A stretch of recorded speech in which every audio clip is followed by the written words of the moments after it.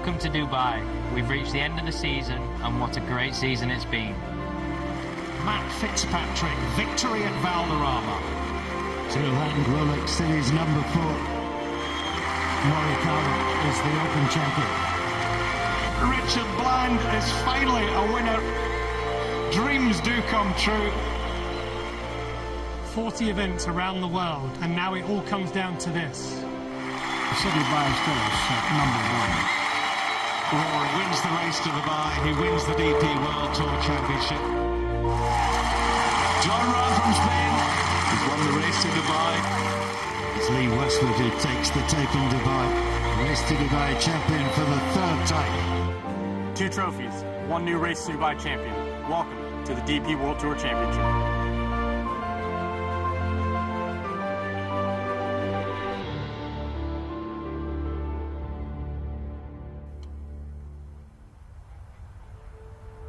Welcome to second round coverage of the DP World Tour Championship here at the Earth Course at the Jumeirah Golf Estates. You're watching feature group coverage. We're going to be covering today Garrick Higgo and Thomas Pieters in the first group, and that will be followed by Nico Colsaerts. John Morgan will be following Ian Poulter and Min Woo Lee. I'm Jay Townsend. Beside me is Tony Johnstone, and you were out there talking to Ian Poulter this morning, Tony. I was indeed, Jay, and I've got to say, if you want to see a man who knows how to treat his sponsors well, he's got DP World logos all over his trousers. There's a lot of youngsters that could learn from him. He's got the cap, he's got the shirt, he's got all the gear, and he's in a very, very good frame of mind. Said he didn't hold anything yesterday, but I'm sure we know with Poulter he's going to hold his share today. Well, that happens. 45-year-old Poulter playing alongside the 23-year-old Min Woo Lee, the incredible and charismatic Australian who won for the 2nd time this year. The 2nd win on the European Tour was a Rolex win. The youngest ever Rolex Series champion was Min Woo Lee at the Aberdeen Scottish Open. So we're going to have youth and, well, a man in his mid-40s, and certainly we would have to say at one time will be a future Ryder Cup captain. There's no question, is there? And amazing talking to him today. In the last 10 years, he's gone from 110 mile an hour club-head speed to about 115. He's put on distance. Have you seen him swing those swing stick things, yes, the weighted things? Absolutely. And I asked him, I said, is that from gym work? He said a little bit of it, but he said, with the new equipment, we all just go at it harder. We hit it harder, as simple as that. This is Poulter's 385th tour start, as you can see right there, 12 wins. He's won 26,665,000 euros in his European Tour career. I did the math. Not bad work. Just under 70,000 euros per start. That's pretty good, isn't it? Oh, and there was me feeling sorry for him. Why feel sorry for him? What a great career, though. So from the 45-year-old, let's go to Garrick Higgo, 22-year-old, 3-time champion on the European Tour, 2 times this season. He won 2 out of 3 weeks in the swing in the Canary Islands. Wonderful talent from South Africa, where you hail. Oh, he really is, Jay. But it's been a very hot and cold year. He's played 17 tournaments in Europe and missed 10 cuts. So when he plays well, he plays really well. He had a spell where he went 1st, 8th, 1st, and a 4th as well. He played a lot in America this year. He played, well, not a lot. He played 12 tournaments over there and never really got going. But he did win. Except for absolutely, he had that one win straight out over with there, a win, and then really didn't do anything. But that's the nature of the game. We had a chat about it this morning. I said, if you expect consistency in this game over a long period, go and play tennis instead. Yeah, it's amazing. He is a bit of an enigma, and there is the good young Australian, the 23-year-old, 2-time winner in the European Tour. The golfing family, of course, his sister, Min Ji Lee, fantastic player in her own right on the LPGA Tour, one of the top players in the world, and he was in her shadow for a little while, but certainly he has broken out, and a really long hitter. Here you can see from Perth, Australia, 52 starts on the European Tour, 2 wins, currently 5th in the Race to Dubai ranking. So, he's in there with an outside chance this week. Yeah, there's no doubt. As you say, a fantastic player. And if you enjoy watching a short game exhibition, which we do, I know I survived out there for 35 years before on the short game, and I love watching skilled players around the greens. Min Woo Lee and Ian Poulter playing together. I mean, we're going to see some glorious stuff. Well, hopefully they don't miss too many greens, but I'm not wishing that on them, Jay. For them, but it is fun to watch. You know, the thing about short game, I think you and I both agree, it's not only the shots that they hit, but the imagination it takes to come up with those shots. Agreed, 100%.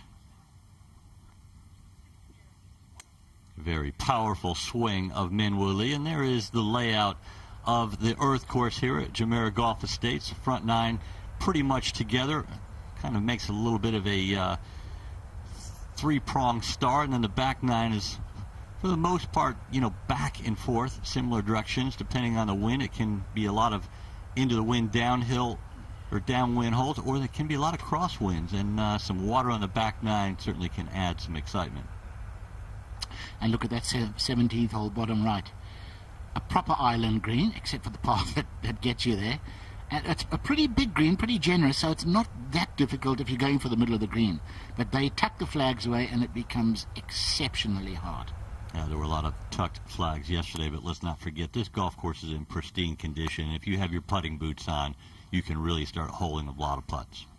Well, one of the really great things about this estate, Jay, you didn't do last week. I was fortunate enough to do it. The difference in character between the two courses, the fire last week and the earth this week, absolutely, utterly different. The other course is a desert course. This is more of a parkland. Must be a wonderful thing to be able to come out and play these two every day. No question about it. And the players have always loved coming here to play the earth course, which was designed by Greg Norman. It opened in 2009, and hats off to Stuart Harwood. He is the course superintendent, and the golf course is just in pristine condition. Yes, I've had a couple of chats with Stuart. Had some good pointers, by the way, on where to find the good bird life on this golf course. The greenkeepers always look at me a bit sideways, you know. What's the birding like? And they go, Tony, oh, my everyone goodness, looks at you sideways. We've got one of those. Yes, there's a fair point. There you can see the stats for Min Woo Lee. And this is all about birdies and that type of thing. And there's every birdie counts. It is a fantastic charity.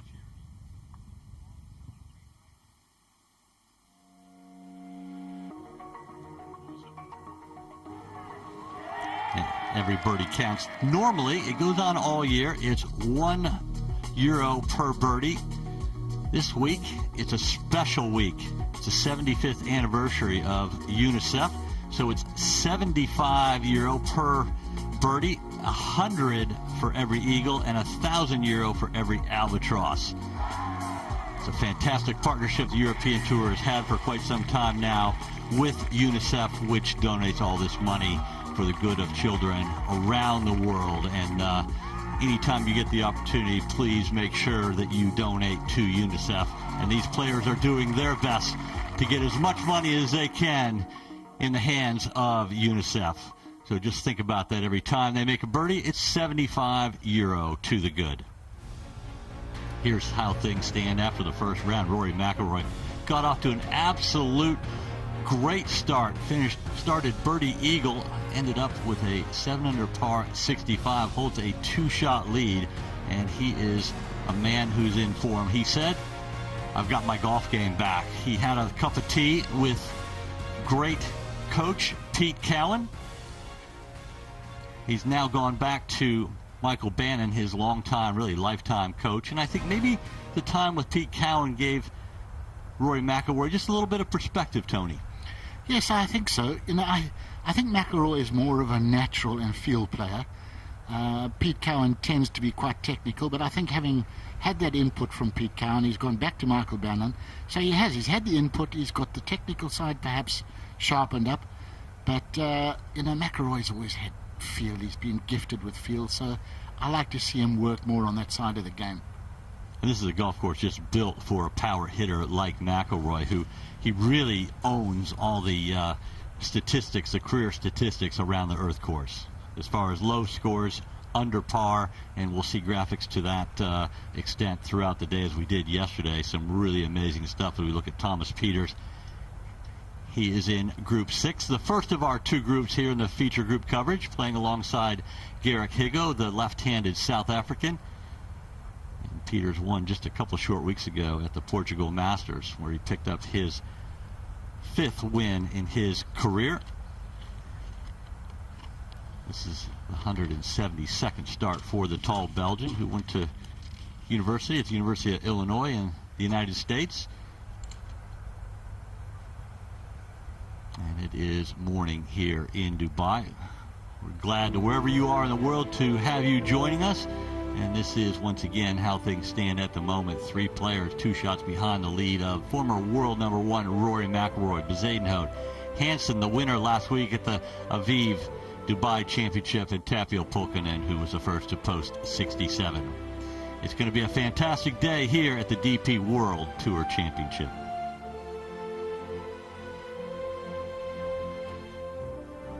Just great scoring yesterday. We saw Mcintyre and Sergio Garcia. They featured in our first round feature group coverage, and both of them were round in 68.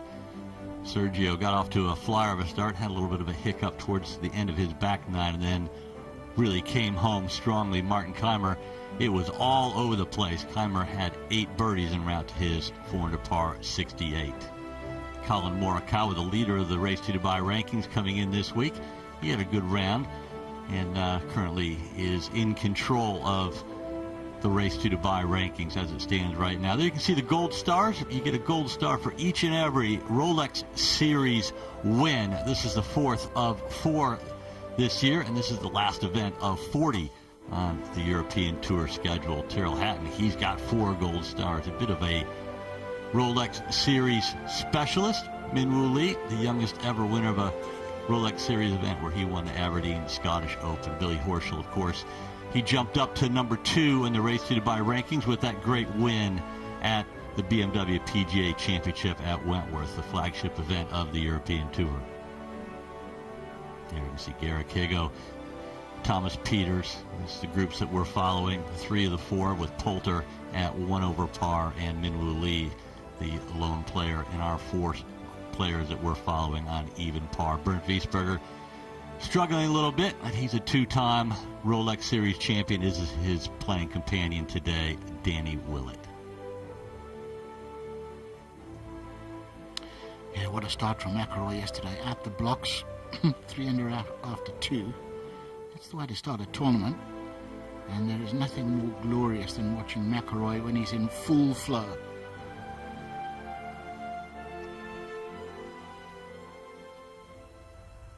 And there is the fabulous practice ground, but these players are ready to go.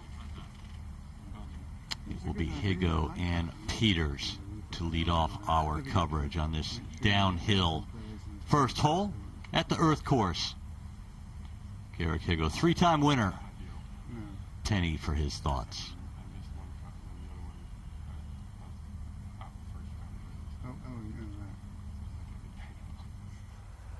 And Tony, here's a look at the easiest and hardest holes on the golf course in the first round. Yeah. Quite spread out, aren't they? It's a good mix, you know, a good mix. You go easy, tough throughout the round. So you sort of hang on to the tough holes, try and squeeze pars, maybe a birdie, and then do your work on the par 5s. And the more accessible flags on some of the shorter par 4s. Not surprising, 2 of the 4 most difficult holes are par 3 holes, that being the 4th and the 17th. The 4th, extremely long par 4, measured 249 yards yesterday, 233 today. As we look from the fairway up to the first tee for the announcement.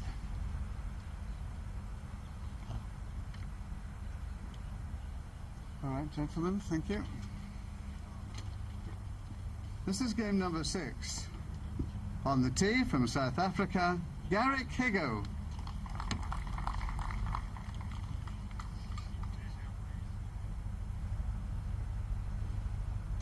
Following this group, Higgo and Pieters, is Nicholas Colsaerts. Good morning, Nicholas.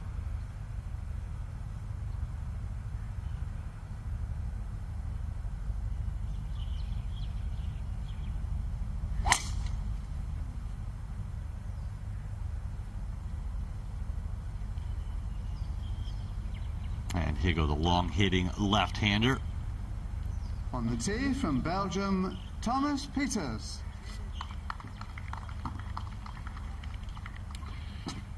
And Thomas Pieters will be followed by his fellow Belgian, Nicholas Colsaerts. And Pieters wasn't having a particularly good year, but won a couple of weeks ago, Nicholas. And what do you expect from Pieters today? Well, you know, you can just check on Thomas Pieters' scorecard yesterday and looked like he had a shocking front nine, but played well on the back. So we all know what Thomas is capable of, as he just flies the bunker on the left side of first, taking an aggressive line. So I think it's going to be quite entertaining. What Nicholas was referring to was, in fact, a very poor opening nine for that man right there. Thomas Pieters was out in 4 over par 40, but came back in 3 under par 33 for his total of 73. Both these players start their second round at 1 over par. He was quite funny this morning, Thomas. I said, we're following in the feature groups. He looked at me, he said, you do know I shot 1 over par? I said, yes, but I also know that you're Thomas Pieters. He went, yes, there is a 63 out there. You can't hold class down. No, he's in good form, as I said. He won it just a couple of short weeks ago at the Portugal Masters, and a golf course that really lends itself to low scoring, and Thomas knows how to shoot low. It's just a matter of, you know, getting in the groove. What is the difference? 1 week you win and you go to a different golf course, a different feel, different greens. How do you do that from week to week? Well, you know, I think it's more than week to week, isn't it, Jay? We both know that it's day to day. You can go out one day and shoot 76, and the next day 66, and then the next day back into the 70s. And I don't know. Again, we chatted about it this morning. I said to Thomas, you know, you're still pretty early in your career. If you're expecting permanent consistency, you're in the wrong sport. You know, go and play bowls or something. I said, you know, it took me 20 years to realize that no matter how hard you practice, no matter how many balls you hit, you get out of bed in the morning and you don't know what's going to happen. Very few players in the history of the game have played consistently well day after day, year after year. It is really just the superstars, and we all wonder, you know, what is it about them that allows them to play at such a high level seemingly every single day? And there is no secret. They've never given it away, and I'm not sure there is a secret. I just think that they seem to be more in control of their ability to repeat day after day, and no matter what conditions they're playing in. Yeah, I think that's a great summary. And you speak to some of the top players, you know, they have sort of 1 or 2 swing thoughts, and they jump between those two. I don't know about you, Jay, but I must have had 20 swing thoughts that I would try on the range every morning and see which one was working. You know, what's going to work that day. You know, the great players and the great swingers, their game doesn't vary much. You know, in Thomas's case, it might have just been a question of slightly misreading the greens. A couple of drives offline. That's all it takes, you know, for it to be a 10-shot difference on a day. And certainly he does have the game to shoot in the mid to low 60s around this earth course, which yesterday, even though we saw a lot of low scores, it certainly did punish poor shots. You know, we'll have a look at the ball positions on the first hole for our first feature group. Thomas Pieters up the left side, Garrick Higgo in the right trees. He'll need a little bit of a luck. Most of the time in the trees, you're going to have wood chips that are covering soft sand, so it can be lie dependent. And all of the wood chips have been sprayed this sort of deep brown burgundy color. What a job that must have been, spraying that lot. But, you know, just quickly to jump back to the previous point, Burt Wiesberger, who's been on fantastic form lately. We spoke to him in the practice rounds. He was striping and he was feeling good. He goes out yesterday and shoots 6 over par, and he's opened up bogey, par, bogey. I mean, how do you explain that with a guy swing like that, a game like that, and he's got a great mind for the game? Inexplicable. You never know with golf, do you? I mean, maybe you have a uncomfortable bed, a bad pillow, you know, you have a crooked neck. It can take just the smallest little thing to throw you off. Maybe you don't see the line on the greens, or it's very odd. There's no explanation for these wonderful players and why they have difficult days. There's the trousers you were talking about. I tell you what, he certainly gives the sponsors their value, doesn't he? Got the little DP World logo. I mean, those have been specially made for him.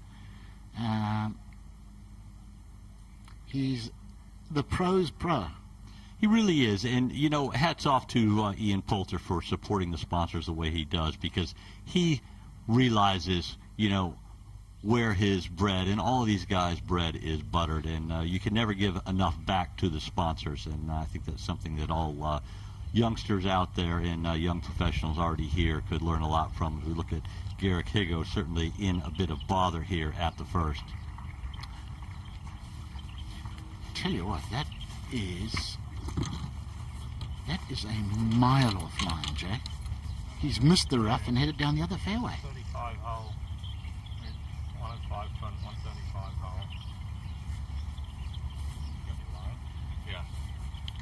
Yeah. Playing out of turn, a little bit of ready golf. Thomas Pieters plays his second to the first, and a very good one to a tight back left hole location.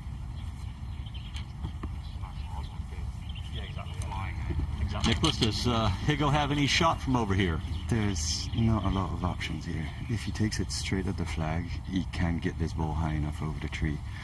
But he can fly the left part of it, I think. Maybe just try to find the right hand side of the green. I'm not sure that's going to be long enough to carry her all the way. Yeah, that's what I thought. Didn't have enough club to get it all the way to the green.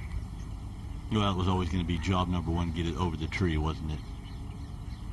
Yeah, I mean, it's disconcerting, isn't it, Jay, when your first tee shot of the day misses the entire planet. You know, there's just that seed of doubt for a while until you sort things out.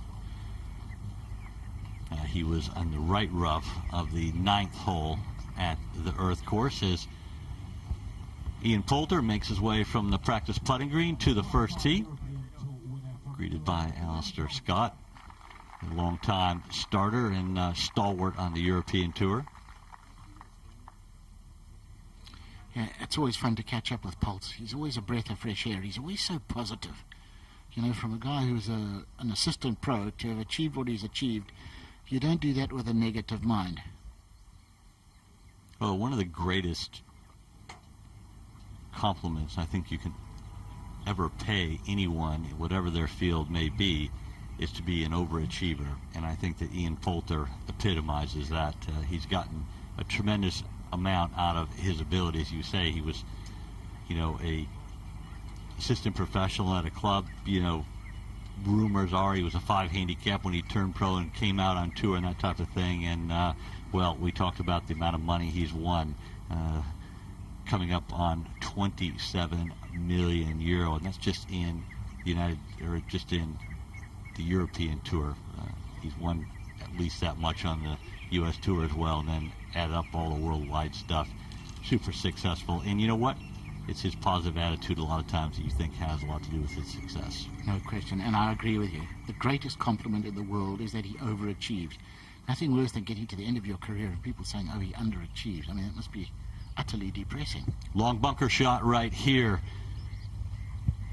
What does this one have, Nicholas? Well, this is not really the sort of bunker shot that you want to start your day with. We're talking about a good 30, 35 paces. Has to fly this maybe 20, 25 paces. Release to the back end. It's kind of quick. A wonderful shot, and it'll be nearly 10 feet to save par for the South African. Let's go back up the hill for the Poulter and Minwoo Lee group. Two very different players. It will be a fun contrast to watch today.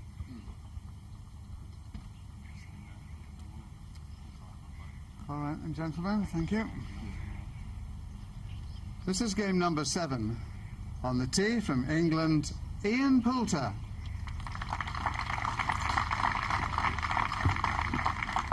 Tony, we've talked about his attitude, his tenacity, but really what is the strength of his game as far as physically in his game?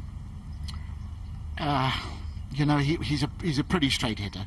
He doesn't hit at ridiculous distances, but he's very straight, and he has got a mind-bogglingly good short game, particularly putter.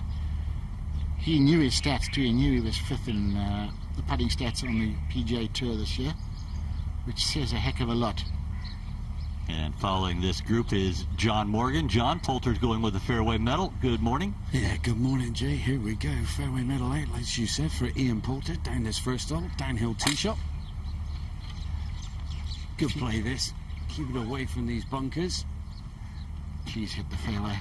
My first 2 calls yesterday were absolutely atrocious. Well, you got away with that one, Tony. He's found it, my friend. Oh, Morgie, my day is already made. Yeah. The Rolex Series One for winner one, at mate. the Aberdeen Scottish Open in July. On the tee from Australia, Minwoo Lee.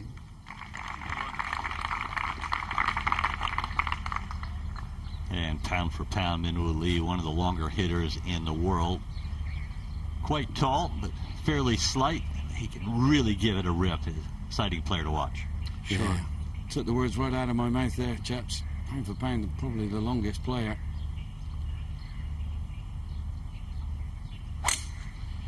Yeah, he's got that willowy strength. I mean, there's more fat on a single French fry than there is on him, but the speed he generates, clubhead speed through impact, is just fascinating. How the skinny guys do it. You know, Bryson DeChambeau, the other side of the coin, weights, gym work. Not him, not Minwoo Lee.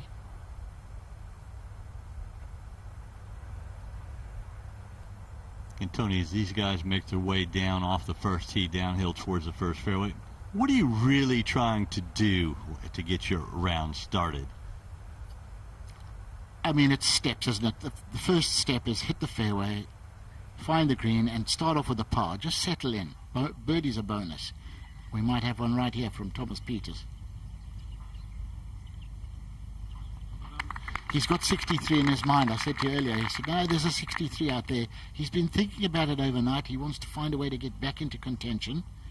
And a beautiful way to start the day. And Peter starts the week 29th in the Race to Dubai ranking, so has a lot to play for, certainly, and a lot of pride. Last event of the year, the 40th event on the European Tour season.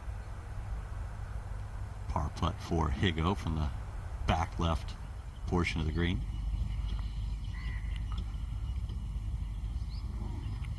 I'm astonished to see that, Jay.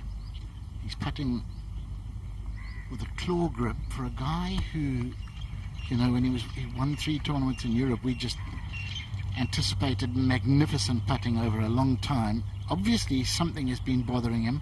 I think he looked so good over the ball with a normal putting grip. That doesn't look comfortable at all. His 3rd win of his career, the 2nd of the season, the Canary Islands Championship. I was following him that week on the course, and his presence, you could just feel his presence. It was like a man amongst boys, and he looked like he could do no wrong. And what I saw that week, I remember a young Ernie Els, when I played quite a bit with Ernie. I actually played with him his first ever South Africa PGA Championship for the Wanderers, and we're going down to South Africa for 3 weeks next week. And he reminded me of a young Ernie Els, the presence and the confidence, the quiet confidence. Wow. Got to catch up with him during the week, even if we don't follow him again in future groups. I wonder what's the issue with the putting.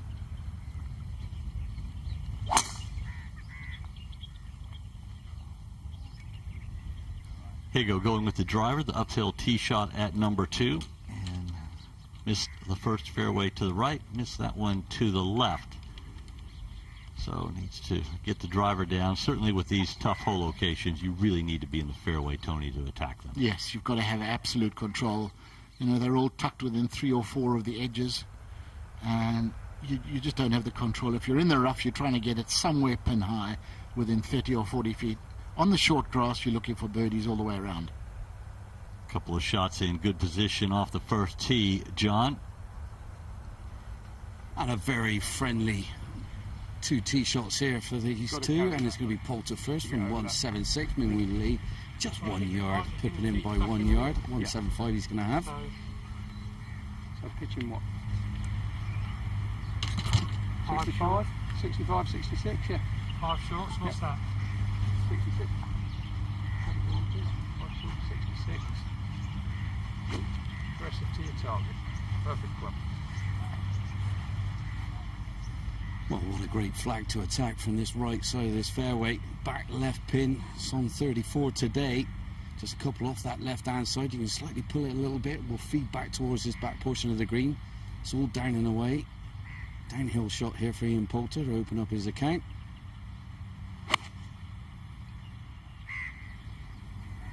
Come left.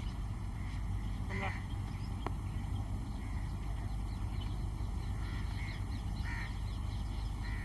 Just the wrong side of that ridge.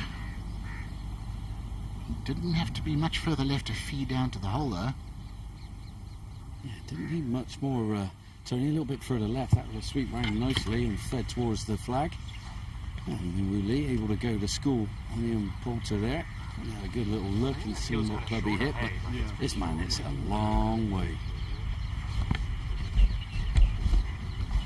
Of course, the gold bib Min Woo Lee's caddy is wearing is signifying he's a current Rolex Series champion. Yeah, I was there for that win over the Aberdeen Scottish Open there. Beautiful win. This is just a from 175 soft A turn for Min Woo Lee.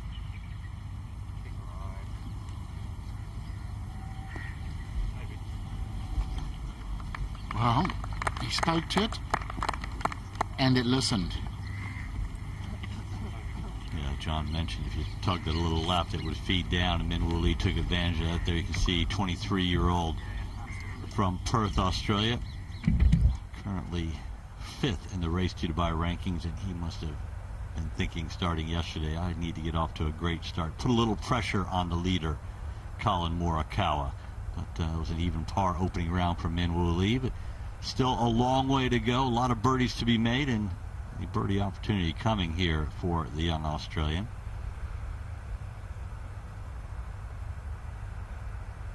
Poulter just polishing up that club a little bit. Well, I think he's kissing it. It's been so kind to him over a long period of time. You fall in love with the putt the way he does with that thing. He's made no changes in his putting stroke over the years. We chatted about that this morning.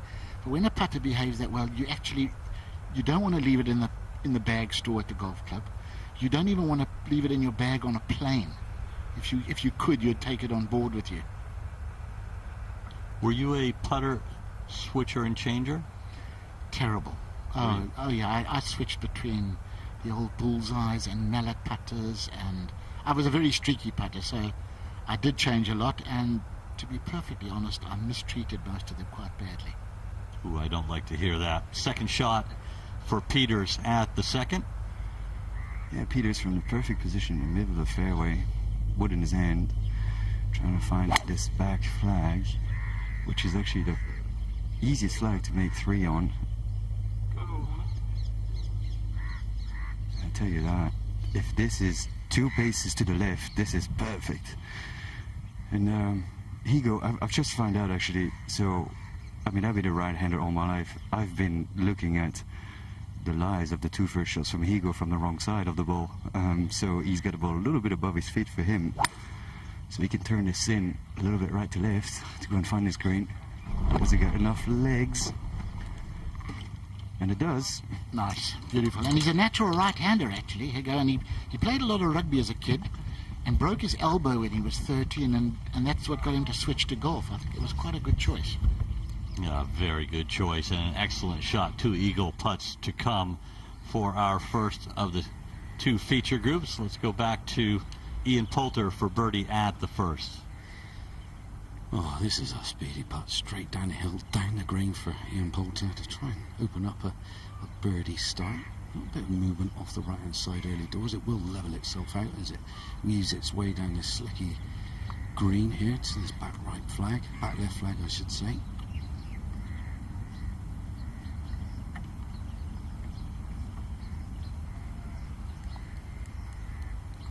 Snapping his fingers, look at it run on. Ooh, wow, fast down there.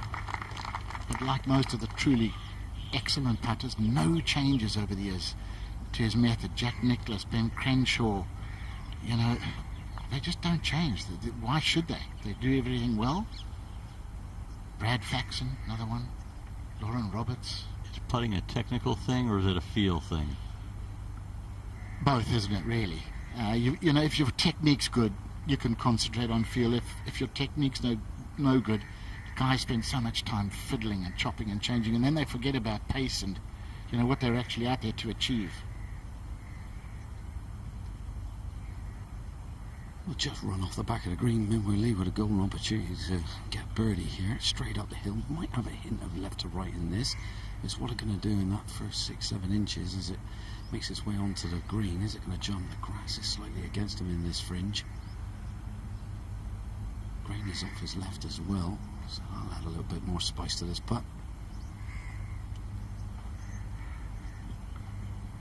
As you suspected, John, it did take a hop up, took some of the momentum off, so that one comes up short, but an easy tap in for a par at the first for Minwoo Lee. He remains even par.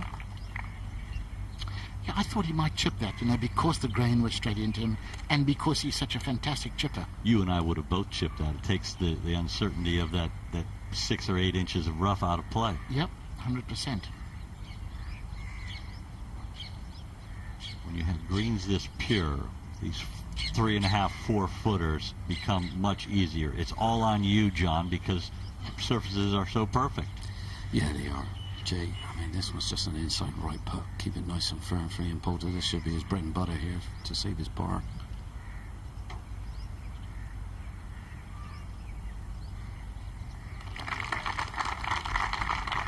Well, Holt.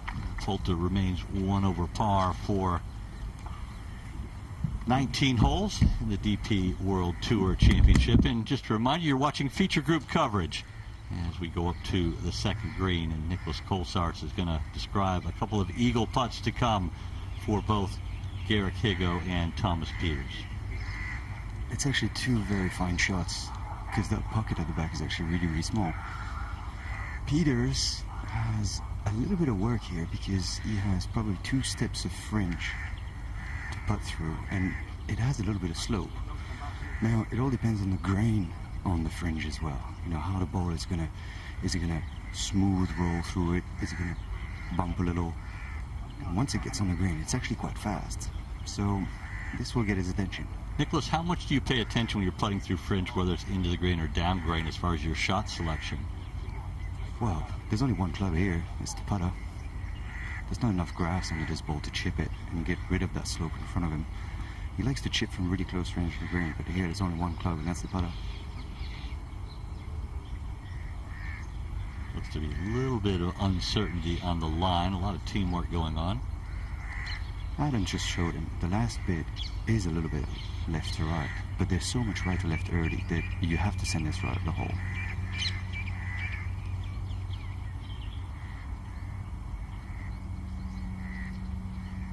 This for a dream start. Birdie, eagle, exactly what McIlroy did yesterday.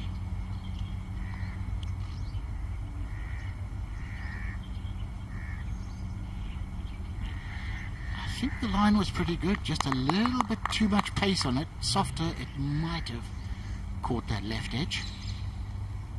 But I think his intention's clear right there. He's not going to leave it anything short today. He's going for the low one. Looking good to start off with a pair of birdies. Just over 2 feet to come. Garrick Higgo, after that wonderful second shot out of the left rough, has this eagle putt.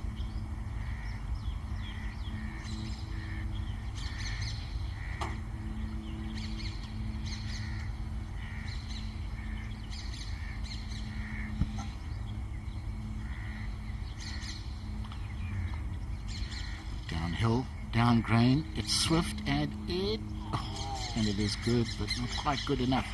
But he's going to have a nice little bounce back after that birdie on the first.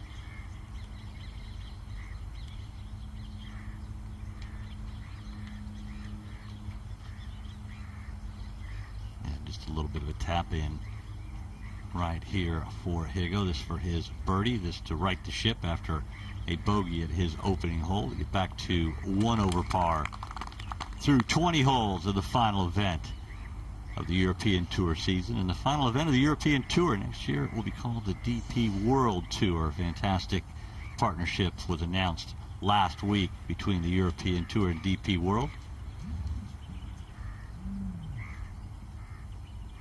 This one should have just a little right to left, I should think, Tony, for birdie, for Peters. Yeah. The grain, as you see, from our angle, it's dark, so the grain is towards us. And on these tightly cut greens, that's just an indicator of slope more than moving the ball, and that is just the perfect start for Thomas Peters. Birdie, he's off and flying. And now into red numbers for the championship. Both smiling. It's always nice birding the second hole. A little bit of breeze here, but nothing to speak of. Just a little bit to challenge these wonderful players as they vie for the Race to Dubai Championship.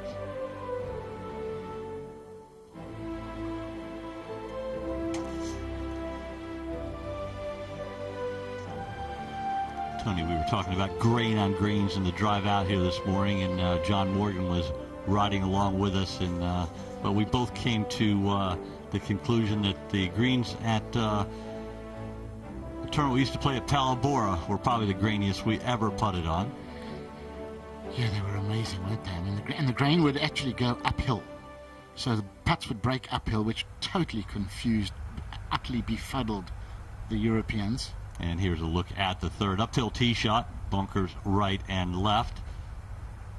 And then it's a little bit of a downhill second shot to a hole with a pin cut way over on the right side of the green. Cannot always see the bottom of the flagstick here. Yeah, it's a feature of this golf course, isn't it? Several blindish tee shots, you can sort of see the landing areas, but quite a few greens above them. And even when the greens are at eye level, they tend to have big bunkers in the front that disguise it. It just plays with your mind a bit, you know, in terms of distance control. Sometimes that looks a lot closer than it actually is, and that's a beaut of a flag there today. Peters going with the driver. This one might be leaking a little right. I hit a drive once that sounded like that, once. That was just because there was buildings around and it echoed when you hit it. It was in the garden shed.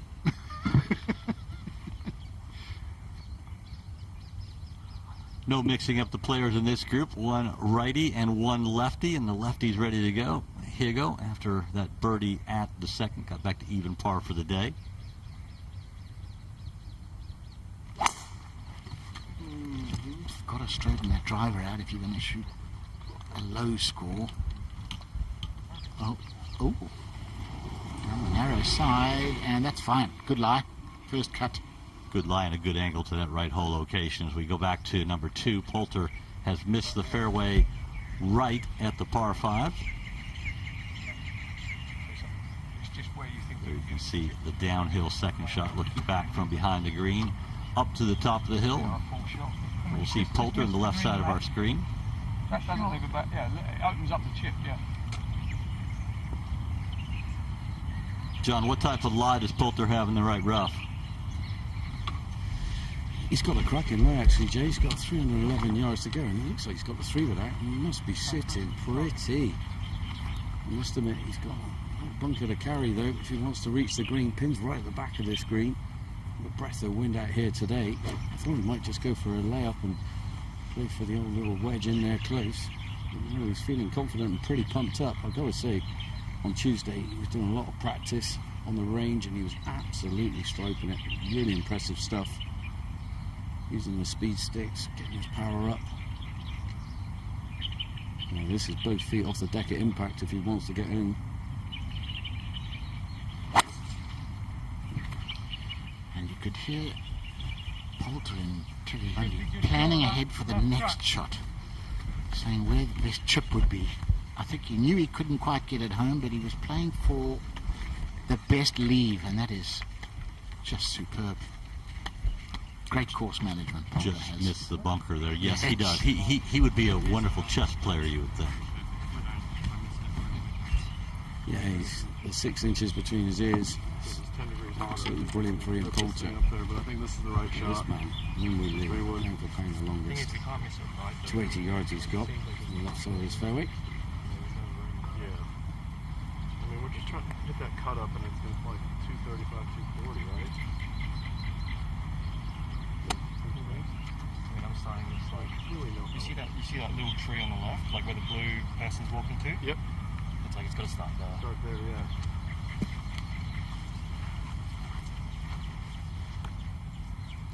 Well, 250 yards to carry the front.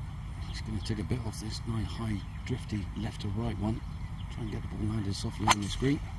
This one coming out low and pretty hot to trot.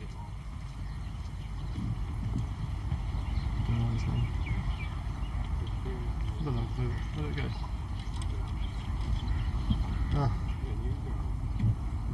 I couldn't see it where it finished, but as John said, it came out hot and might have run over the green. We'll bring you up to date in a second. There you can see Minwoo Lee on a great roll, 2nd, 8th, and 4th in his last 3 tournaments. So he's a guy that would have been coming in here with a tremendous amount of confidence. Yeah, he's the complete package, isn't he? And really, he's got the distance, he's got the accuracy, he's got the short game, and I think he's got a pretty good mind for the game too. You know, he's a young lad, but he's learning his lessons very quickly.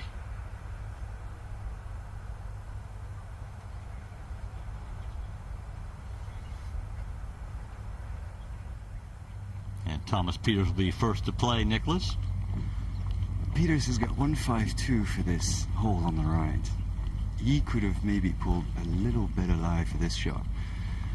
This has got half flyer, half not coming out written on it. I mean, you just have to give full loft and hope that you catch the maximum amount of grooves on this club face to get this ball to land softly.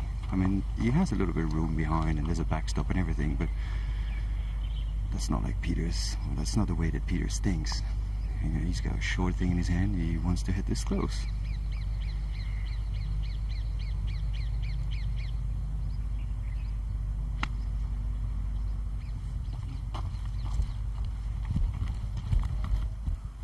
Looking straight up in the air, hoisted it well up.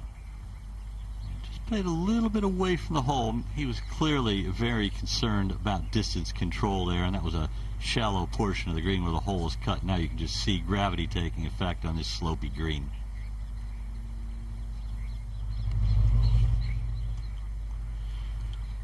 And you can see both players trying to get it up as high and soft as they can with that tough flag and a collapsing of the knees. You'd think that means he's come up short perhaps in that front bunker. We will find out shortly.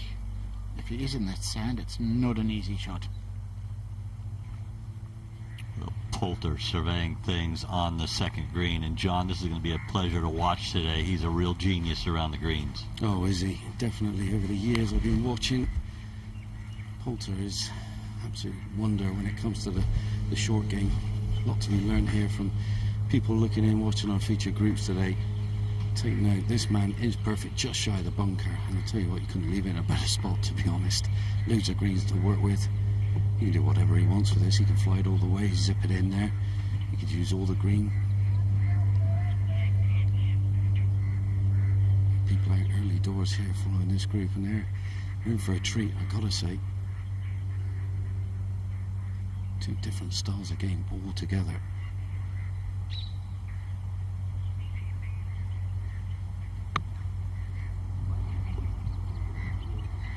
Trying to just run it over the crest onto the downslope. Well, when you rave about Poulter's short game, he doesn't let you down too often. That was just wonderful touch. Into the grain, then over the ridge, downhill to the hole, very fast, absolutely stiffs it. 21 under par in 45 rounds on this 2nd hole. It's a gettable hole, but you still have to do your work. He's getting ready to go to 22 under par. He's just an absolute genius around the greens, as we've already talked about. It's going to be a pleasure to watch. Yeah, and he's looking dapper as well in his DP World gear, I gotta say, and that was a exquisite touch from Ian Poulter.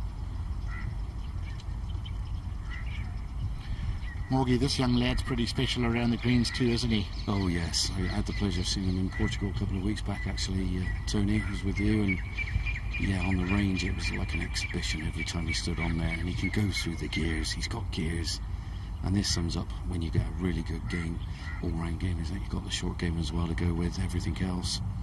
He's got lovely lie in the bunker here. He's going to have to fly this well over halfway, let it dribble down over the little ridge to his back pin. He's gone for the long option.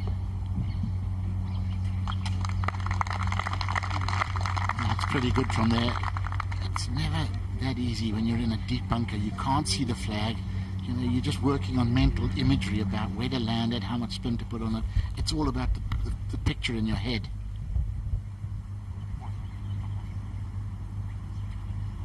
Now, Peter's a long way from the hole here at the third. Garrick Higgo has already played his third hole. What does this putt look like, Nicholas? It looks long to me. Well, beyond long, what does it look like? It looks like it's got different colors. This is an exercise that you do on the putting green, actually, when you work early in the week. It's like, welcome to Lag City. This is your first test of, do my eyes function well this morning? Do I see the breaks? Do I feel the pace of these greens? Because with the amount of slopes on them, it's never easy to get the pace just right. So this is the first test of the morning for Thomas Pieters.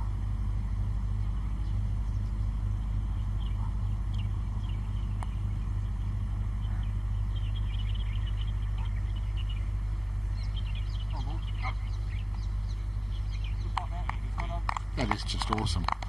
I'm going to give him a 9 out of 10 for that, Jay. That was a tough one to gauge the pace. Yeah, very well done there. It's always a little bit of a guessing game, especially early in the round, as far as getting the right pace. As we go to the second hole, and birdie putts to come for both Poulter and Min Woo Lee. Yeah, Min Woo Lee. It's got a nice, pretty simple putt here, straight up the hill into the green. We'll move a little bit of right to left in this putt, so I reckon firm right edge all day long. Should walk to the next tee with a big spring in his step with a birdie in hand.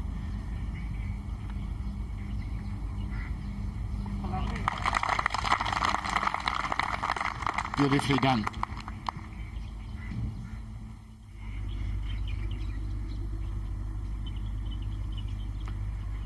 This is probably as best as a bunker shot as Higgo could have played.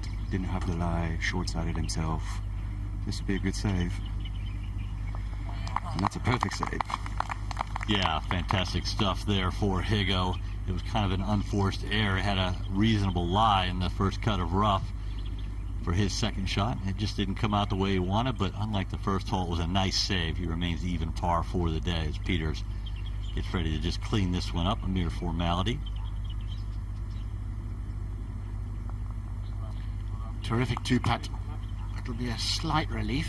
The last thing you want is to open up birdie and ruin it all with a three-putt.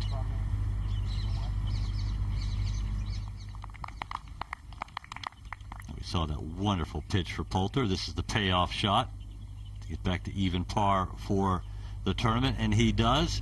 22 under par in 46 rounds at the second hole for the Ryder Cup star, and certainly a future Ryder Cup captain. Wears his passion on his heart. So fun to watch. Another man who wears his passion on his heart. Rory McIlroy holds a 2-shot lead after the first round here at the DP World Tour Championship. You're watching feature group coverage, and we are happy to have you joining us today.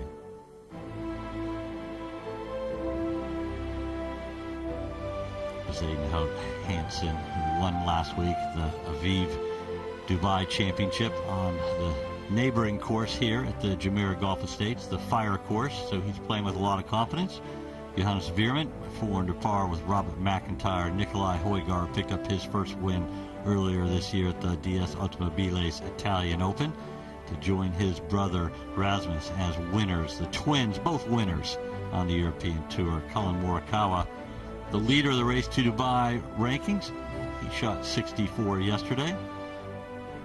Just good scoring. There's the other Højgaard, Rasmus, 3-time winner in the European Tour. And, of course, we have Rolex Series champion winners Cabrera Bello, Fleetwood, and Fitzpatrick, Hatton, Min Woo Lee, and Billy Horschel, who won the BMW PGA Championship, which catapulted him to second place in the Race to Dubai rankings. And he has a little bit of chasing to do to catch up with Collin Morikawa and try and overtake him for top honors in Race to Dubai. As we go back to the fourth tee, the long par 3.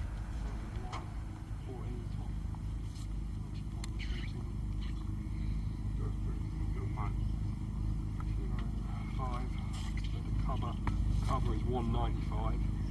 You want to pitch it about, the number you want to hit is 200. You want to hit that 200 number, don't you? The wind, like right to left, spread of health. I mean, I'm talking 2 or 3 meters, Thomas. So that 200 number is playing like 190. I think our number you want to field is 197. To be very precise, 197. Just don't smash it, just a normal one. But it comes in high as well. It's nice, isn't it? Yep. Yeah. Yep.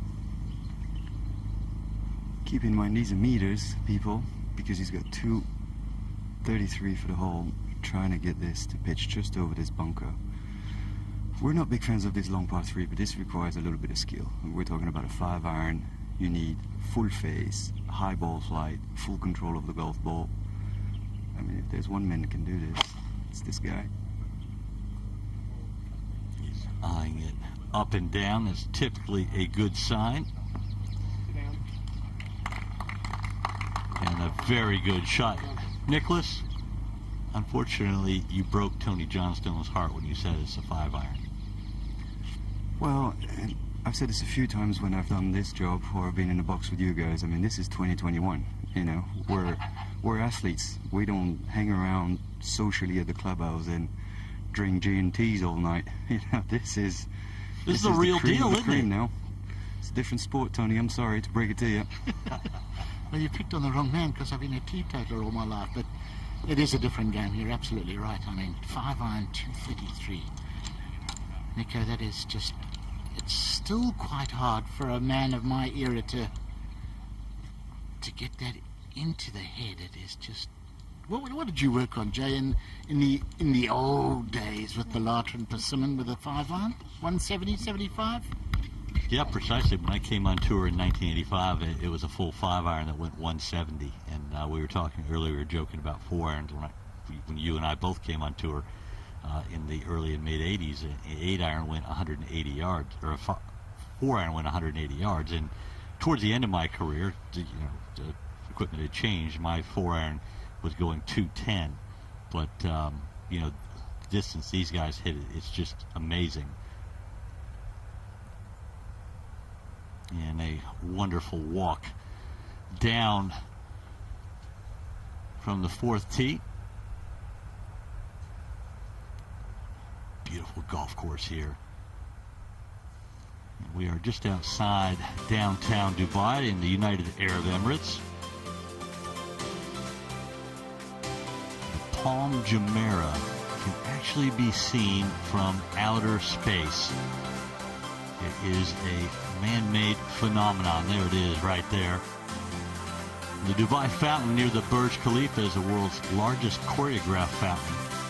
It was designed by the same company responsible for the fountain shows at the Bellagio Hotel in Las Vegas. The Dubai Fountain is next to the Burj Khalifa, which is the tallest building in the world. And then there's the Dubai Marina. Fantastic views, beautiful boats, great eateries all around. And Dubai is home to 3.3 million people. 16 million tourists visit each and every year, and certainly it should be on your bucket list if you haven't been here. It's a great visit.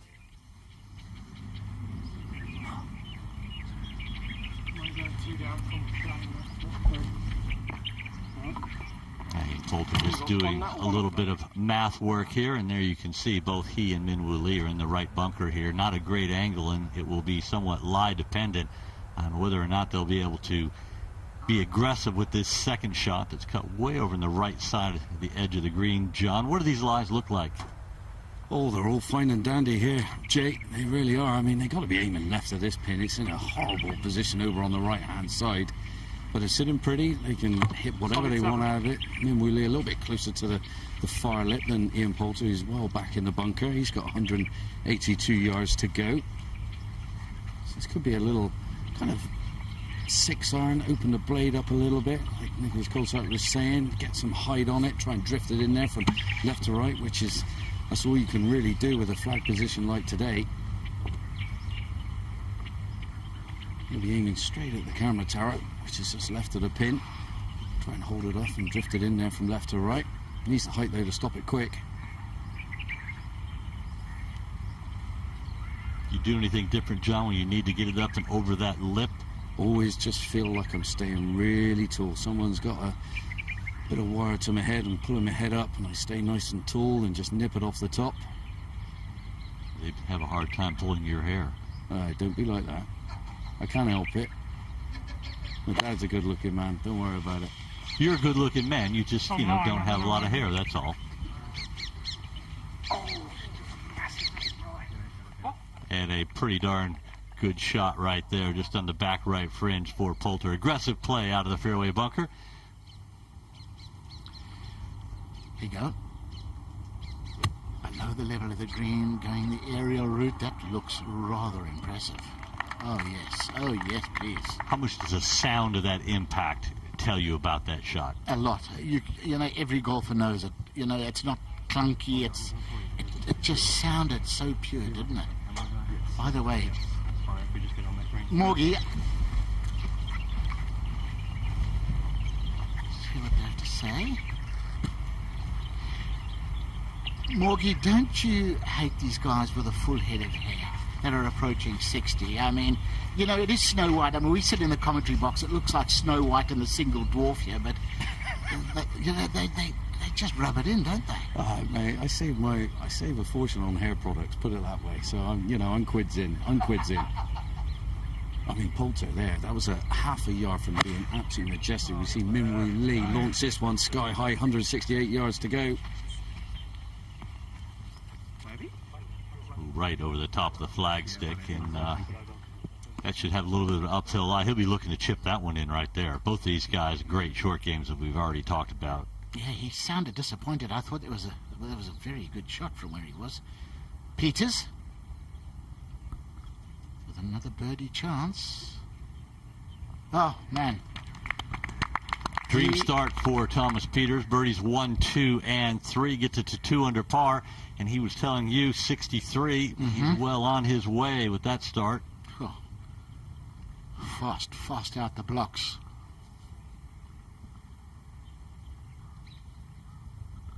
Yeah, we mentioned the sound of that pitch shot. He used the sole of the club to let the club slide underneath the ball, and it always makes me cringe when I see youngsters practicing, especially short games, with earbuds listening to music. Sound is so important in golf, and he's looking forward to hearing the sound. This one hitting the back of the club. Lovely. Yeah, it's like going to the opera with noise-cancelling headphones on, isn't it? What is the point? You're not going to enjoy it, you're not going to hear it, you're not going to learn from it. Yeah, you can see that Garrick Higgo enjoyed that. He's happy with that 3 after missing his tee shot long and left. Minwoo Lee making his way towards the 3rd green. Knows he's been just over the top of the green. Rory McIlroy, there you can see he'll be teeing off last today, playing alongside Tapio Pulkkinen. It was 67 for Pulkkinen, but a 65 led the way yesterday for McIlroy.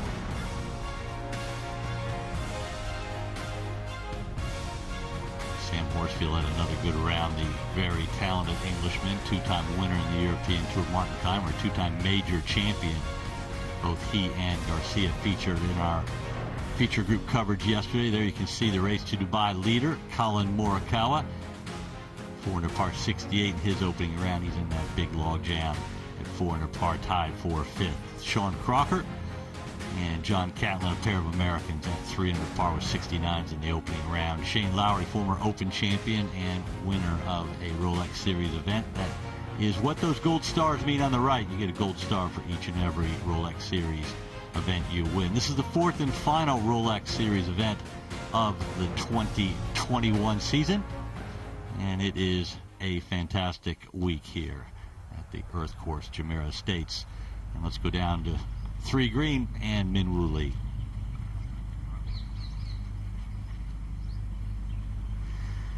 Well, here we go. Minwoo just off the back of the green. This is a devilish chip. Grass a little bit against him. This is going to have a lot of break from left to right and as slick as you like.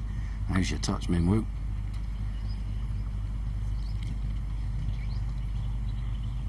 Yeah, that was difficult, wasn't it? That shoulder coming in from the left side of the green made it ridiculously difficult. He probably only needed to land at 2 feet further for it to be just about stone dead, but as John Morgan described it, was not a nice one to have.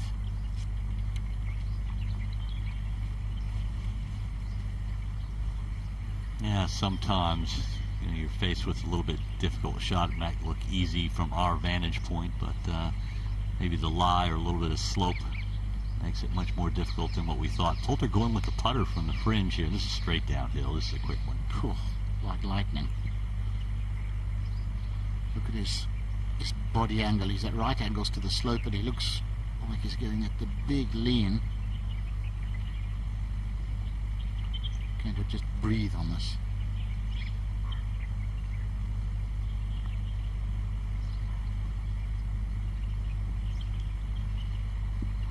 Didn't make it, but he had perfect holing touch. If his approach shot had been a foot further left, Jay, it would have run down to about where he's putting from now. It's almost a superb second. Very good 4 after driving in the right fairway bunker. It's like, I hit it right where I wanted to. It didn't react the way it should have, but a good start. 1 under par through 3 holes for Poulter. Started the day 1 over par, currently even par for the championship. Minwoo Lee after that chip shot. A little bit of work left here.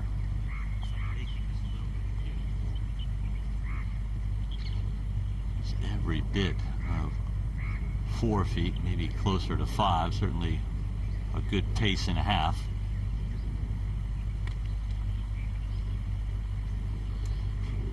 Quite a few guys out there that wouldn't have been too disappointed with that chip, but I think it's illustrative of how good he is around the greens. You can see the shoulders dropped. He didn't like it, but take care of business with a good putt, and all is forgiven and forgotten.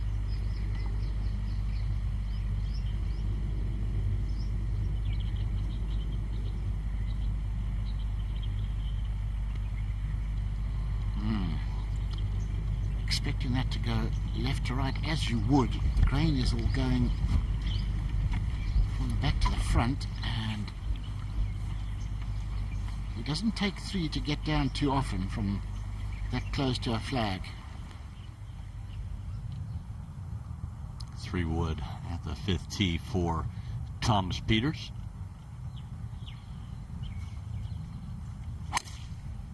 Just looking for the old fairway finder. You can see it's 407 yards, a short par 4.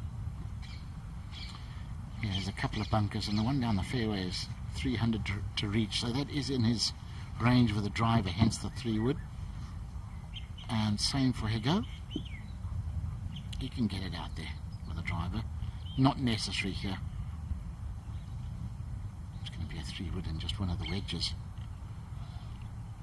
Probably a gap wedge if you catch the 3 wood.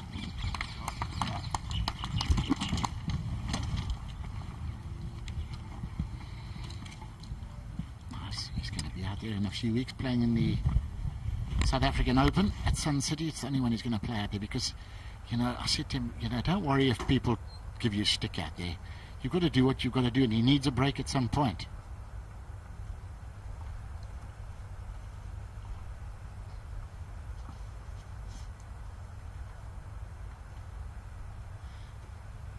Just making the way down off the 5th tee. A couple of good shots in the fairway with the fairway finder, the 3 wood, 3 metal, whatever you may want to call it. There's a look from behind the green at 4 up the hill to the tee that, well, sometimes just absolutely terrifies players. 233 yards today. Yeah, well, you've got to play. We know from yesterday you've got to play what you feel. It switches around all the time. So if we're feeling that, 5 iron don't get there and 4's too much. It's just a nice 4 iron. 5 it's 215 carry anyway. It needs some help for that. So come on, submit to your shot. Only 5 off one, that's all. And I think this is straight at the pin, yeah? Yeah, I'm just going to hit a little cut. Perfect. Yeah, well, 215 to carry the front, that's with it playing 7 downhill. So in Poulter ready to hit this one sky high. Going to come down with a bit of snow on it, even in these conditions. This is a tough hole. 233 to the flag over on that left hand side. He's got to land like a butterfly with sore feet if he wants to get it close to this pin. 4 iron is Block cut. Sit down. the longest iron he carries in the bag. Works on 220. It's actually a driving 4 iron. It's a completely different club to the rest of his set. It's got a bigger head, different centre of gravity, and he can get it out there. But as you heard, he wasn't too enamoured with it. The trouble is, when you try and hit it easy, the ball comes out a little bit lower, less spin on it. You want to be able to be aggressive, hit it hard so you can get that height and spin, get it landing soft. It's not a problem for this man though, Moo Lee. Plenty in the tank. This would be probably a 5 iron, bit like Thomas Peters, like Nicholas Colsack was saying. More loft. This is where hitting it longer is a massive advantage on a hole like this. Especially with the flag position where it is today. My goodness.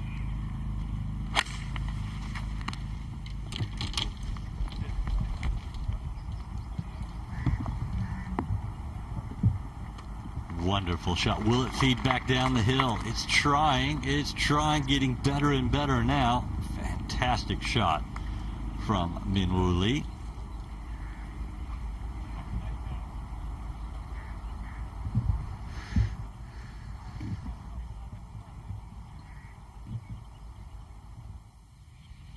Thomas Peters after that tee shot. First cut of rough up the hill at 5. Hold your head. Oh my goodness. What a glorious shot from the semi-rough. I think he's going to give this course a battering today. If he carries on like this. Well, you did mention that before he ever struck his first shot in anger of the day, that he was thinking 63, and he's off to a great start. That's a guaranteed birdie. That'll be his 4th in 5 holes. And just to give you an idea of the difficulty, that was uphill, could only see the top third of the flagstick, purely playing by numbers, still doesn't know how close it is to the hole. It'll be a nice surprise when he gets up there.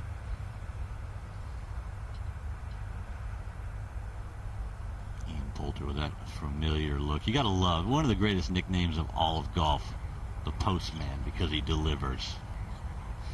Well, Ian Poulter has never left a shot out there on any golf course. At no point, whether he's playing his best or his worst, he gives every single shot his absolute best. You'll never see him, you know, just getting the hell in with the game and thinking, oh, I just don't care, and, you know, just finishing off a round just to make, you know, or miss the cut and get a plane and go home.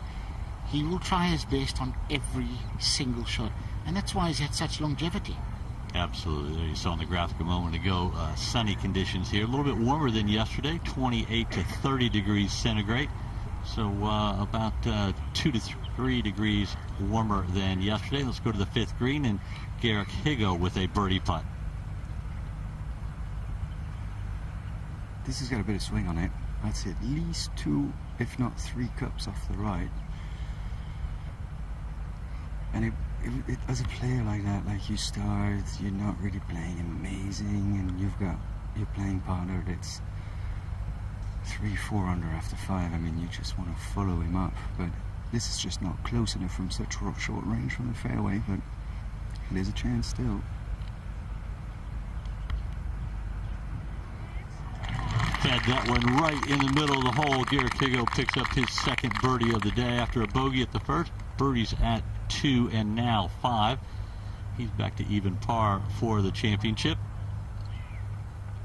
I said earlier, Jay, that I was surprised to see him have changed to cross-handed because he's such a good putter, but I've got to be honest, he looks absolutely comfortable with it. Sometimes when guys make a switch, it just looks horrendous. This looks pure, doesn't it? Mechanically, what is doing for him as a lefty right-hand low do? Well, I mean, cross-handed basically gets your shoulders more parallel to the ground, tends to keep the putter swinging lower to the ground, back and through. Long range at 4, John, for Poulter. Yeah, a bit of a double breaker, this one, from downtown all uphill and then down and away the last quarter of it. I'd be happy with 2 putts from here, Jake.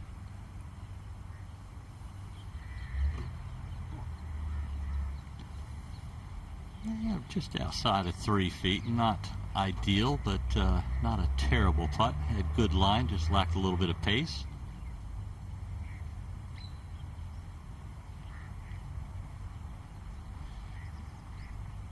That putting stroke, and that man have broken a few hearts with a putter.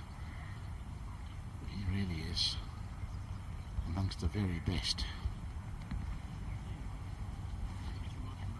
As you said, he doesn't leave anything out there. He grinds it out, gives 100% every single shot, and over the course of a year, over the course of a career, that makes a big difference. Yeah, in terms of financial and also in terms of popularity, because the public know if they come and watch Poulter, Morgie, if the public know if they come and watch Poulter, they're going to watch an exhibition of a man giving his very best on every shot, don't they? Oh, without question, Tony. I mean, the guy's a great product to watch. He's definitely a great ambassador for our game, without question. Gives a lot of time, signs every autograph, never says no. This man, young, ready for it. This one just a little off the left for his 2.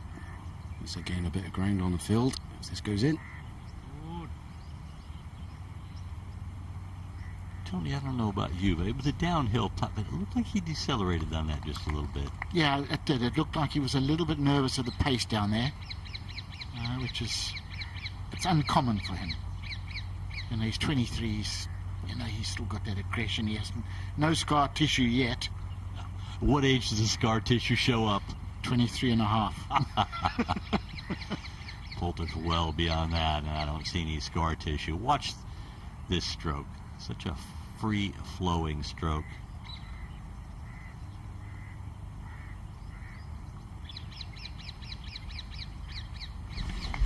Nicely done, and he's always had supreme belief in his putting, which is the key. You know, you can have a great stroke and be a great reader of greens, but if you've got no confidence, you just won't be a great putter. He's always had belief in himself.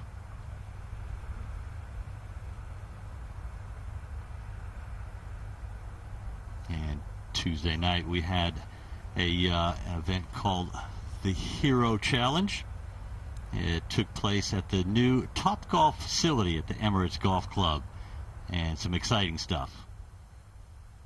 Welcome to the Hero Challenge, which is coming to you live from Top Golf Dubai.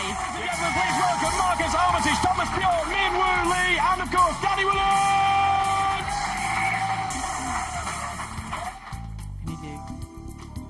It's a low one. Ooh, piercing ball flight.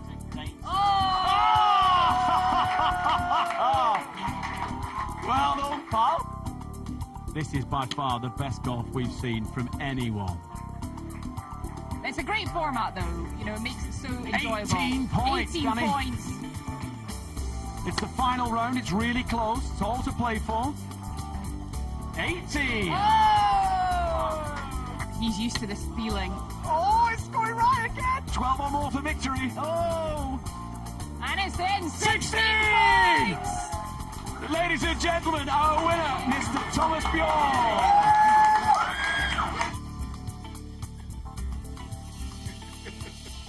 Ah, look at that. The old guy beat the young guys. Thomas Bjorn with the win at the Hero Challenge. Great stuff, great entertainment. And if you're in Dubai, make sure you visit the Top Golf facility. It is a lot of fun. And he's doing commentary this week, Thomas Bjorn, and I want to tell you, he's been bouncing around this compound this week like he's won a major. He is so chuffed having given the youngsters a proper lesson. And here's a good look at the 6. You can see all over water. Holes cut in the back left portion of the green, 31 on and 5 from the left edge, and it is not one that you look forward to as you wake up in the morning knowing that water lurks, not only short but left as well. 5 out of 5 greens for Thomas Pieters. 3 inside of 5 feet. And, of course, he's had 4 birdies in his first 5 holes. And the green is cleared. Nicholas, what are these players looking at here at the 6th today? Well, they're looking at something pretty standard, actually. The only thing you have to do here is calculate how far you want to bounce this, because you need to pitch this ball, I'd say, about 10 paces short of it, and just use the slope that this back left part of the green gives you. You don't want to go long, because that will be wet. Pieters hit it in the water yesterday left. So this, I'm going to break your heart again, Tony. This is nothing more than an 8-iron. I'm out with a Kleenex. I love watching it though. I love watching the way these guys can power it around a golf course. And definitely trying to pitch it a little longer. Thomas, Nico, sorry, I'm still thinking about Thomas. Nico, I'm intrigued. I mean, you know, you turned pro in 2000, which was the year the Pro V1 came out, when things changed. But from your amateur career to the change to the new ball, etc., how much distance would you put on? I presume you were always long as an amateur too. Well, the thing that I remember using the old balls was when you were playing a long par 4 into the wind, you had either a 3-wood or a 2-iron in. This only happens a few times during the year now, where you have to hit a 3-iron or a 5-wood or a 3-wood into a par 4. This doesn't exist anymore. It has taken a little bit of the skills out of the game, but when you look at the shots that you can hit with long irons, get it high, stop it quick from huge distances, it's also entertaining. 2 good shots for the Higgo Pieters group at the 6th, and I think Nicholas took a little bit of pleasure in breaking your heart for the 2nd time, Tony. And you know what? I love it. He mustn't stop. There's nothing better than a bit of leg pulling in our team. We all love it. Minwoo Lee, just a 3-wood down 5.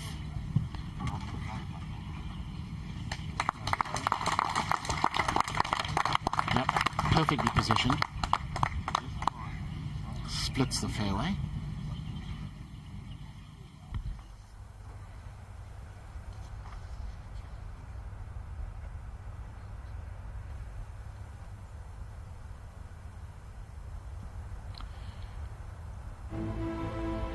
Rory McIlroy leads the way after that wonderful 65 in the first round. He'll be teeing off at 12:45 local time alongside Taffiel Pulkkinen. Preceding group will be Christian Besadenhout and Joachim B. Hansen, who won on this very same property, but the different golf course at the Aviv Dubai Championship. So Joachim B. Hansen playing with a lot of confidence. So is this man right here, Thomas Pieters. Let's look at his start. First hole, lovely second shot, and that was only going one place. Bottom of the hole, birdie opener. 2 big shots to the par 5 second, putted his eagle past the hole, but just a little bit of a mere formality for his birdie. Parred the 3rd. 4th hole, another one. Oh, he's got the driver working, he's got the irons working, as we will see here, and he's definitely got the putter working. Coming out of the first cut of rough up the hill at 5, eyeing it up and down, always a good sign. And that is a great result. Nearly holed out for an eagle, too, and that led to his 4th birdie in 5 holes. Thomas Pieters, he is on fire. After a 73 in the opening round, let's not forget he was out in 40 in his opening 9 yesterday. Came back in 33 and is on fire again today, 4 under through 5 holes, and has a birdie putt to come here at the 6th.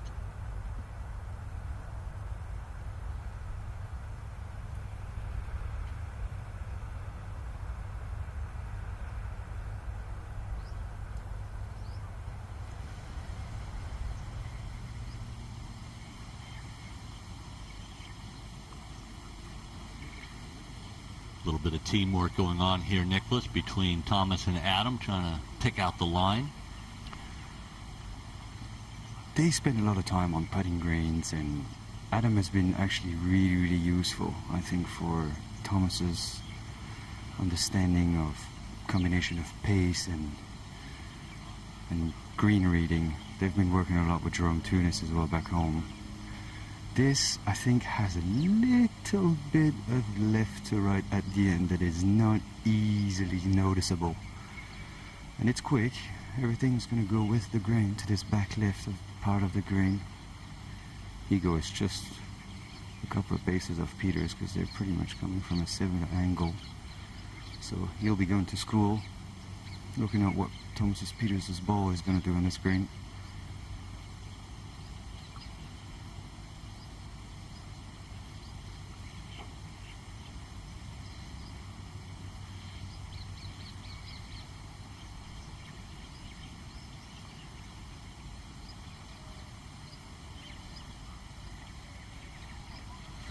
Hello?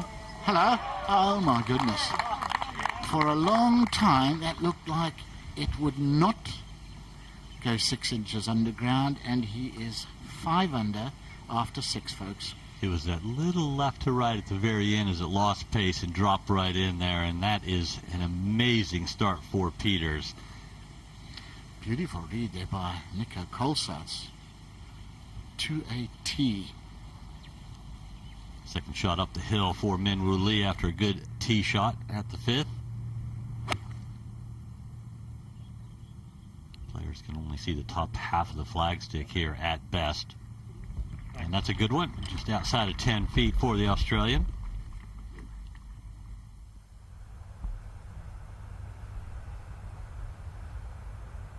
Giving himself a little talking to.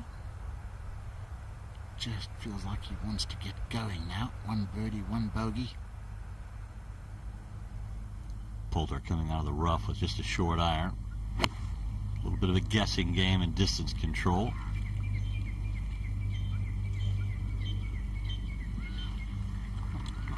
Good guess. Beauty, isn't it? But you're so right, Jay, out of the rough. You know, with the modern grooves, sometimes it's dead, sometimes it comes out hot. You're never quite sure. That was well done. Beautiful flowers around the Jumeirah Golf Estates. We're playing the Earth course this week. Last week it was the Fire course. Just a few moments ago, Garrick Higgo, this is his birdie putt. Can he follow Peters in? Can he get to red numbers? Well, that one slides past. It'll be a very solid par 3 for the South African. Yeah, he might have got misled there by Peters' putt. A slightly different angle. He would have watched Peters' putt take the late break. He expected the same. Didn't happen, but as you say, a solid par. Yeah, he's 1 under par for the day, but 4 behind his playing companion after 6 holes. And you're feeling like, well, what's going on? What am I doing wrong?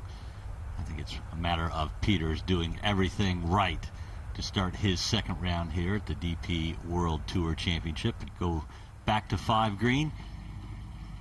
And Ian Poulter has a good birdie putt to come.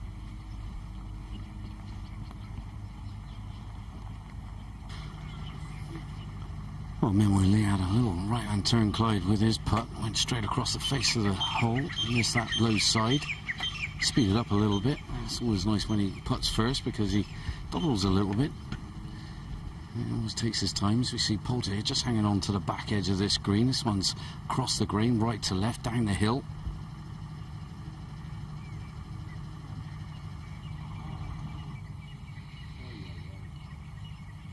It's a rare time when Poulter's speed was wrong. Just hit it through the break there.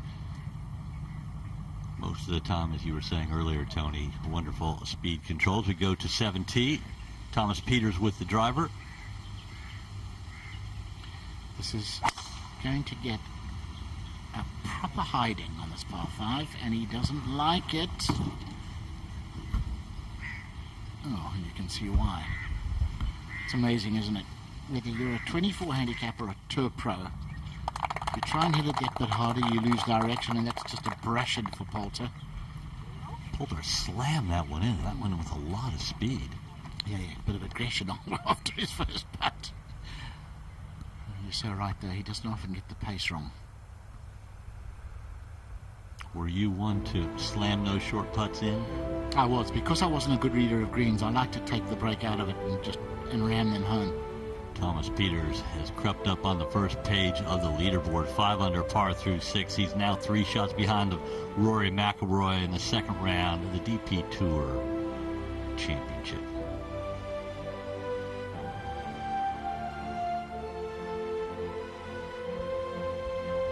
All these guys will be starting later on towards midday. It's early days here in the Middle East. Currently it is at the bottom of the hour, 10:30 in the morning in the United Arab Emirates.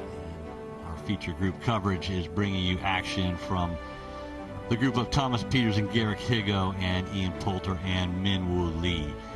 Some good play, especially from Poulter. There you can see further down, Jason Scrivener and Justin Harding both 1 under par through 2 holes. Of course, just to remind you, the gold stars indicate wins in Rolex Series events. And of course, this week's DP World Tour Championship is the final of 4 Rolex Series events and the 2021 season, which culminates this very week. And the last event on the European Tour, not only this year, but there will be rebranding of the European Tour next year, starting next week actually. It will be the DP World Tour, in a great partnership with our long-standing relationship with DP World. There you can see the back left hole location at 6. Poulter to play first, John. Yeah, and Walter from start to finish at this beautiful par 3, Jay. I mean, pins back, 31 on, 5 off that left. 194 total. This is just a nice little simple 7 for Ian Poulter. Just be aiming just a couple of yards right of the flag.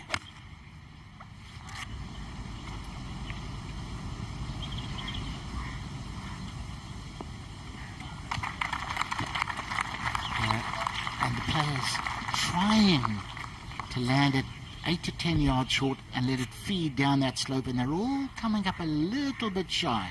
Morgie just a couple more yards and they get an extra 10 out of it, don't they? Yeah, I mean, they're just a little bit gingerly because there's a little bit of water lurking over the back of the screen on that left-hand side. So if they overshoot it just that little bit, they know they're in a little spot of bother. So being a bit tentative, they got a bit of green to work with, being a little bit shy. Nicholas Colsard made great conscious of it, like landing that about 10 feet, 20 feet short of this flag, let it drift down there in that back left bowl. 7 iron for Min Woo Lee. Takes a lot of courage, though, to be aggressive with this pin. And, yeah, he's just hasn't released that. Kept the face open a little too long, short and right. And a long putt to come. And certainly not a green light special. That back left hole location, water lurking short, left, and long. Not surprisingly, the player is playing more towards the middle of the green. We go from 6 green up to 7 fairway, reachable par 5, and these guys are mulling things over a little bit, probably waiting for the green to clear. It'll be interesting to see what type of lie that Thomas Pieters has.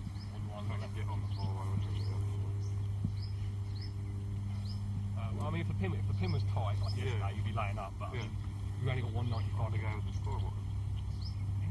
Yeah, towards him, even with that cart, it's fine, isn't it? We can work it through that left rough fine, isn't it? Yeah? Yeah, okay, let's go. We'll rejoin them. They've still got a bit of chat to go, decision to make. I'm intrigued to see how John Morgan reads Min Woo Lee's patcher, because he is, man, he's almost in a different county, a different emirate. Well, John Morgan has pretty big shoes to fill after the green reading here at the 6th green that Nicholas Colsard put on. Yeah, but no pressure. No pressure at all. I'm just saying.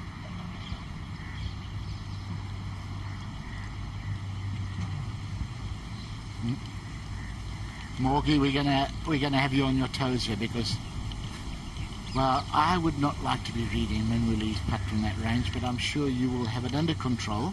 Wow, good little battle with my friend Nicholas Colsard. It's never went away, I tell you what. We had many battles many moons ago. I'm looking forward to this putt as well, Tony. You've laid it on me thick, both of you actually, so this one's going to be pretty slick for Min Woo Lee from serious distance. I mean, you could fit probably like a football field between him and the hole where he is. From downtown to be happy with 2 putts, I can tell you that, and it's going to be slick as you like you say, all down grain as well. It's got a little knuckle to come over. The only kind of like dark patches you look along this putt, you can see by the light and the nap of the green, it's just got a little bit of intergreen just to start. Everything is then down grain and as slick as you like. I feel like it's going to fall towards the water that lurks over the back left-hand side of this green. John, what's a good result here from this distance? I think, I mean, I would take good 4 feet. You always look to hole it, you know, you always want that kind of, you want to outdo yourself, prove a point to yourself and everybody else and your caddy, everyone, you know, you want to hole it from wherever. But the realistic thing is that this one is just cozy it up. Within 4 feet, you'll be happy. Ideally, he wants to be past the hole. He doesn't want to leave himself above the hole and make his knees knock for sure. So, yeah, he wants to give it a little bit more. But he could easily go off the back of the screen if you went for broke and got too positive with it. A hint off the left, I feel, here for memorably. It's all about the pace, though. Rock those shoulders, get a good feel in those hands. Sitting it well left. Taking the camber of the green, the nap of the green, and this is looking nice. Magical touch. Really, that was not to be confused with simple. My goodness. Yeah, I can see the Adam's apple bobbing there.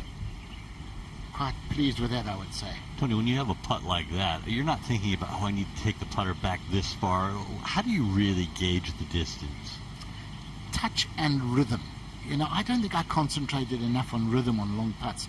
But I once asked Ernie Els, I said, you know, how often do you think about rhythm in your putting stroke? And he looked at me like I'd just come from another planet. He said, what do you mean? I said, well, how often do you think about it? He said, every single putt. I said, and when you practice putting? He said, you're not listening. Every single putt. And it's vital.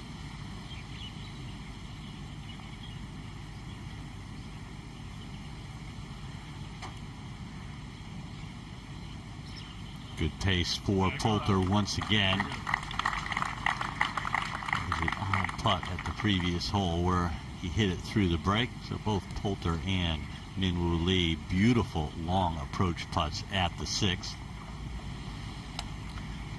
I must apologise to John Morgan. I didn't give him a chance to read that one after we'd pumped all that pressure on him. I think he had it. So it's a half at the 6th green between Nicholas and John. Second shot for Higgo at 7.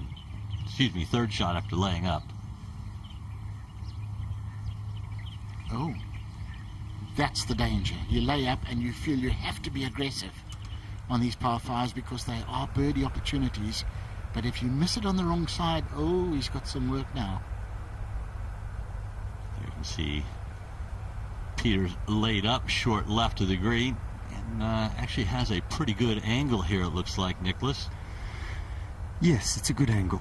The only thing that we have here is that different grass. There's 2 sets of grass in this rough, and this is like a half Kikuyu grass that our friend Tony Johnston grew up on, so it's a little bit harsher. It's lying okay. He just has to fly that bunker and just use the 20 paces of green that he has to get close to this green. It's not very complicated for Peters. He's got the skills for this. He's played thousands of these, millions of these, so he's looking at making 4 here. Yeah, the stuff we saw a lot of it on the fire course last week. It's an indigenous sort of weed grass, tropical signal grass it's called. There's much less of it on this golf course. Oh my goodness. But we saw that a few times last week. That thick bladed lush grass. We saw guys play shots that you wouldn't expect from a tour pro. And started off his troubles at the 7th by missing the fairway, and now Peters, who's on fire, 5 under through 6, struggling for par at 7. Back on the tee, Poulter ready to go with the driver. Yeah, ready to cut loose here, Jay. He was having a nice little try with 4 different drivers on Tuesday. He's picked the right one now. Par 5 this one, up the hill. Just finding the right side and just weaving its way into the first cut and looking nice. Now Peters is in this deep front bunker. He's tall. He needs all of his height here, Nicholas. Well, I mean, this sounds like probably my first jinx. But, you know, he was lying okay. I think it just went too steep on this. I can't really see where he's lying from where I am, but he's got to be in the bunker. This is like a chunk and run, just using the green. He's not going to make a mistake twice, Peters. Trust me. I know the boy. He's from my country.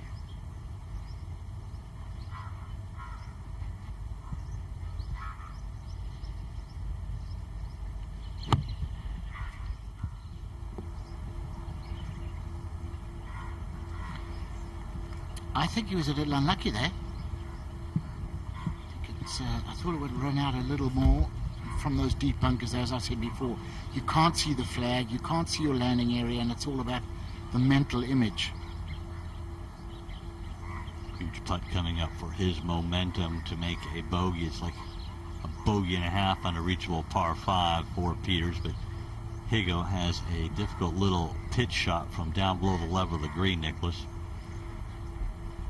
This just depends of what the grain is like. I mean, this boy is playing in the US on this grass, so this has become bread and butter for these guys. Just landed that maybe a foot short.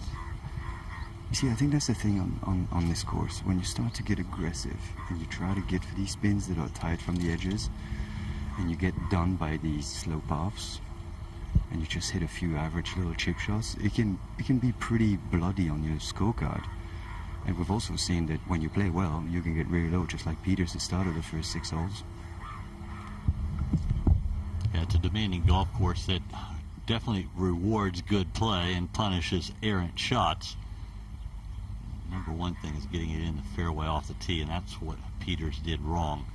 And that's the bane of his problem here at 7 with a lengthy par putt to come. Let's not forget, he's 5 under par through his first 6 holes, so the hole must be looking like a bushel basket at this point.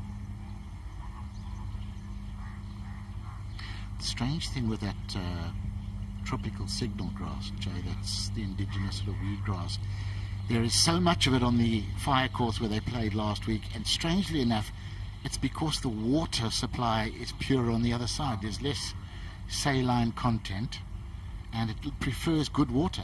Great graphic there. 61 feet of putts hold in the first round for Thomas Peters after 6 holes. He's already 61 after 63 and 18 holes yesterday. Of course, the pros always, the 100 feet is kind of the benchmark for a good putting round. If you can hold 100 feet of putts, okay, you've had a good day, and Peters is well on his way.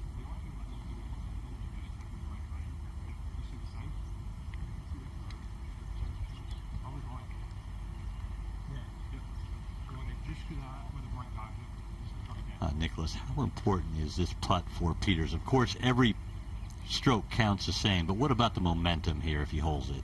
This is a putt that changes a 67 into a 64. If he makes this, and if he makes another birdie on one of these 2 next holes at the front 9, I think we're in for a treat, fellas. But this could be a bit of a handbrake. Beautifully done, dead center. Yes, that is a massive break there. Great momentum keeper. I mean, you know, 1 over par yesterday, lying absolutely nowhere in one of the early groups, and he's into 5th position and remains there. 4 under for the championship, 5 under for the day through 7. That was a great par save. Peters now 3 shots behind the lead of Rory McIlroy, who leads the way by 2 after that fantastic opening round of 65.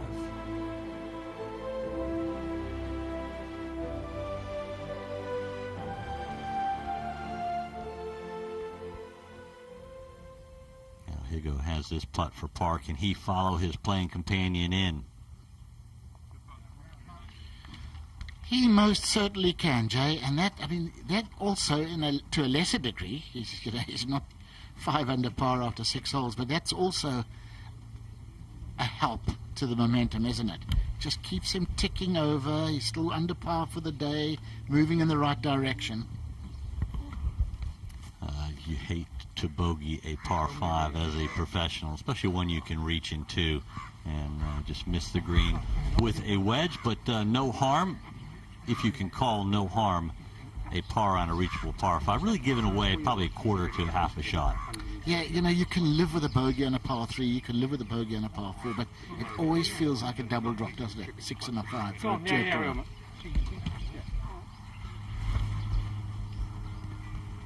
Poulter and Minwoo Lee just deciding who's going to play first.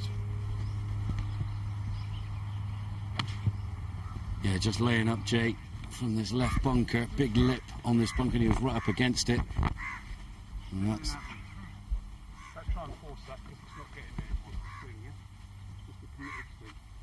Interesting, John. Terry said, don't force this. You're not getting there, so Poulter just trying to get there as close as he can. We'll be back to that in a moment. Let's go back, looking from the fairway to the 8th tee.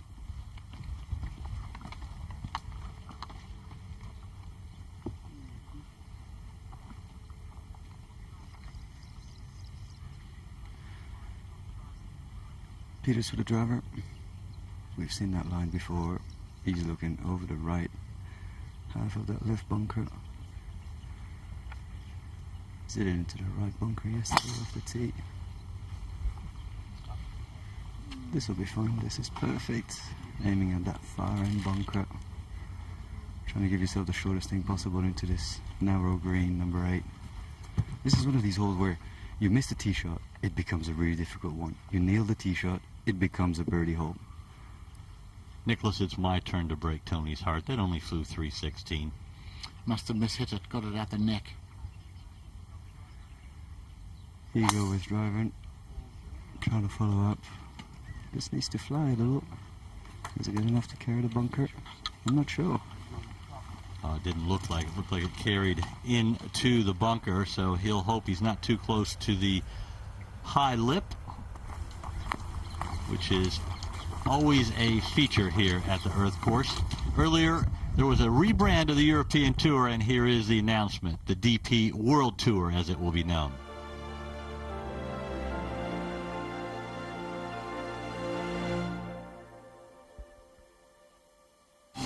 We are global players. Special scenes out there today.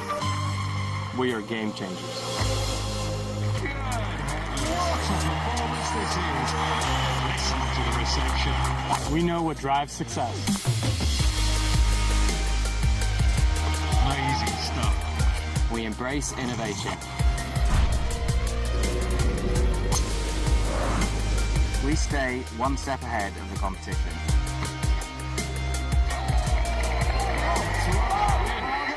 Just unbelievable. We connect people around the world. Awesome. This is such an exhibition.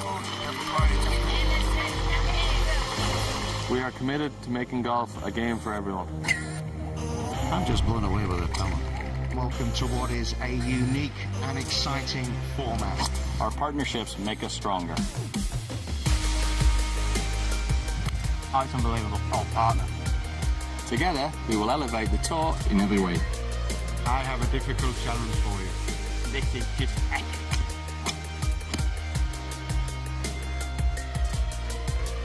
Together. Together. Together. Together. Together, we are the DP World Tour. And fantastic stuff. What a great impetus for the European Tour to further their partnership that started quite some time ago with DP World. The prize money for next season will top $200 million collectively.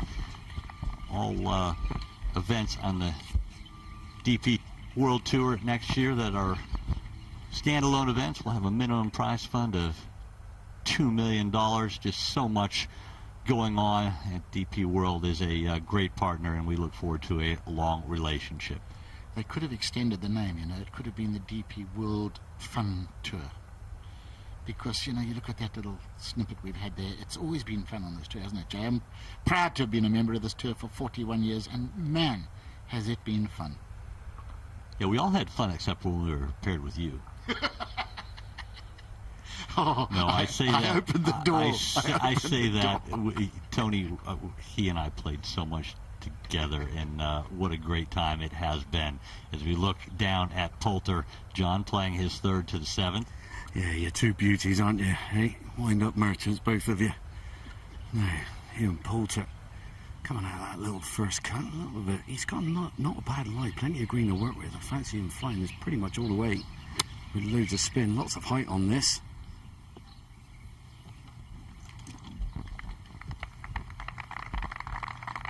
A beautiful shot right there, and that's the ball of Min Woo Lee just inside of Poulter, so both of them played wonderful third shots to the par 5, and we look at the figure of Garrick Higgo climbing out of that left fairway bunker there. Nicholas? Higgo's got 182 from this fairway bunker on the left-hand side of that fairway. I don't think that he can get enough height on this to get to the back edge of the green where the pin is. I think they're probably just talking and just thinking, listen, I'm going to get the maximum club I can get on this and try to go as far up the green as I can, but I don't see this getting in the back edge of the green where the pin is. Nico, it's every golfer's weakness, isn't it? You get too ambitious out of fairway bunkers. I always thought the plan was decide what you can get over the lip and go one club more lofted, but we all make the same mistake with shots like this. We try to get a little greedy and it can be a mess. Well, I mean, the perfect lesson is the first time you go play links course. They tell you straight away, take your medicine, just chop it out, keep going with your day. Here, it's exactly the same thing. If you're a bit too ambitious, you can be in there for a couple of shots. So I think I made the right call. It's probably finding the middle part of the green. That's actually a 9.5 out of 10 result from Higgo from that fairway bunker, to be honest. I caught that really clean, high launch angle. Beautiful shot for the youngster.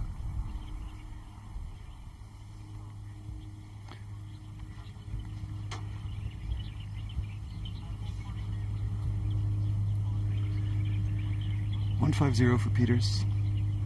Bit of wind helping off the left. Back left pin. This is TrackMan numbers. What does it play? Plays this much. Okay, it's this swing. It's this strike. He's on today, so he's eyeing at that back left part of it. Is it another good one? Just a bit short, just a bit long. Too bad. Yeah, I think that's a result of just how well he's hitting it. He feels like he can hit everything stone dead. Poulter, we saw his approach shot at the 7th. Can he convert? Yes, he can. Ian Poulter gets it to 2 under par for the day. He's birdied both par 5s, the 2nd and the 7th, all the rest pars. So nice, solid round for the European Tour legend, and I say that wholeheartedly. Jay, you were a superb putter. If you had to divide up the importance of line and pace, what would you give to the two?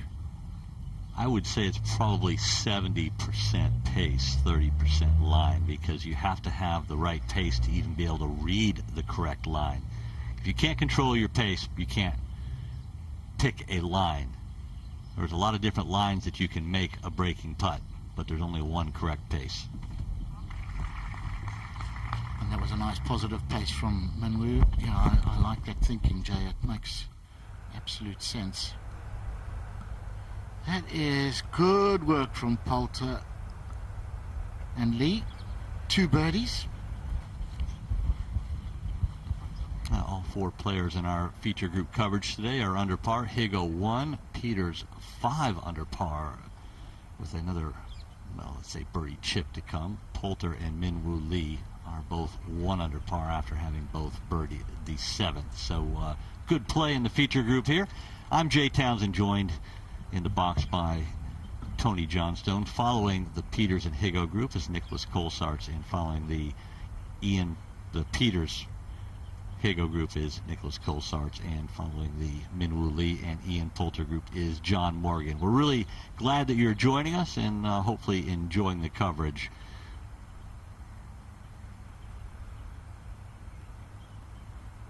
As Peters readies himself for this little tricky chip shot at the 8th. We'll rejoin him in a second. Let's have a look at the tee shots of the Poulter Min Woo Lee group.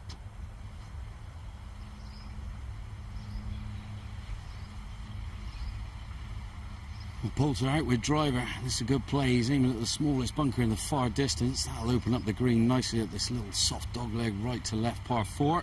461 yards.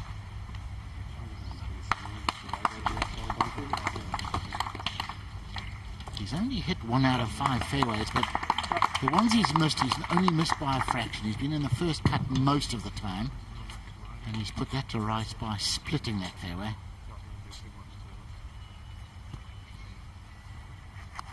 A little bit more decision making here for Min Woo Lee with his length off the tee, John.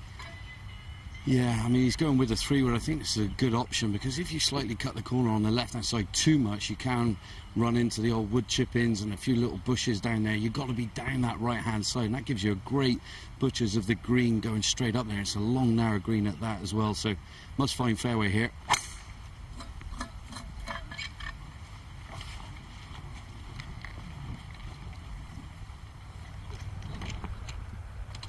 Is a bit of a wide left for Min Woo Lee, and he will have a suspect lie. A fairway metal here for this chip shot, Tony. Yeah, I like this idea. A putter would bounce too much. You go with a fairway metal, you can get a much better run on it. It comes out running a bit, and he's underhit that a bit. I think that would have been a seriously difficult chip. Grain into him on the green, grain into him with a chip.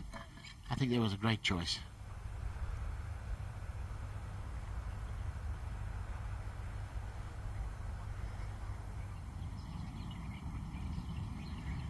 Garrick Higgo, after that amazing shot from the fairway bunker, it's all the way uphill, but it's got a bit of swing from the left. Not an easy one to match. Pace and line. Yeah, quite right. The read was good, but a bit boisterous with the pace.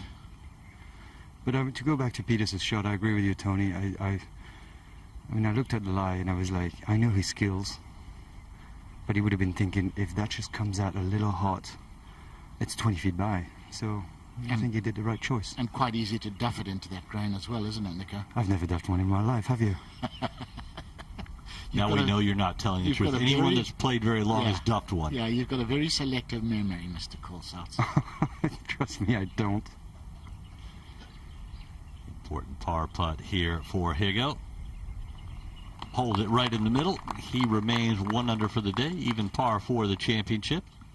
I love the fact that having changed to cross-handed, he still looks comfortable and the rhythm still looks good. Often when guys change, you'll see a total change in pace of stroke and looks like a different person. Higgo still looks the same good putter. Same putt, just slightly shorter for Peters.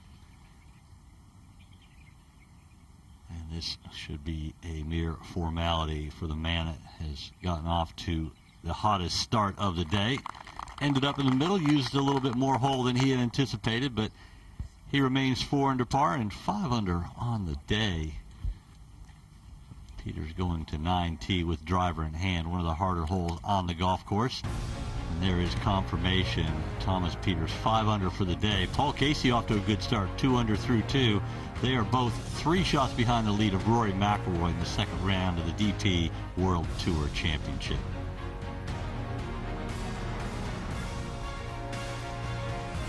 Martin Keimer, Sergio Garcia featured in our coverage yesterday, both 68s. They'll be teeing off here before too long. Collin Morikawa, 68. He came into the week leading the Race to Dubai rankings and acquitted himself very well, tied for 5th after the first round. Thomas Dietrich, a nice 69, as was Dean Burmester and Shane Lowry, the former Open champion. Tyrrell Hatton, 4-time Rolex Series winner. That's what the gold star means. You get a gold star for each Rolex Series event you've won. Billy Horschel, 3 under par today after a disappointing opening round playing alongside Collin Morikawa yesterday. Trying to fight his way back. Patrick Reed, he's 1 under through 5. We watched him yesterday. And Patrick Reed struggled a little bit in his opening round, but righting the ship today. We go down to 8, and Min Woo Lee is in the left fairway trap. 190 yards, John.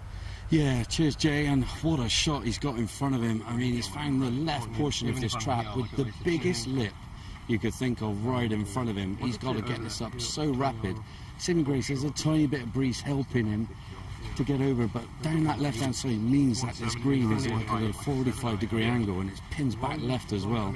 Not easy. If 8 gets over that lip, it's still going to pitch 7 onto the green. If it goes 160, then that might just be on this one, hey? I think that's the play. I don't know with it. In it.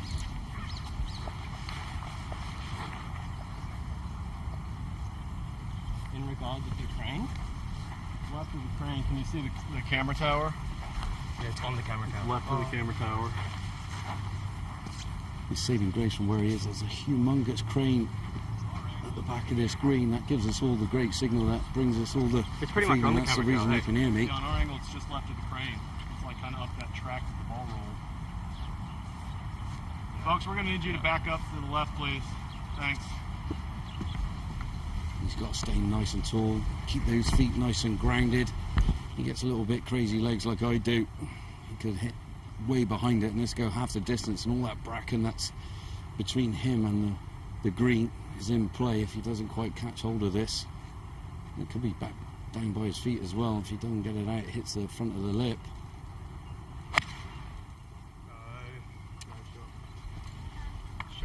As you get to go, got a little more sand than he wanted. It's just so easy to do that. You're sort of trying to get it up quickly. You get a bit too much weight on the right side on the downswing. Get it a bit heavy. Pretty good result, though.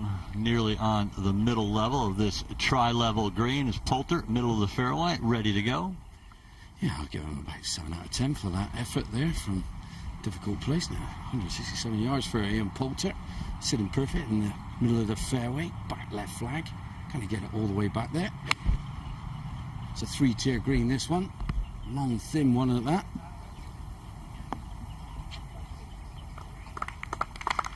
That's a good shot. You have to guard against going over the green, then you're faced with that tricky little chip shot we just saw from Thomas Pieters, who so brilliantly got it up and down. These players are certainly risk averse. They play aggressive, but they know where the trouble is and try and eliminate trouble. That's the key to great scoring. Nice little stroll around here. You get a nice rhythm, don't you, Tony, when you're playing in 2 balls all 4 days? You do, but you know, yeah, when you're playing all 4 days, when we used to go from 3 balls to 2 balls, I really used to struggle because nobody ever accused me of being Jack Flash on the golf course, as you That well would know. be true. Yeah, I left a snail trail. And I quite found the change of pace from 3 balls to 2 balls, I always felt a little bit rushed. But when you're doing it all 4 days, you get in the rhythm, don't you? You're right. Do you remember the day, it was about 1997, you and I played together at Wentworth? When we started the day, my hair was brown. We finished the day playing alongside you, it had turned gray. That's how slow you were. And I had a full head of hair, was half bald by the time we came off. In fairness, you got to the ball quickly and you got ready quickly. You just did a lot of fidgeting. Yeah, I had to. I was always up at the ball first, yardage done, glove on, club in the hand, ready to go. But then when I got behind the ball, everything went completely pear-shaped. Wriggles and twitches, and oh my goodness. We were always hoping you would shoot 65. That way we could finish the round quicker. Same day, 1 day game. Yes, yeah. Exactly. It's funny how, you talk about slow play, and of course one of our colleagues, Ken Brown, who made you look like a fast player, he talks about slow play. Well, it's you rehabilitated I'm ones that qualified. are the worst. I'm qualified to talk about it. As you do. Of course, pace of play is so important both for the USGA and the R&A, the 2 ruling bodies. They've made a lot of changes in the last couple of years to speed up play, and it's all for a good cause, that's for sure. Everyone likes to play faster, and we're certainly doing that this week as we look at the balls both in the left rough here at 9. Well, no, that's graphic was a little off. Higgo just in the left side of the fairway at 9. Yeah, but this is perfect. 195. A little bit of breeze into, which is going to make the access of this pin a little bit easier, I'd say. It'll make the shot longer, but at least you can get this ball to come from high, down soft, pretty dead. This is quite good. It's just a little long. That would have looked really good from where it was. Wow, and it's an uphill shot. Won't be able to see where his balls come to rest, but was right on line. A little bit different situation here for Peters coming out of the first cut of rough. Nicholas? Yes and no, because that's going to allow him to nicely collect this ball off the first cut and get the height that's needed. The only thing is distance control out of the first cut, really. But he's going to look straight down the pipe here, mid-iron.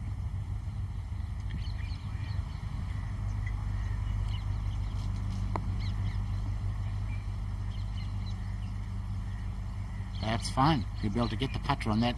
He's got to go over a little mound and down the other side. It'll be tricky, but it's a good second shot. Has to go up a couple of slopes here, does Minwoo Lee. This long birdie putt from 65 feet at the 8th. It was a very good second shot to get it on the green out of the fairway bunker. And that's a good 4 feet, if not further short. Hence his looking down at the green like, oh no, I've got my work cut out for me. But Poulter, John, has a good look here. Yeah, a little soft double breaker here for Ian Poulter. A little bit off the right to begin with, left to right at the end. Playing a little bit up the hill, so you can give it some walk for up there. A little bit into the green this putt as well.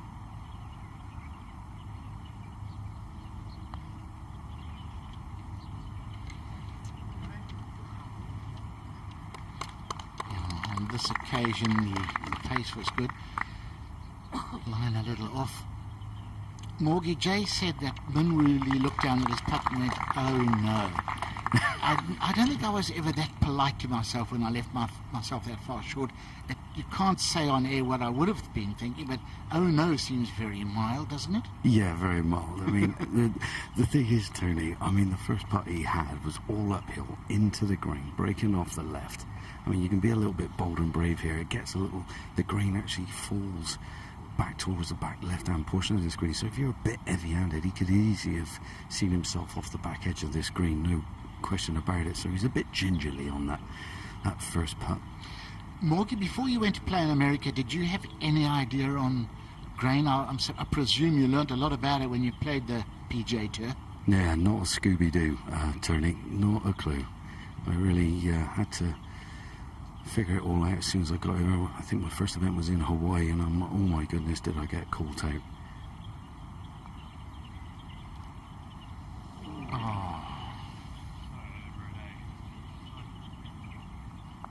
Three putt. But as you said yesterday, Jay, you work your way backwards. What's caused that 5? The tee shot. Great second shot, but it was the tee shot that forced him to be 60 feet from the hole.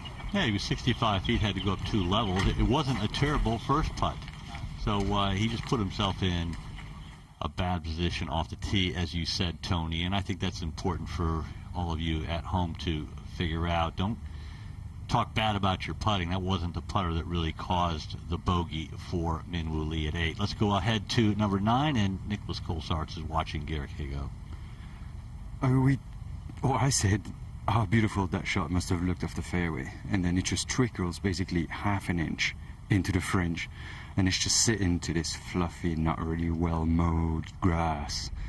As a player, you just get there and you go, oh really? Come on, you hit a 9.5 out of 10 golf shot, and you're just looking at this thing and you don't really know how's it going to come out of this grass.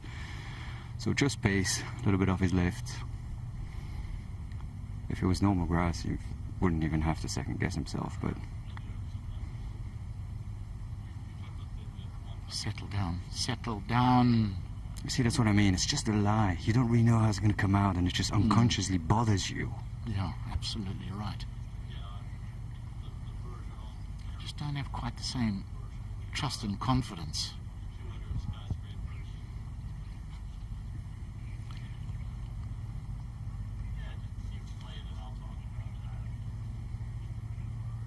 Nico, for a long par 4, this is one wicked pin, isn't it? How do you get that close without cutting a second shot in around the corner? It's on a downslope, on the down grain for your second. I think I have no hope with you, Tony. I mean, seriously, we are able to hit 6, 5, 4 irons to the moon and get him to stop. I agree with you. This is not going to be for everyone. You maybe have 20 guys in this field here that can send it there and stop it. Yeah. But, you know, you're talking to somebody that sends the ball to the moon, so I'm not really amazed by or scared by any pins like that. But here, Peter's a bit of a swing of the left. He's got a few things to aim at, so this has got a decent chance if he puts a good stroke on this, I'd say. That went quickly right. A bit of fringe, a bit of grain. It's not always going to go your way, let's be honest. Yeah, and I think the result was actually better than he expected. He looked a little bit cheesed off when he first hit it. It did shoot a little right off the fringe, but it's still a good 2-putt. And what a great front nine. Out in 31. And he's in a tie for 5th after a poor first day. You get a low 9-hole, scored a par, 5 under par. Great scoring conditions. Less wind than yesterday. The greens are absolutely perfect, and this is a big putt here for Higgo. Currently 1 under for the day. This to remain 1 under or even par for the championship. 1 under for the front 9. Just didn't break from the left as he anticipated, so it will be an even par 36 in the front 9 for the 3-time South African winner. Higgo goes back to 1 over par where he started the day.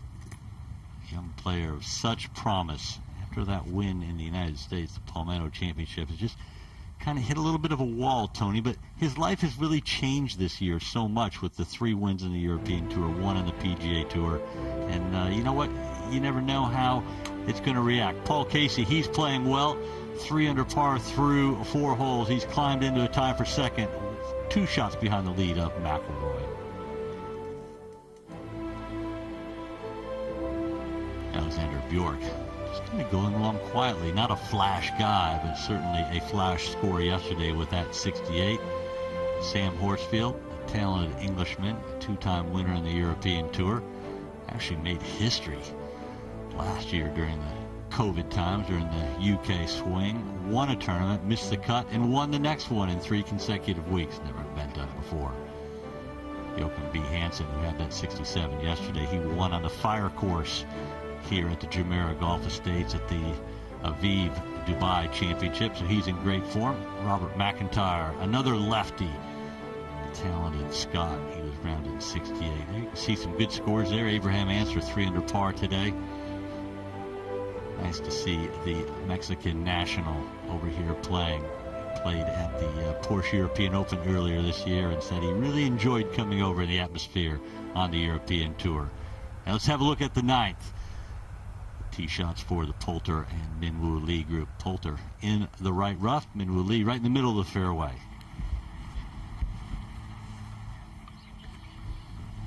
Yeah, he's making it a little bit harder for himself, Poulter, by just missing fairways, and this does not look like the prettiest of lies here, Morgie. Yeah, sat down, Tony. It really is. He's got 217 yards up the hill into a gentle bit of breeze. I mean, the pin where it is off that right-hand side, well back. I think he's got to take his medicine, come up a bit short and left, give himself a good angle for his 3rd, and go for a special knee and putter up and down again. All it is a line thing. It's not really a distance thing, because four's covering that, and it's not going to go through, so it's just got to come out on the right line. I mean, if he can get home, there's a slither of green, very narrow at the front left-hand portion, which will send him left of this pin. Accuracy is a must out of this lie if he wants to get home in 2. Trying to dig it out of the rough there. That was a very poor lie for Poulter, who you can see historically struggles on this 9th hole in his history. He is 8 over par in 45 rounds, so he'll have his work cut out for him to save par.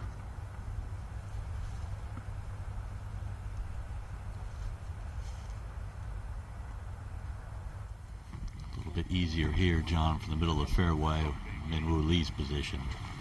Yeah, what a crunching drive as well. This is where the power comes into play, and it helps you out on such a demanding par 4 like this, Jake. I mean, 1 yard at the 500-yard mark.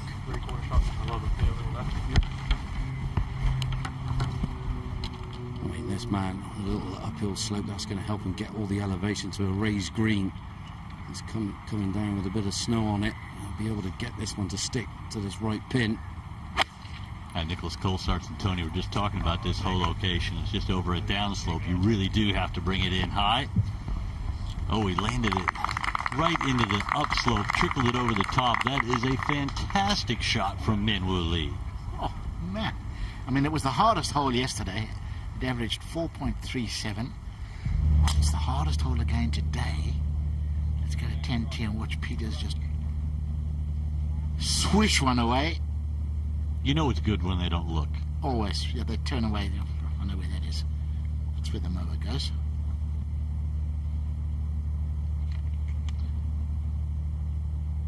You go even par through the front 9, 5 behind his playing companion, Thomas Pieters. Just needs to get in the flow a little bit. Get in the slipstream, as they say. There you go. Oh, it's quite long too. He's got that bounding down there, right up there alongside Peters, who is long. He's always got a determined walk, hasn't he, Ian Poulter? Always looks like he's on a mission. Can't wait to go and make a par, or a birdie, or an eagle. He's going to need a bit of help here, though. And good crowds out there, as you can see, on this Friday midday here in the Middle East, which is the start of the weekend.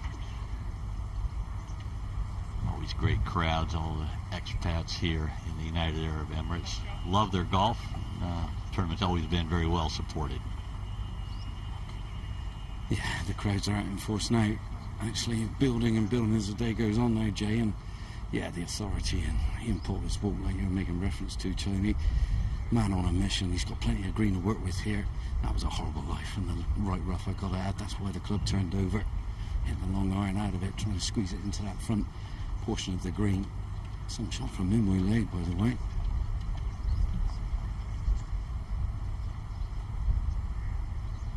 Poulter trying to look at his pitch point. And here you can see how these players reach their position in 2 shots. Poulter right off the tee, left with his second. Min Woo Lee down the middle off the tee, and a fantastic second shot, which gives him a birdie opportunity. It's a rare birdie, especially today. Here we have a good look from behind Poulter, pitching over the bunker, John. Yeah, this could have been 10 times worse. 1 yard further left, he'd have been on the wood chippings, and that would have made this shot 10 times harder. Like I say, loads of green to work with. Not a bad lie in this rough. Just going to get it over the bunker, let it release to this white flag.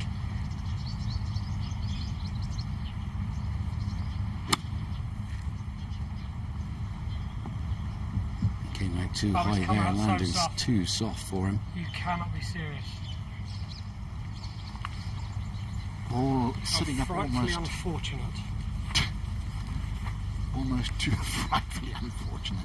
Ball sitting up almost too well. Caught it high out the face, I think, which just killed it. And by the way, Jay, I noticed you laughing when I was putting sweetener in my coffee, and I've got all the chocolates lined up on the desk next to me. Doesn't make a lot of sense, I know. No, it really doesn't. And I'm not going to tell your wife that you're eating all those chocolates over there, nor the fact that I actually gave them to you. Otherwise, she'll blame me for giving them to you. You, like I, live with the food police. 10th fairway, and Nicholas Colsaerts is watching Thomas Pieters. 68 yards for Pieters. This is bread and butter for him. He does thousands and thousands and thousands of these.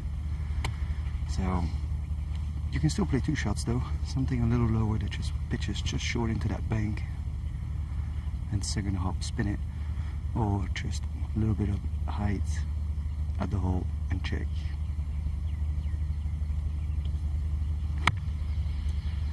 It's gone high. Surprised at that reaction from that ball, actually. I thought it would maybe check or spin a bit more. Yeah, Nicholas, we really haven't seen the ball spin back at all through a round and a half now. Let's see what Higgo can do from a similar position. Yeah, I'm a bit surprised as well. I mean, it looks like the texture of the fairway and the greens would allow you to actually see a little bit of action, but Higgo from a little bit closer. This will be a bit better.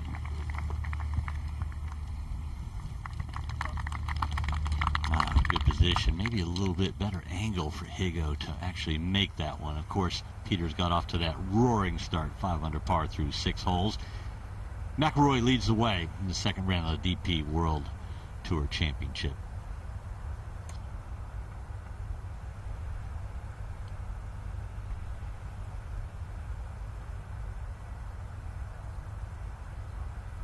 And that was Poulter for par at 9. That one slides by. So Poulter in his history at the 9th hole on the Earth course, the Jumeirah Golf Estates, will go to 9 over par in 46 attempts. Certainly not a hole that suits the very accurate Poulter. Yeah, it's just so long, isn't it? 499 yards uphill. You know, Nick Colsaert's made a very good point. With a pin position like this, you know, he's a long hitter who can get it into the stratosphere. So much easier for the likes of him and Minwoo than it is for a guy like Poulter. I mean, a birdie here would be, well, not much point talking about it now, is there? Not one single birdie there today, and there was only one the whole day yesterday out of 53 players. That's how tough that is. And compounded with that evil pin position.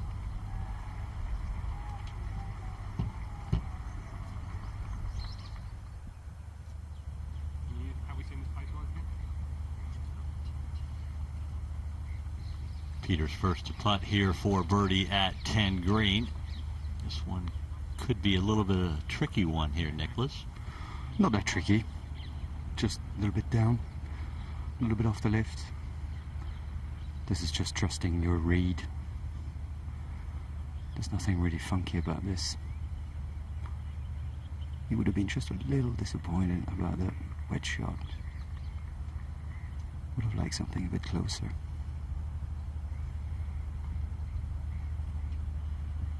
He didn't see the left to right break that Nicholas described, so it's a par 4 for the Belgian.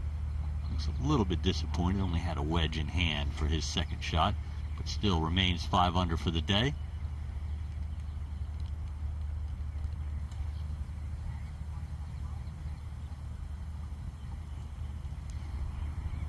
There's not a whole lot break on this for Higgo. It's a good opportunity for him to play catch up with Peters, trying to steal Peters' momentum from the front 9.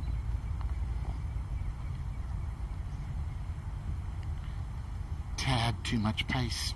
That's all it was. I reckon just 6 inches less pace and he makes that putt. Again, we talked about the marrying of pace and line. If you don't have pace, well, it's very hard to choose the right line. Yeah, and you get your pace by hitting a solid. I think not enough is everyone talks about hitting a solid tee shot or a solid iron shot. You have to hit a solid putt to be able to hit at the right pace. McIlroy still leads the way, but Paul Casey making a run 3 under par through 5 holes for the Englishman. He's 2 shots behind the lead.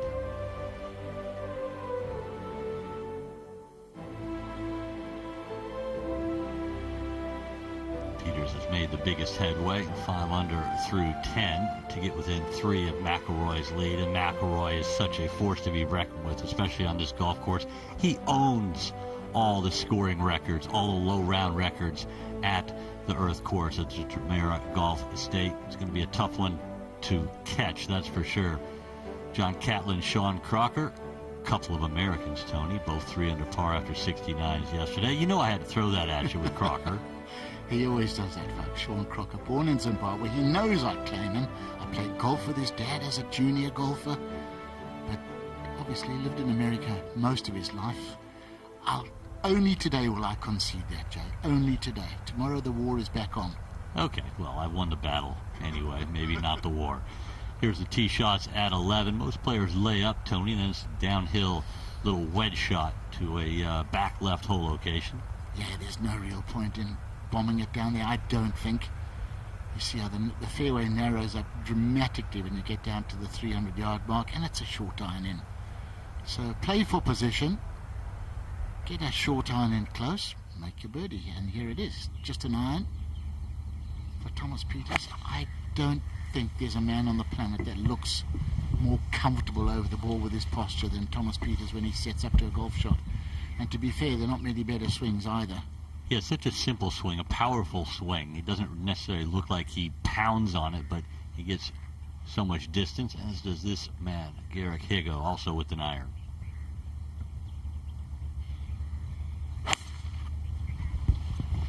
Yeah, not nearly the same height as Thomas Pieters. He's 6'4", maybe even 6'5".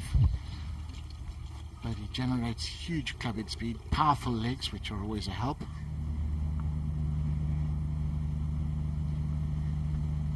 Memorably, he's just went just before Poulter. He's sitting pretty down the fairway.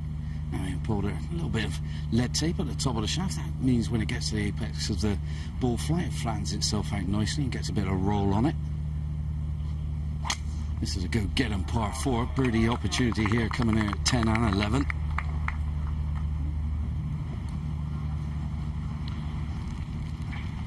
Nice, caught the downslope. A lot of extra run on that. Perfectly positioned for Poulter on 10. And we're really enjoying ourselves in Dubai this week. And let's look at a couple of the highlights of Dubai. There you can see the wheel, massive Ferris wheel, to sail the Burj Al Arab, known as the world's first and only 7-star hotel. Wow, what an experience that would be. Burj Khalifa, the tallest building in the world, 828 meters tall, nearly 20 meters taller than the next highest building, which is the Shanghai Tower. Over 200 skyscrapers line the skyline here in Dubai. Sheikh Zayed Road is the longest road in the UAE and starts in Abu Dhabi and ends in Ras Al Khaimah, which is where we'll have a tournament in February for the first time of the European Tour. It's been a long-standing event on the Challenge Tour, so looking forward to a new venue. And there you can see how things stand in the second round of the DP World Tour Championship. McIlroy leads the way. He'll be teeing off at 12:45 local time, which is in about an hour and 15 minutes. Paul Casey, he's 3 under par through 5. He's closed into that group at 5 under par through 5 holes. So Casey's off to a great start. Grant Forrest, he's playing well. 4 under par, tied with the former Open champion Shane Lowry. Host of major champions atop the leaderboard here at the DP World Tour Championship. And you're watching feature group coverage. I'm Jay Townsend, joined in the box by Tony Johnstone, bringing us all the action from the golf course. Nicholas Colsaerts is following this group with Thomas Pieters, and it's John Morgan following the Ian Poulter group. Now, let's hear from Nicholas Colsaerts as he describes this shot. Pieters from 149. I like 25 right from the off. 25 is my first thought. It's always played quite short. Doesn't see the flag, but can't see the flag, but he has that TV tower. He knows a few steps left of that. Back left bin.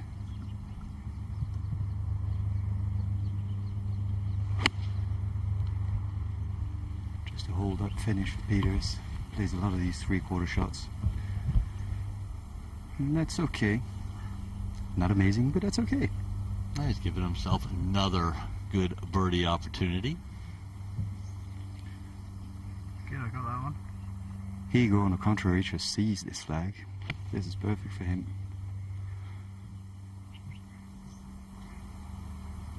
It's a bit better. Yep, better angle.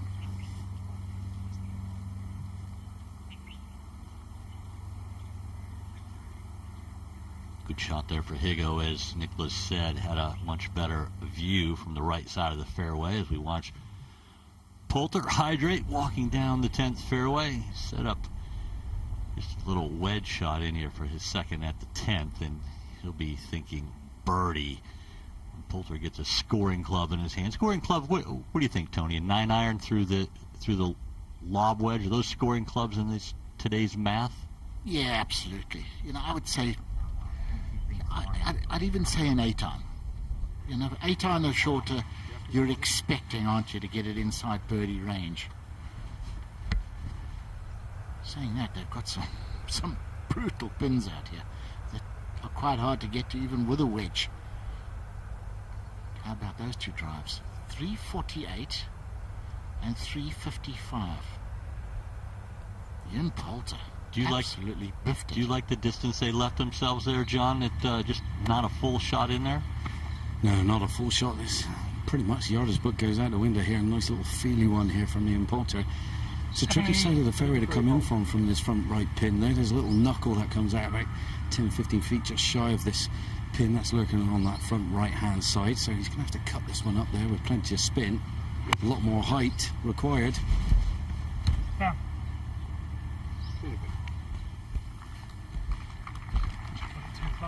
Yeah, that'll do. It was a pretty tough shot from that range and angle. He would have been pitching on the downslope if he went straight at the flag. Is this a little easier, Morgie? Yeah, this is definitely a lot easier. I mean, he's got all the green kind of to work with down this left-hand side from where he's coming in from. He's only got 56 yards to go, so he can come in a little bit of a flatter ball flight, have a little delay reaction on the spin.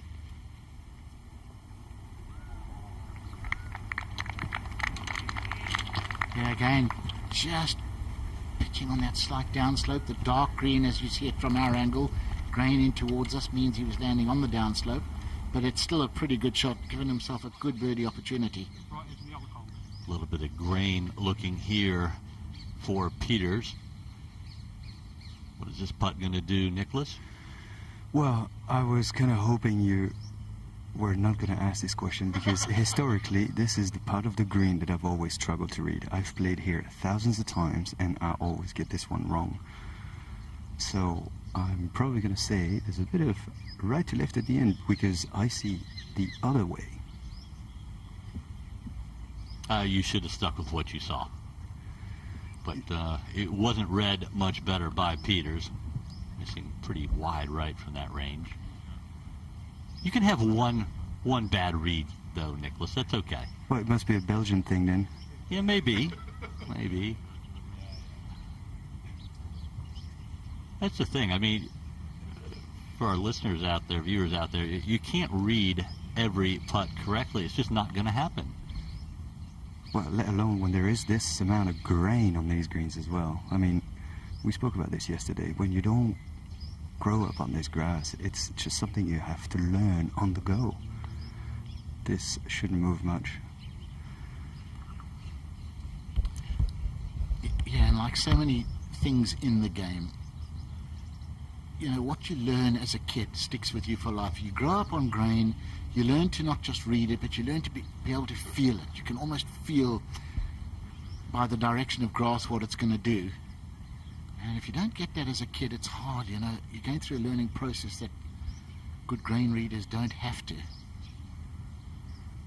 But it's almost like us Europeans are a little bit jealous of the grass that you guys grew up chipping on, because if you learn to chip on your grass, you can chip on the European grass with your eyes closed.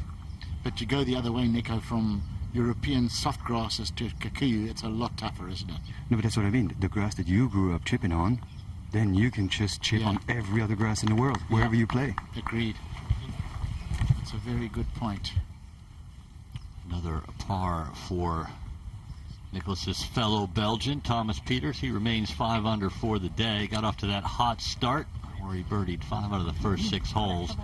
But it's been 5 pars since the 3 birdies in a row at 4, 5, and 6. Maybe a little frustration kicking in. Poulter for birdie at 10. 2 birdies, the front 9, 1 bogey. Just needs to pop one of these in now to get things happening again.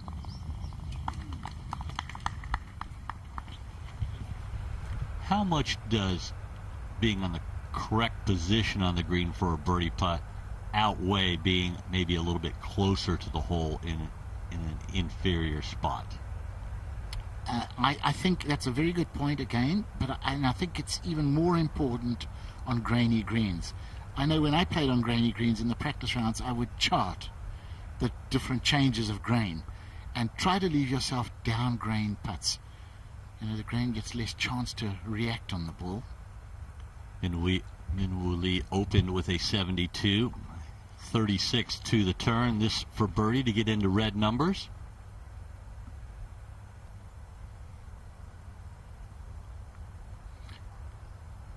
The question is, do you prefer a fast 6-footer downhill or a slow uphill 12-footer that you can bang into the hole?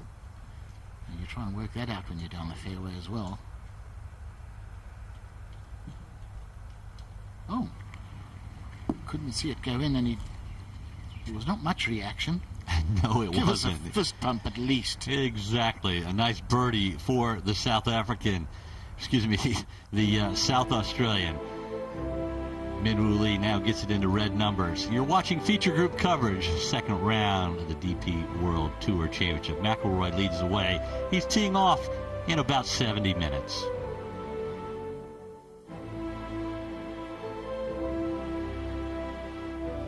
Casey, 3 under par through 6 now, off to a good start in his second round. He's joined the group at 5 under. Marcus Armitage, such a great story where he won at the Porsche European Open earlier this year. Very emotional. Johannes Veerman, the American, picked up his first win this season as well, as did Nicolai Højgaard when he won the week after his brother, Rasmus Højgaard, picked up his third win. The twin brothers, both winners in the European Tour. What a great story that was at the DS Automobiles Italian Open. But let's go down to number 11 tee. Well, launching this one slightly down the breeze, only 401 yards, one of the shorter par 4s. And this one way down there. Yeah, interesting club choice off the tee at 11, John, where most lay up. Yeah, they do. I mean, it'd be interesting to see what Poulter does here, because I tell you what, he gave Minwoo Lee a run for his money on the last hole. He had a thunderous drive down there. Well, Poulter hit a hard spot there in the fairway. He got a lot of roll. Oh, come on. Give him the benefit of the doubt, Jay. Well, he got it down there. I'm just saying it did get a big bounce. If you were going to back someone in a long driving contest between these two, who would it be, John? Yeah, it's all day long. It's Minwoo Lee, pound for pound, just probably the longest out here by far. He's got the gears as well. But Poulter, like you said on the range on Tuesday, there's life in the old dog yet. He had 4 drivers out. He was pummeling them on down there at 310. Now, going for position here off 11. Like I say, 401 yards. Straight through the bunkers, left and right here. And he's come out of that one quickly, chaps. Needs to get down urgently. Oh. I tell you what, the tree's done him a favour. It's taken some impetus off it, and he might be okay out there. You can't believe he's headed that far offline. It's unusual for Poulter, especially with a hybrid. A beautiful day here for the second round of the DP World Tour Championship, as it has been all day. Rory McIlroy still leads by 2, but players are making runs, not the least being Paul Casey, 3 under par through 6. Thomas Pieters, 5 under par after 11 holes, but let's not forget he was 5 under through 6. Followed that with 5 straight pars. Rasmus Højgaard, a couple under par on the day. Jason Scrivener, he's 2 under par through 8. The Australian, who just chips away, very consistent player. He's 3 under par and a tie for 20th. All these players, well, most of these players, yet to start their final round, or second round, final round, hardly. That'll be Sunday, and it will be an exciting Sunday, to say the least, where the Race to Dubai winner will be crowned. Currently, it is Collin Morikawa, the 2-time major champion and current Open champion, who leads the Race to Dubai rankings. Let's go down to 12 fairway, and the tee shots of Garrick Higgo and Thomas Pieters, both in the fairway.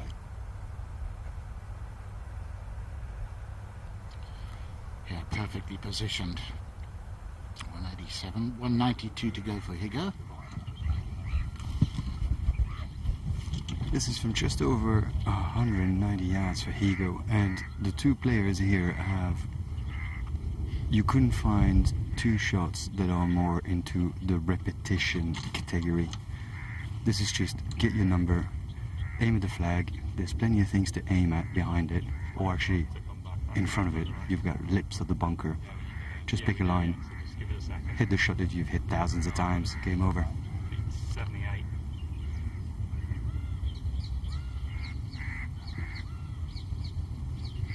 Looking at the body language, Nicholas, doesn't really look like he's comfortable with the yardage. Well, I mean, that might be just a classical myth of the player that's in between clubs, because there is no such thing if you speak to highly intelligent people. But, you know, maybe the lie just doesn't really suit him. There's a bit of breeze into now. That might be the only thing that can throw him off. This looks pretty good to me. Oh, pretty good. Understatement, Nico. What an absolute peach. 80 shot, perfect. Come on. To within 2 feet. That's a birdie right there. Looks like a much quicker taken decision from Peters here. He has his yardage, he has his club, he's chosen his shot. And just pulls the trigger.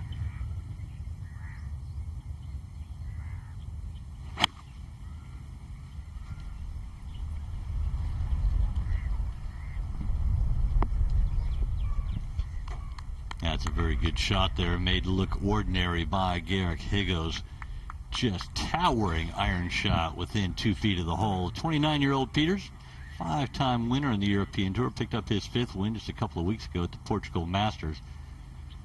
29 years old and 29th in the race to Dubai ranking starting the week. So what was a pretty average year for Thomas Peters, had 3 top 10 finishes, but before his win in Portugal, his best finish was a tie for 9th. Really turned things around as we look at Ian Poulter coming out of the right sand.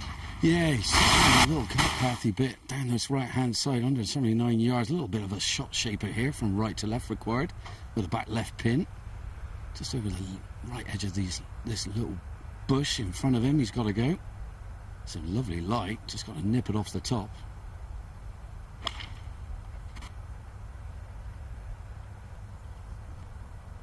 Will Poulter take advantage of a good break, and he does. A wonderful shot. Ian Poulter, after a wide right off the tee, sets up what you would think would be a sure birdie for the dead-eyed putting Poulter. Yeah.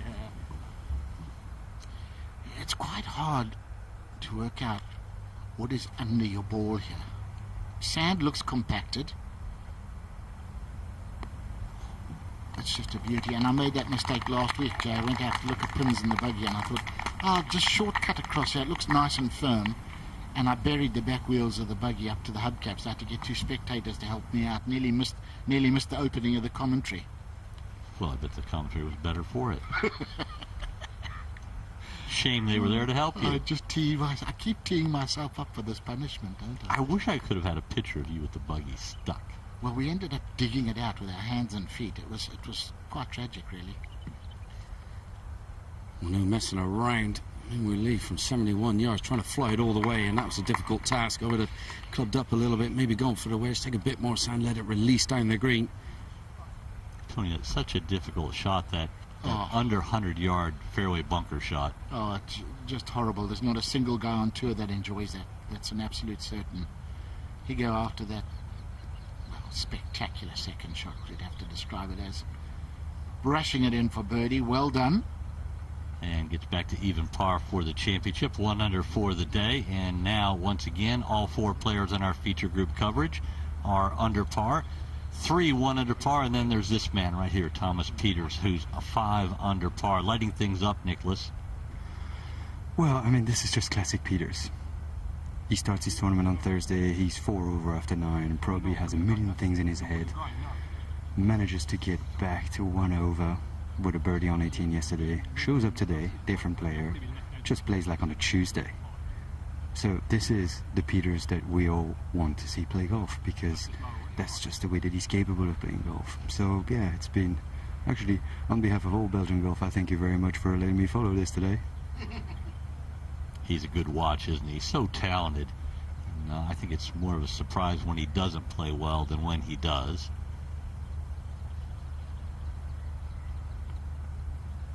a little bit of left to right on this, a little bit up the hill.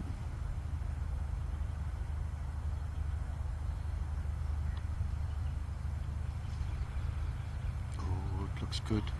Oh, it's gone the other way at the death. You know, we talk about momentum. He was 5 under after 6. That's his 6th par in a row. And you feel like he has just lost that impetus. He needs one birdie to get back on track. Well, that poor shot out of the bunker, and it was a hard one at that. Opportunity knocks. Going a beg in there after a wondrous drive. Morgie, we have the advantage from the high camera on the tower, having a look at the patchiness of the grain around this hole. And when it's going in all sorts of directions like that, you can pretty much expect it to go fairly straight, but it's harder to see that at ground level. We're just having a quick look at Poulter here. To 4 feet 6 from the right-hand sand behind the bushes. Oh. Deserves a birdie, Morgie. What a shot, Tony. It really was, but it painted the perfect picture for Ian Poulter. He was on a nice lie in that sandy kind of pathway down the right-hand side. Proper neck job with the 3-wood. But proper great shot-making shot from the mighty Ian Poulter. And just alongside me, I've just bumped into 2 great friends, Gary Murphy and the mighty Johnny Hawksworth, looking on as well.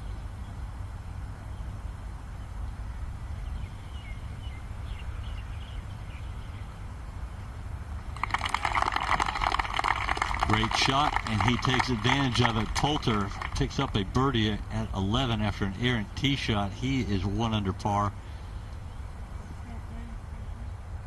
2 under for the day. Let's have another look at this second shot from way right of the fairway. I mean, his reaction to the tee shot, immediately after the tee shot, Joe, if he had said, don't worry about it, Poulter, you're going to make a 3, he probably would have slapped you for being silly. Little head shake from Min-Woo Lee. Gambled off the tee, drove it in the bunker. Awkward second shot, walks off with a par. But you have to like the gambling nature of the one-time Rolex Series winner. Gonna wait here at 13, the par 3. We will hit it quite a bit left to right. Yeah. Just that middle of the green, the left ball. Even more reason to try and pitch it to. Yeah. A little bit of a low area here on the golf course at 13T, Tony, and trying to figure out the wind as we look at the leaderboard. Rory McIlroy tees off in 57 minutes. I'm sure it will be exciting. Christian Zadenhout, he and Joachim B. Hansen, Tolkien and Casey, all 2 behind at 5 under.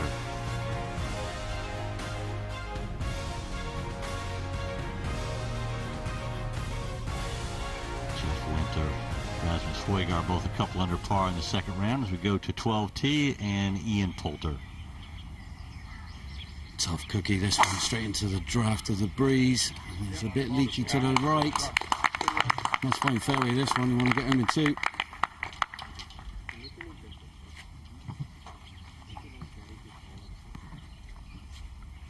Right center of the fairway, no problem for Poulter.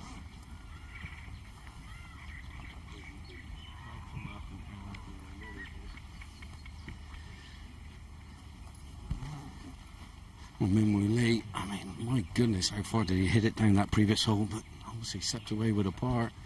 And his playing partner, Ian Poulter, in a world of trouble off the tee. He comes away with a birdie just to rub salt in the wind. Now, this 12th up the hill, 476 yards into a little bit of breeze. So playing a bit of a monster today. One of the tougher holes on this back 9.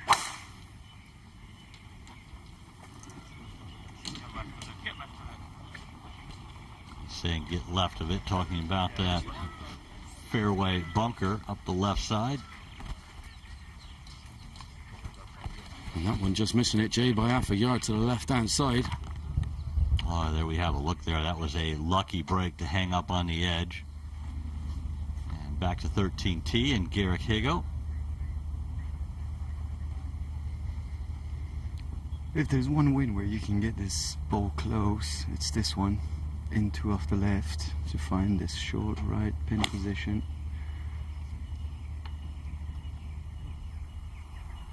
Needs to draw a little bit.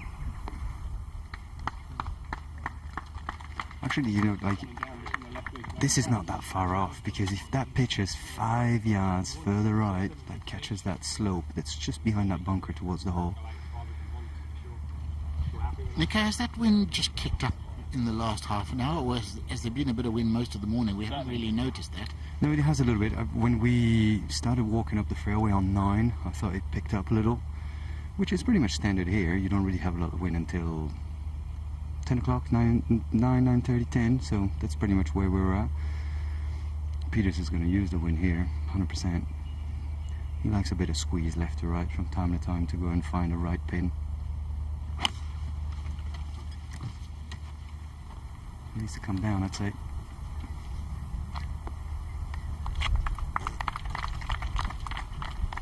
Yeah, both players in the middle of the green. Those will be tricky putts dealing with some slopes down to the hole, as Nicholas described, so it will take some touch to get at the right pace.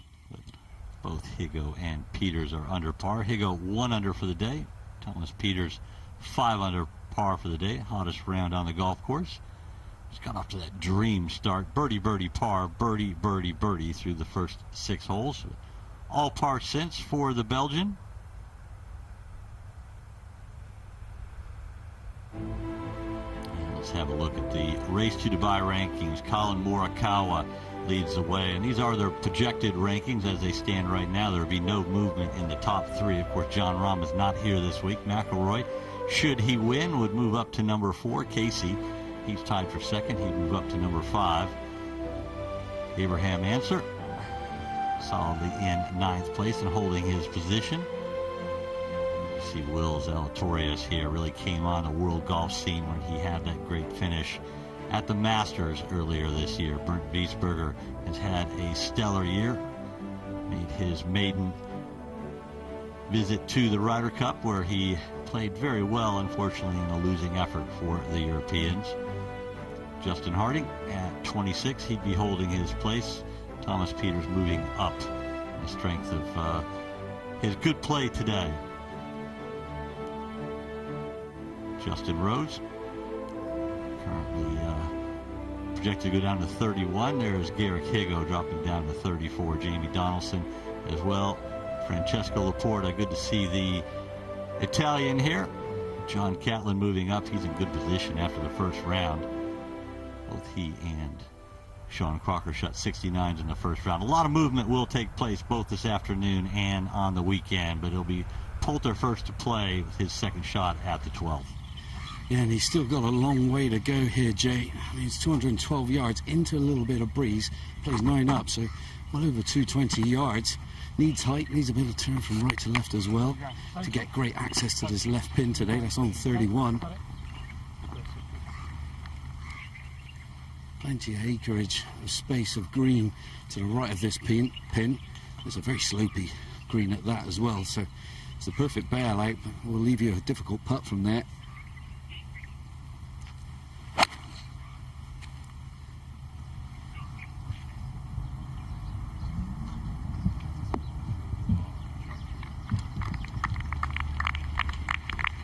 Good shot for Poulter, middle of the green to a very tough left hole location uphill. Poulter a little bit of a lower ball flight guy, so more difficult than some of the long high hitters to get it close to this hole location. Well, memorably down his left hand side, just dodging that bunker. He's on a proper launch pad here. I mean, this could touch the stars and come back again. Going to try and knock this one down, I'm sure, but to get perfect access to this pin and stop it, he needs all the height he can get. He's got 186 yards into that little bit of draft that I was talking about, and this is a proper pulley kind of lie as well, so you don't want to be going left of this green where that pin is lurking, short siding yourself. That's a tough up and down, so like I say, loads of space to the right of this pin. Right away, you get the sit. Felt like he got the flyer, but not too bad. Just tugged it a little left, and that might be a tricky shot, lie dependent. Let's go to 13 green. Thomas Peters downhill here. This is a quick one.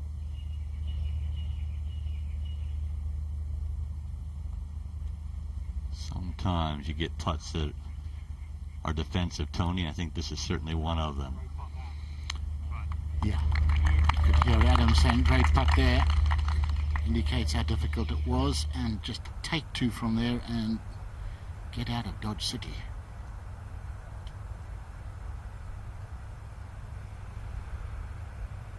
Garrick Higgo with a similar putt to what Peters had. Let's see if he learned anything about the speed. Not having to hit it very hard from that range, are they? And that's also a good effort. It is so easy. The greens are running at 12 feet on the stimp meter, and it makes the downhillers and the downgrainers, which are always running in combination with each other, so difficult to gauge. You don't have to do much wrong to knock it 4 or 5 feet by. So 2 good 2 putts. Poulter safely in the middle of the green at 12. Memorably missed it a little bit left, short side of himself. Hasn't seen his lie yet. He's going to get a look-see here in just a second. His shot choices will certainly be determined by the lie. He looks away to the left up in the air. You would have to think probably not what he was hoping for.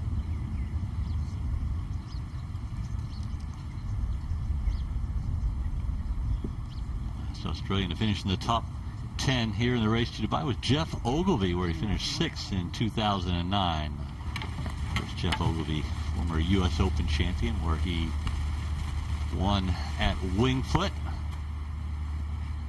Great Australian player. Was at top of world golf for a long, long time. Now playing sparingly.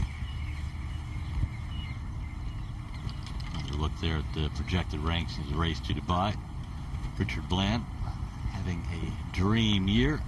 As it stands now, he would fall to 10th, but what a year for the 48-year-old who picked up his first win at the Betfred British Masters, hosted by Danny Willett earlier this year.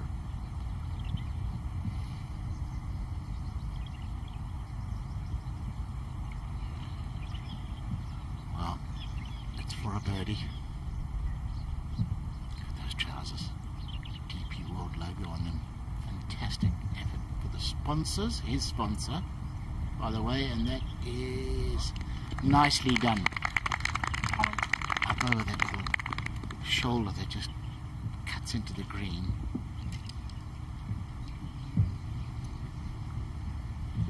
Have we had a chip in yet this week? I think it's time for Minwoo to pop one in.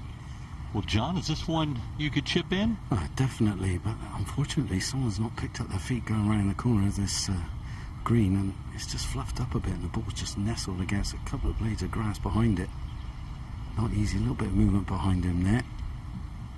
It's just a buggy in the far distance over the far side of the 10th green. Yeah, in other words, if this was a normal lie, I would fancy him all day long to knock it in, but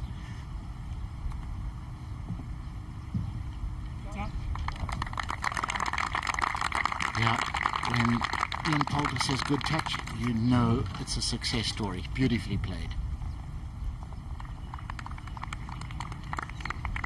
I'm not sure if they went and had a chipping contest on the practice chipping green. I'm not sure which one I'd put my money on out of these two. They're both superb. Pretty hard to bet against this man for par. Well hold for Poulter. Difficult. Par 4, 12th behind both Minwoo Lee and Ian Poulter as they head to the par 3, 13th with a very difficult front right hole location, narrow portion of the green. Still good posture, hasn't he, Poulter, for a guy who's played this game for a long time. The guys work so hard these days on posture and stretching and flexibility. In our era, Jay, a lot of the guys ended up like the hunchback of Notre Dame. Jeff Wentworth picked up another birdie. He's 3 under through 4, 2 shots behind McIlroy in the second round of the DP World Tour Championship. Morikawa's picked up a birdie. He's now tied for second. He's trying to win the race to Dubai. Currently holds the lead, and it would take some going to catch him on the strength of his win at the Open earlier this year and his debut appearance. That doesn't happen very often in the Open. Such a difficult one to win.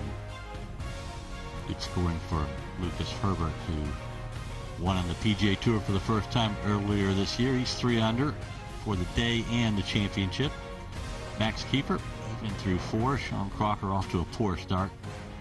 1 over after the first hole, opening bogey. Billy Horschel, poor round yesterday, but he's 3 under today. He's the closest chaser to Collin Morikawa. Par 3, 13th. 186 yards it's playing today. Flag front right, I think it's cut up on top of a little ridge, quite an awkward little pin. Well, Poulter steps on to 13, beautiful golf hole, beautiful par 3, 186 yards, pins just on 6. I just wonder if he's probably going for a little 6-iron here, being into the breeze.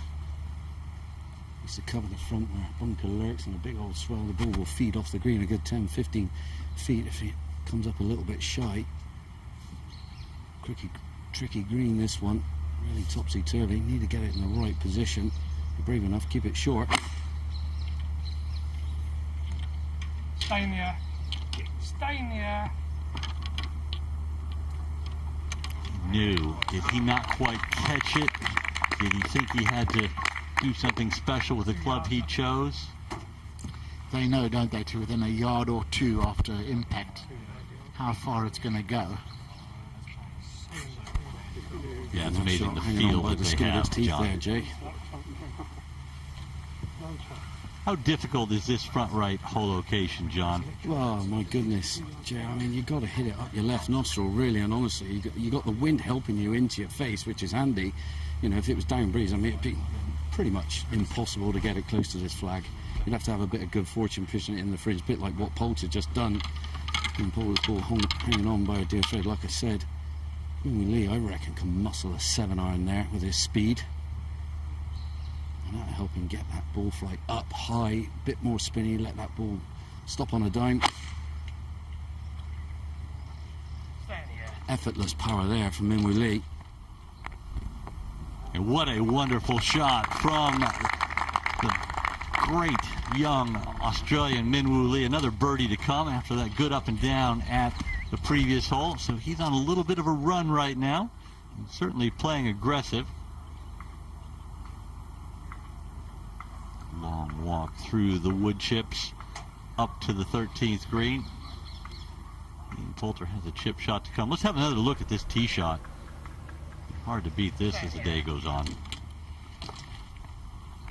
It's a beautiful action, isn't it? I mean, he's hit that. It's such an advantage when you've got his length. You can hit it high and get it to come down that softly.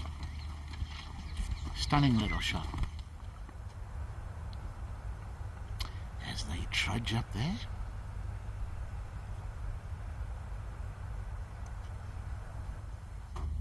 Thomas Pieters is driven at 14, just in the right rough, and he's got out a fairway medal there, Tony. A bit of a gamble. Yeah. I think he feels like he needs to just push a little bit now, which, you know, you could say maybe he does it. He was 5 under after 6, and he'll feel like he's letting a potentially really good round get away from him here. You know, he mentioned this morning that he thought there was a 63 on the cards on this golf course, and after that start he would have been thinking, this is the 63 today. But he's had a run of pars. 5 under's a good round, but he can turn this into something special still. Garrick Higgo laying on a long iron here at the par 5 14th, and he's had a really good year. 3 wins on the season for the young South African. Let's have a look.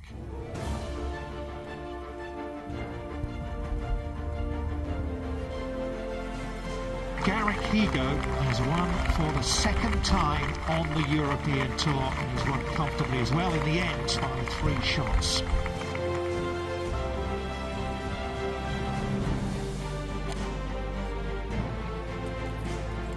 Sensational stuff from Garrick Higgo, a hole-in-one. wonderful performance, who secures a second victory in the space of just 3 starts.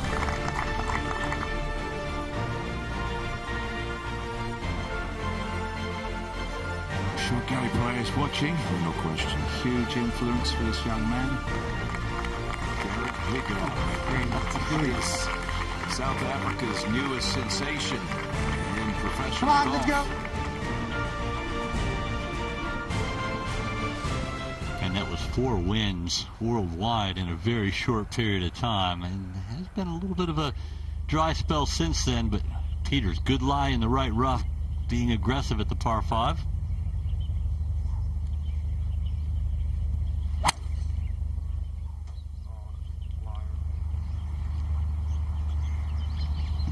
Is it a flyer? Yes, it is. Oh, it's come out like an Exocet missile. It was massive. Oh, he flew it well past the hole. I mean, as he said, it was a flyer, and that's going to be a wicked tough pitch shot to come. As we move to Higgo now from 259, I don't really think you can play this shot. You have to be lucky to get this close. Peters has a 7 wooden bag, which I think is the club that he hit. It's basically the only club on earth that you can use to get this close.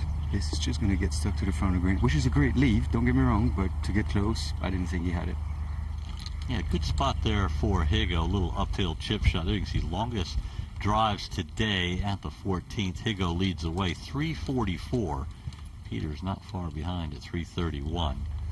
These guys just move it out there. Now, there is a little bit of breeze behind the players today, where yesterday it was into the wind. Birdie putt at 13. Min-Woo Lee pays off that great tee shot, so picks up another birdie. And Min-Woo Lee gets it to 2 under par on the day, 2 under on the championship, and that now is a tie for 29th. Yeah, nice move. I love the way he often on those sort of 3 and 4 footers, he hits them and he's actually put his foot down beside the hole as it goes in. Gives them a chase. He knows immediately when he's made them. The exuberance of youth, Jay. John Catlin off to a good start alongside fellow American Collin Morikawa. Both 5 under par, but 2 behind the lead of McIlroy.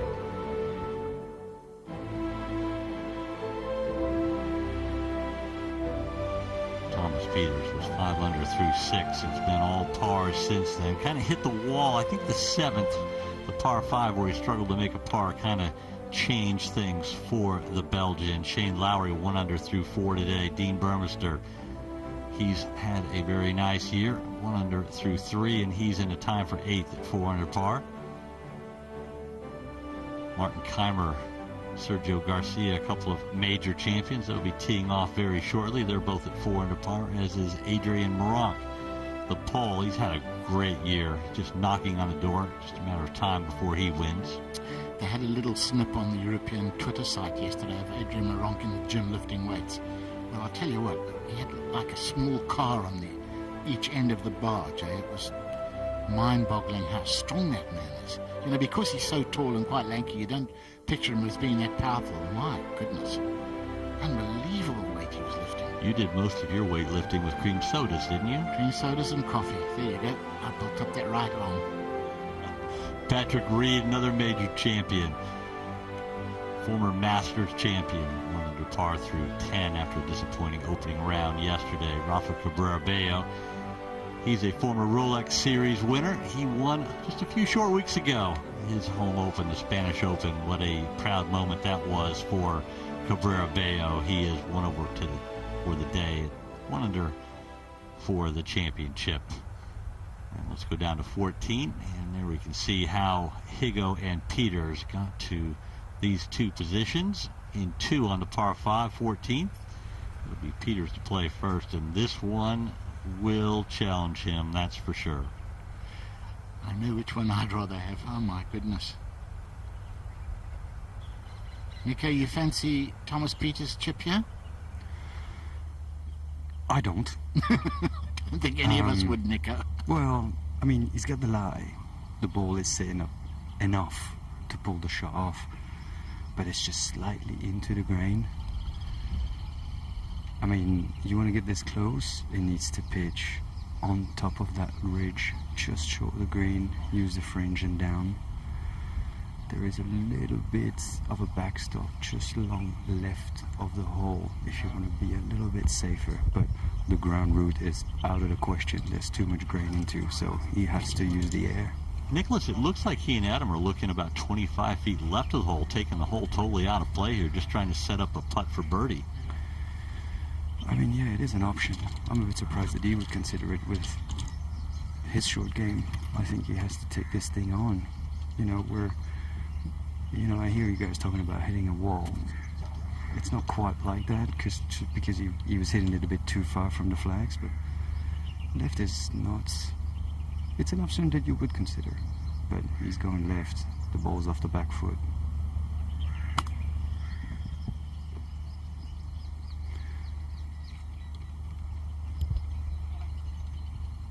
Took trouble out of play. Left 5 and 6 out of the equation, and just setting up about a 30-foot birdie putt there. Pretty clear thinking after being just really in a tough position in 2. What does this tell you is that if Thomas Pieters thought that was a difficult shot to pull off, it must have been a very difficult shot to pull off. But here, this is very makeable. The ball is setting up a little bit into the green, but this has got open arms. This will have a decent chance if you hit a good chip. Just got a little bit too much grass. What you easily do into the grain here on this. Tony, what do you do when you have that short little touch shot around the green and the grain is growing into you? Well, it's easier if you don't have to get the ball up high and soft. You can get it back in your stance, squeeze the ball down into the turf and just trust the loft. But, if you're trying to hit a high, soft one, you've got to come in shallower to the ball, and it's very easy to stub it. You just hit a fraction behind the ball if you're into the grain, and the thing can go a yard in front of you. It's just not easy. He will be disappointed, but it's not a disgusting shot. See him there, he's about, I suppose, 12 feet shy. Would have expected better with his caliber of short game.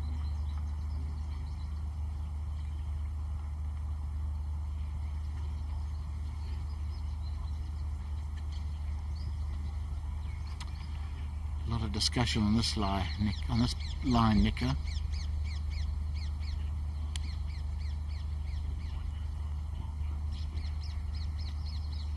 As they have been doing all day. Great teamwork between Adam and Thomas. Line is decided. Now it's about execution.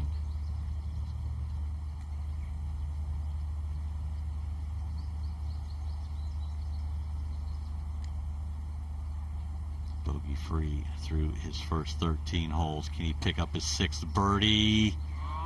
Oh, it was right on line.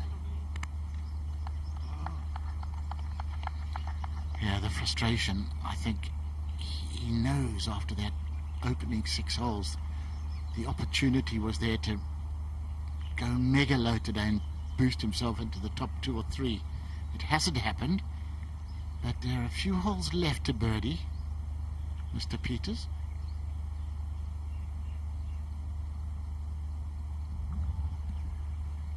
Yeah, you can see the length that Garrick Higgo left himself, Nicholas. He's left himself an uphill left to right. He would have liked that chip chop to be a little bit closer. But that was the perfect leave, actually. Anything left and long today on 14 is mission impossible. And this is where you made the birdie from, short right. And Higgo birdies 2 out of the last 3 holes. He's now 2 under for the day in red numbers for the week. And I think it's a surprise when he doesn't play well. Such a talented and charismatic young player is Higgo. We go back down the fairway. Poulter and Min Woo Lee both in the fairway. It'll be Poulter to play first, John. Yeah, he's got 295 here, Jay, but there's a big old bunker down this hole on the left-hand side. It's just a little soft 5-iron, hit it about 200 yards, come up shy of that. That'll leave him a full sand iron in so he can get plenty of grab. And the more you go there where that pin is 7 on today, my goodness, you give yourself a high tariff shot. And we know full well what this man is capable of. He's aiming at the scoreboard, which is way left where that bunker is actually. So we're coming just shy of that. Getting away from the water. And we know Ian Poulter is deadly from wedge range. And that'll feed back down to the fairway off the slope, so no problem there for Poulter. Maybe not the exact angle he would like, but no harm. Lee, he looks like he's going for the green, John. Yeah, the pound for pound longest is having a pop at it. And don't blame him. He's got 287 yards to go. Play slightly down. He's got to thread it through the bunkers. Can he fly it all the way? That's a tall tower shot. He's got 3 wood in hand, and well, it's everything he's got here if he wants to get home in 2. Oh yeah. Good. Oh yeah. Oh, double yeah. What a golf shot that is from 287. If it's short right, that's perfect. Just stay right there. What a beauty.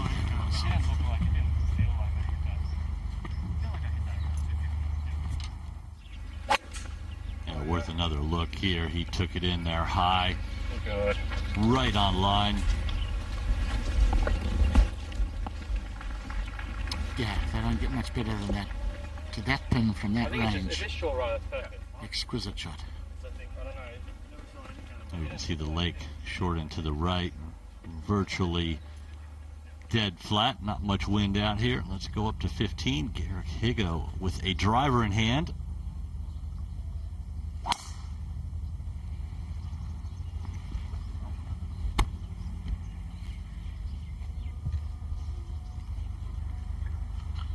Well, that wasn't the plan. Oh, he's got lucky. He's just skipped out of those wood chips. That is going to make it 500% easier.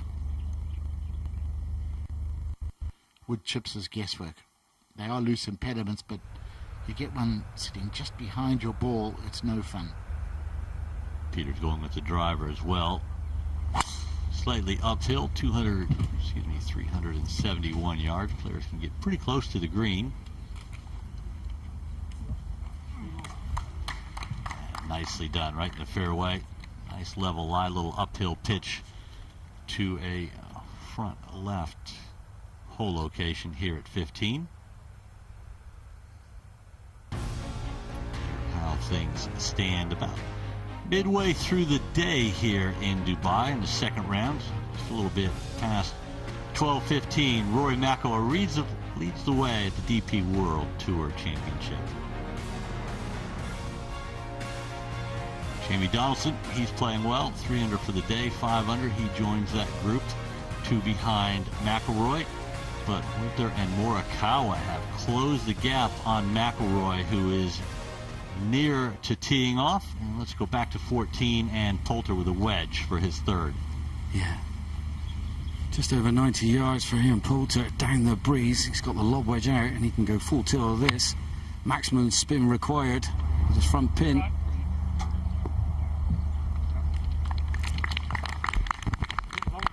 Yeah, just a tiny bit long.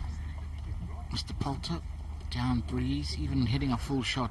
Quite hard to stop it, but it's okay. It's always a pleasure to watch Poulter with wedge shots, pitch shots, chips. Cool, that was a sweet second shot.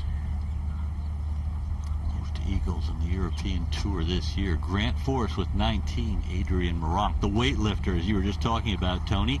Minwoo Lee with 12 in 15th position. A little bit of surprise. Ollie Wilson, 17. That does surprise me a little bit. Grant Forrest, what a wonderful swing he has. Pure power. And Minwoo Lee, he's got some power and eagle putt to come, John. Oh my goodness, what 2 amazing shots at this monstrous par 5. The saving grace, yeah, it's down breeze, but I'm not taking anything away from him. That is 2 sublime shots.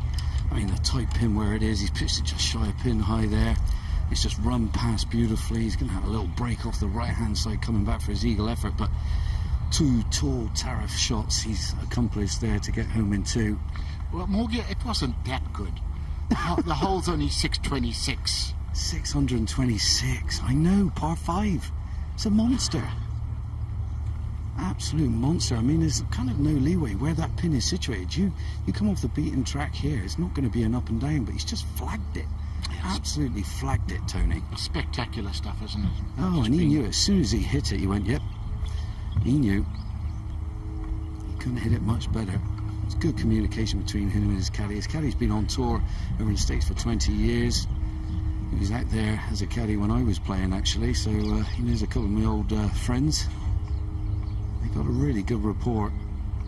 And he says the more he gets under the cosh, the more he starts actually hitting it out of sight, you know, gets the adrenaline flowing and adds a couple of yards, which is something that you got to start learning how to kind of cope and, you know, rein it in a little bit, because when you get pumped up and the ball's going a long way, it can be a bad thing sometimes.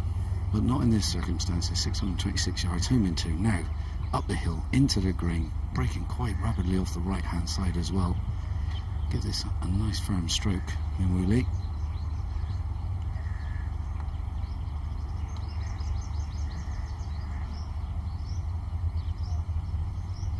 And that was a good effort for Eagle. There were no Eagles at the 14th so far.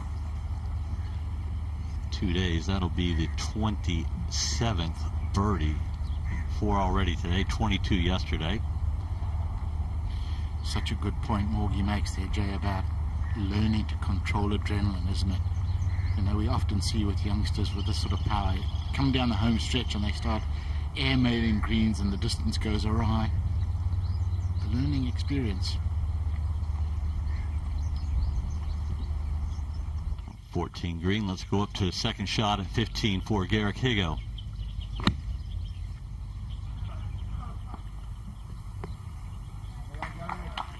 I tell you what, from that lie, I think that's an exceptional result. Like, he didn't really have much of a shot from there. And that's the ball of Thomas Pieters right next to the hole. Played a wonderful pitch shot from the fairway, so Pieters looking to pick up his 6th birdie of the day. To Poulter. Birdie putt. Nope.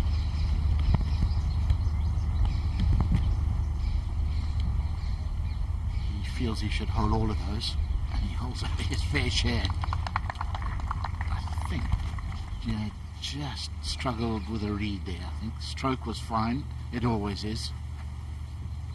Well, you're never going to read them all right. I think as a golfer, if you hit them on the line you intend, it's a good putt. And there's nothing else you can do.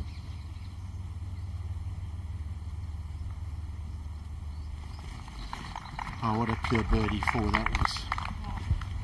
It was worth coming out this morning, Jay, just to watch those 2 shots into that green.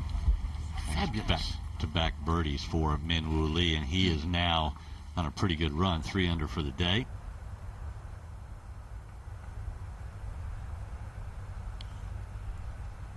Tee shots down.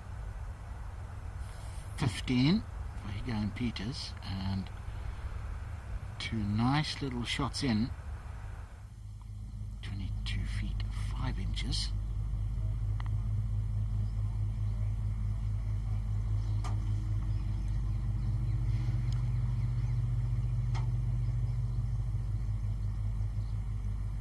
Higgo powered that one through the break a little bit. As Nicholas said, it was a very good second shot from a difficult position. Yeah, the only way Higgo was going to make birdie on this hole today was by holding a 20-footer. Didn't really have much of a shot from the right side of the fairway. I thought Pieters was exceptionally good because Pieters was trying to hit driver and probably leave it just like 20, 30 paces short of the green into an upslope of the fairway, and actually left it in a downslope, which was going to make the second shot a lot tougher, and managed it unbelievably well. Now Higgo, probably a bit of left to right on this, or right to left, sorry. Yeah, you got to remember he's a left-handed putter, so it's always difficult to read those putts for lefties, isn't it, Nicholas? Well, thank you very much for sending me out in one of my first gigs with a left-hander. I know. The reading of the putts for left-handed putters is so difficult. Seriously, like, that was funny. The first couple of holes where I looked at lies, I mean, I stood the wrong side of the ball. Well, you stood on the correct side for you, so you were okay. Well, we're not commentating on my shots, we're commentating on Garrick Higgo's shot, so you got to stand the right side of the ball. And what about this putt for Peters? Wow, this is probably just a little bit of left to right, but this will be a great way to finish this back 9, moving into 16. Yeah, he might just have something a little special for the last 3 holes. 6 under for the round. Iron off the tee here and one hand off it. Trying to dodge all the bunkers that lurk down this. That's in the left rough. That's going to be a tall order shot coming up. That's not going to be a very good angle, is it?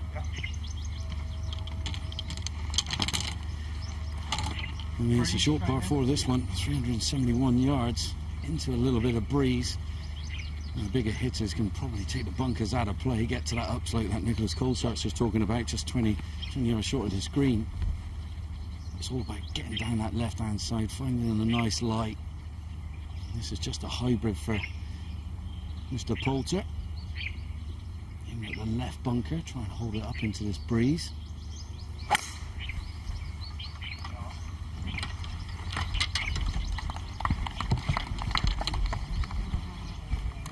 Yeah, it should be short of that fairway bunker that's hidden by the slope, hopefully for Poulter anyway.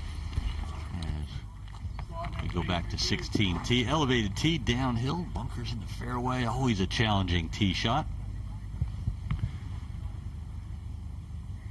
I don't know how much Peters know that if you pull this tee shot off, this becomes such a birdie hole, and would make this scorecard even more red. Would be nice. It's heading towards a bunker on the right. Fingers crossed. Trying to avoid it. He did avoid it, but that ball looked like it settled down in the rough a little bit. Higgo, which has a much flatter ball flight with his driver, still moves it a fair way forward as well. On a different line, he's going the other side of the fairway, so you've got 2 options on this one. You can either go left of that middle bunker or right of it, and Higgo pulls off the left-hand side of this hole perfectly well. And nicely done, especially with a right hole location. Better angle for Garrick Higgo coming up, and he is on a good run, having birdied 2 out of the last 4 holes. Thomas Peters, hot man on the golf course, 6 under par through 15. They're all chasing Rory McIlroy in the second round of the DP World Tour Championship. Jeff Winter, 4 under par through 6. He's tied alongside the Race to Dubai leader, Collin Morikawa, both 1 shot behind McIlroy, who will be starting his second round in just about 17 minutes. Jason Scribner, 3 under par through 12 for the Australian. Grant Forrest, there we saw the leader in the European Tour and Eagles made this year. He's having a good round, 2 under par through 7, 4 under in total. Marcus Armitage, he parred the first hole. He's 4 under par, as is Adrian Meronk, another guy up there on the top of the Eagles for the year. The poll. Playing very well this year. Sergio Garcia, he parred the first hole.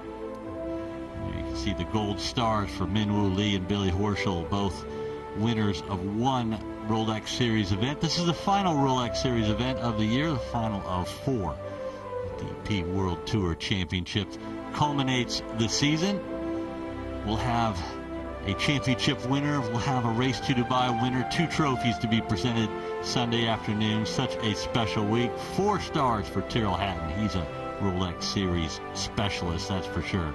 He's having another good week. Matthew Fitzpatrick and Rafa Cabrera-Bello also under par for the week. So we go to Poulter. He did, in fact, drive it in the bunker at 15. This will be all lie dependent, John. It is, and it's a good lie, actually. Jay, he's fortunate just to have bled into the bunker, actually, because it's given him a cracking lie, and he can get all the spin in the world, get a nice ball flight on this with a pin just on the green. A little bit of breeze into his face, which is really handy. Just under 140 yards to go.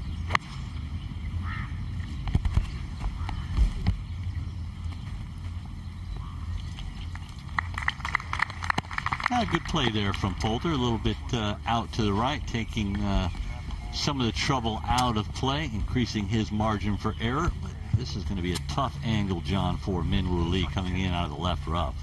Yeah, 131 I was thinking yards. full. Just kind of like, maybe just off full. Yeah, just a metre or two off full. Obviously, would want to be a bit long. Yeah. Ball sat down a little bit. He's going to have to gouge at this one. A little bit of his speed required here to get the ball out nice and crisp, and height required if he wants to get it close to this tight pin.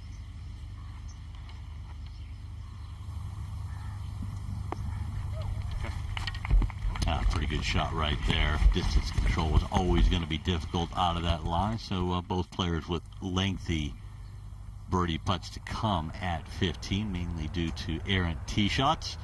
So important to put the ball in the fairway here at the Earth Course, Jumeirah Golf Estates. And in the fairway it is for Garrick Higgo, left side of the fairway at 16.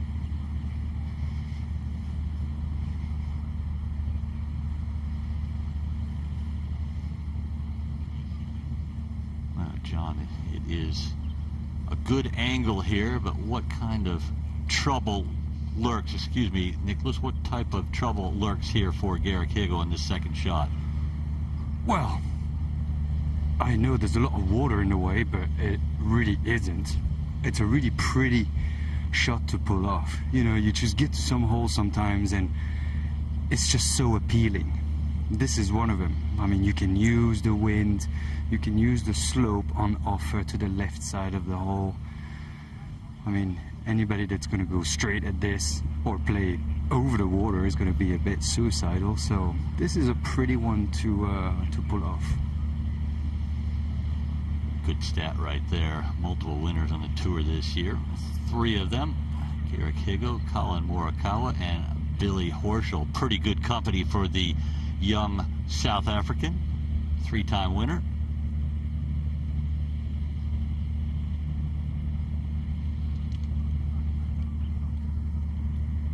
Of course, Horschel won the WGC and the flagship event of the European Tour, the BMW PGA Championship.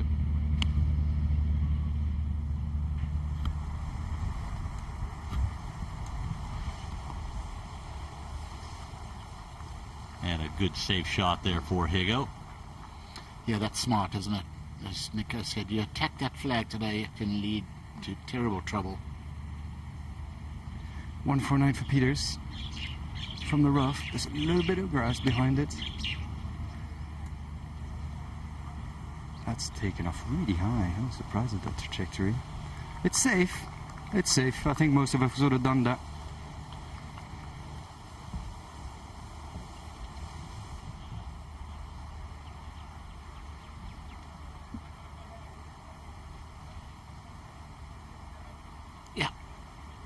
Lovely hole, the 16th, but dangerous. And we'll see on the weekend there's a little tier on the back left. That's the toughest pin to get to. But this is the one that requires some thought and some safety. I wonder what Thomas Peters can do. Look, he wants 2 putts here, but the last 2 holes, he can throw in a birdie or 2. Turn it into a sensational day.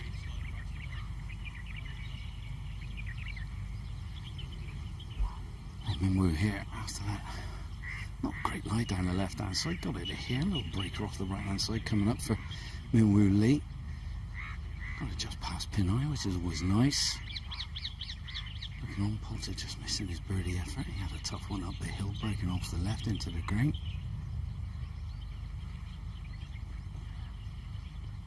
And it is baking hot out here. Taking water on board is a must. Feeling sorry for the caddies and the players, I must admit, especially the caddies lumping that big bag around in this heat.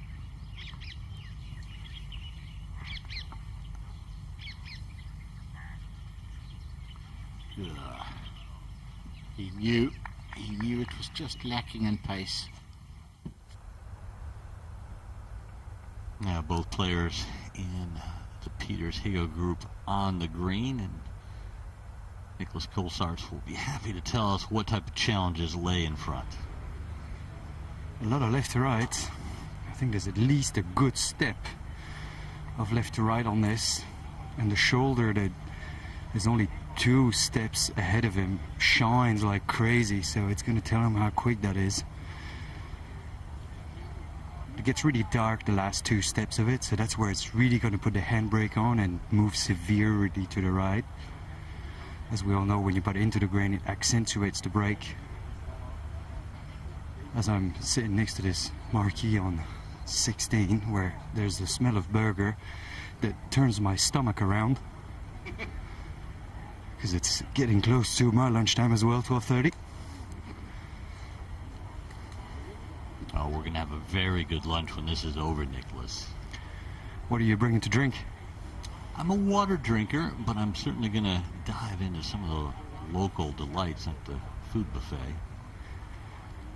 That's a bit disappointing. I was hoping for maybe a nice bottle of rosé with a few ice cubes. Well, it's 5 o'clock somewhere, but I'm going to give it the El Paso.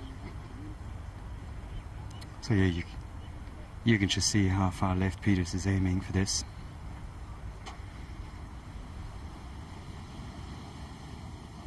This is when feel and creativity really come in, Tony.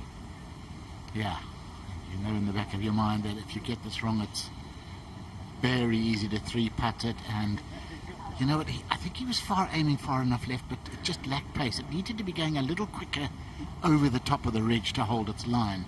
And he's left some work, Nico. Yeah, you know what? I think that this is a putt that you should hit on the Monday or the Tuesday. You're always going to happen to have these putts where you have to deal with the shoulders of these greens. Higgo, on the other hand, just a little bit of left to right. This is actually the perfect position to putt from. He can be aggressive. He can throw the ball hard into the break.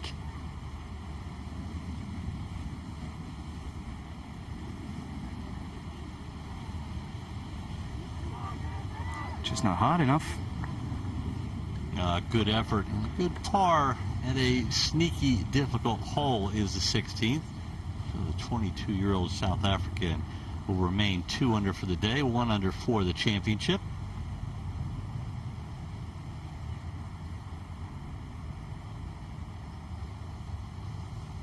And a little work left for Thomas Pieters to save his par. And Nicholas, you've played here so many times, and these guys that have played in the DP World Tour Championship year after year, they pretty much know where the holes are going to be located at some point during the week, don't they? Yes, you do. But, I mean, you always come across a scenario once in a while that you go, huh, I've never been here to this spin. I've been here to this spin, but then it changes everything. So maybe it's one of those situations here. I mean, I think he still should have known how much off the left that was. I mean, bear in mind, this is just straight up the hill. There's nothing much in this. There you go. You're welcome. Hold that with a lot of pace. Tremendous confidence for Pieters, who's 6 under for the day, heading to his penultimate hole, one of the more difficult holes on the course, the par 3 17th. And there is confirmation. Thomas Pieters in a tie for third at 5 under par, 2 behind the lead, but Rory McIlroy has been joined at 7 under by Jeff Winter. Off to a flyer of a start, 5 under par through 7 holes, 7 under in total, and he is going to set the mark. Let's have a look at the location of the last 3 holes. 16 downwind, 17 the island green off to the right, the par 3, and then 18 up the hill, bending from left to right, culminating in that great amphitheater with all the marquees on the left and the right. Such a exciting final hole here at the Earth Course. Yeah, it's certainly, the last 2 holes, certainly very interesting finish. And Lee out with the big stick. Oh my goodness. Right, yeah. He's cranked that up. He's given that everything he has. This is going to be long. What bunker in the middle of the fairway? Are you kidding me? What long par 4? Yeah. Man, he whipped that through. That's just a massive tee shot. That's a line that Ian Poulter cannot take. Doesn't have the firepower to clear that bunker in the middle of the fairway.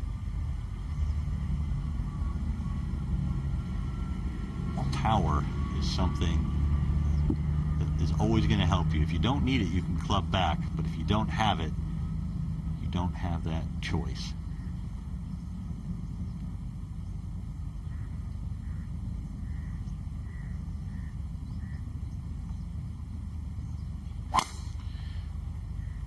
He's given that everything he's got as well. It's always hard when you play with a guy like Min Woo Lee, who has exceptional length, to not try and chase. You know, to just accept your limits and not get sucked into a driving contest. Now, Poulter's 45 years old, and he really plays within himself well. He knows his game, he knows his strength, he plays to his strength. And how important is it to know what your strengths are and play to them? As opposed to trying to emulate someone you may be playing with. It's vital, isn't it, Jay? You know, you know, if you don't know your strengths within a year or two of being on tour, you're just not learning. You're not learning the ropes the way you should. Here's how things stand coming into this week in the race to by rank with Morikawa, the Open champion. Number 1, Billy Horschel, the BMW PGA champion. Number 2, U.S. Open champion John Rahm, who's not here. And what a great list that is. Min Woo Lee in our feature group coverage in number 5. Paul Casey having a good day today, number 7. Richard Bland starts the week, number 8. What a great story he has been all year long. Picked up his first win of his long career at the age of 48.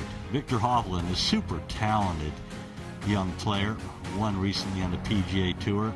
He is a star already, and he will be around for decades to come. Nikolai Højgaard, number 16, one of the 2 twins, Rasmus, his brothers, won 3 times on the European Tour. You can see down there, starting the week at number 30, Johannes Veerman, one behind Thomas Pieters and Garrick Higgo at 28, featuring in our feature group coverage today. And we hope you are enjoying things as they are. And let's go down to the 16th fairway, where Ian Poulter's on the right side of the fairway. Well, 2 cracking drives. Ian Poulter still like 30 yards behind his playing partner, Min Woo Lee. It's 59 pin, yeah? It's 59 pin. Okay, just got to take some take 5 off. Yeah. Okay, so can you finish line here? Just left of the pin. Okay. 5 off the 9, just left of it. There we go, going with the 9-iron, 161 yards, 5 off means a down breeze, downhill. We should take a bit off this, and it's a slither of a green over on this right-hand side. At 16, water shy, water long, and to the right. Must get your number spot on. Miss this a little bit left of the flag, it should filter back down towards it. That is absolutely garbage. Well, he certainly let you know what he thought about it. He's left of the slope he was trying to use, and now he's got a difficult touch. You have to love Poulter. Yeah, you gotta love him. Wears his heart on his sleeve. Come to see that, Jake. I mean, Min Woo Lee, I've got to say, he's hit that nearly 360 yards all around that. He's got 133 yards, and what an asset to have with a pin like it is today. It's a long, wide green, but it's a very shallow green at that, so you must hit your number with your second shot. With everything included, down slope, a little downwind. It's tensional, it's green tension, yeah. which is one away. It's just a nice one, yeah. Come on, bud. I mean, this is just a gap wedge here for Min Woo Lee, you know, bringing this hole to its knees. I mean, it's a monster as well. 486 yards, drive and a gap wedge. That's power. Oh, I'm surprised that didn't work down that slope. It landed too softly. But it is amazing. A hole that is so difficult. Poulter has to play around trouble. Not the case for the long-hitting Min Woo Lee. Youngest ever winner of a Rolex Series event, where he won the Aberdeen Scottish Open earlier this year. Well, he's proof, isn't he, that you don't have to go into the gym and pump huge weights to hit the ball a long way. He's got just got natural timing, flair, and distance. Other guys have to go and try and put on a bit of bulk to gain distance. I hope this man doesn't go that route. He'll fill out as he gets older. He'll get a bit stronger, a bit bulkier, but don't chase distance. You don't need it, young man. Oh, Min Woo Lee's been on a really good run the last few weeks. Tied for second, tied for eighth, tied for fourth last week at the Aviv Dubai Championship. He is coming in here on great form, and he's having a good day today. 3 under par, 3 under for the championship. There you can see how Poulter and Min Woo Lee have played this 16th, both on the green with birdie attempts coming. Talking of chasing distance, Jay, the one thing I did not understand this year, Rory McIlroy sort of got sucked in, didn't he, by DeChambeau to chase distance. I mean, you know, he's second, third or fourth every year in distance rankings in America. What for? I'm glad he saw the light and stopped doing it, because he could have messed himself up big time. Yeah, McIlroy's so talented, such a wonderful player to watch, and a fun hole to watch. The Island Green at 17, looking at Peters.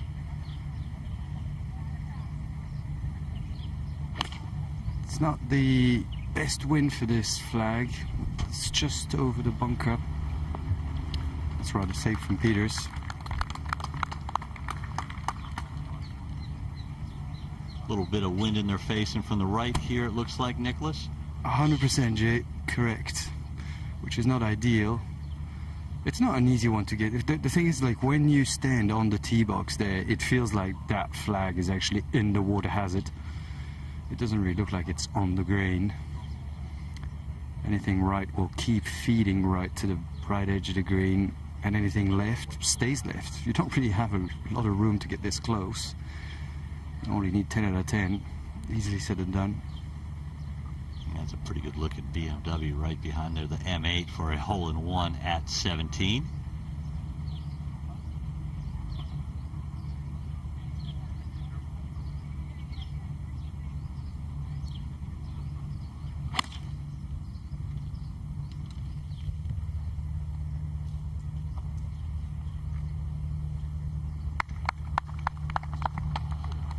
Gets a bit of applause, but he'll consider that to be an absolute wide, I think. Poulter with a difficult downhill putt for birdie at 16. This will take all of his incredible skills to get it close.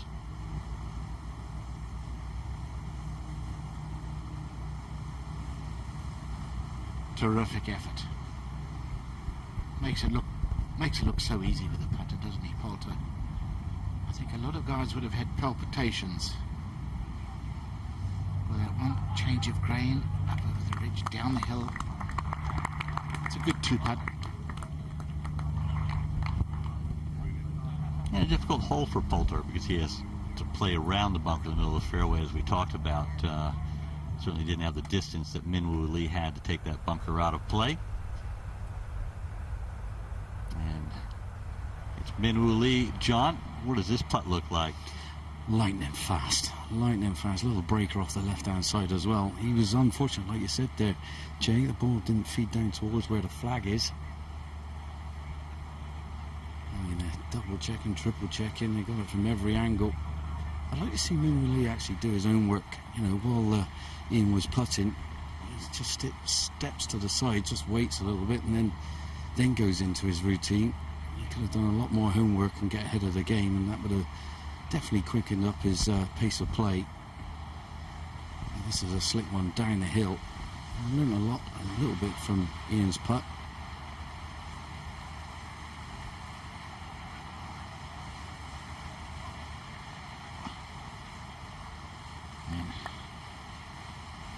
Pretty much had the line, but yeah, he didn't really learn from Poulter's speed at all, and he knows it.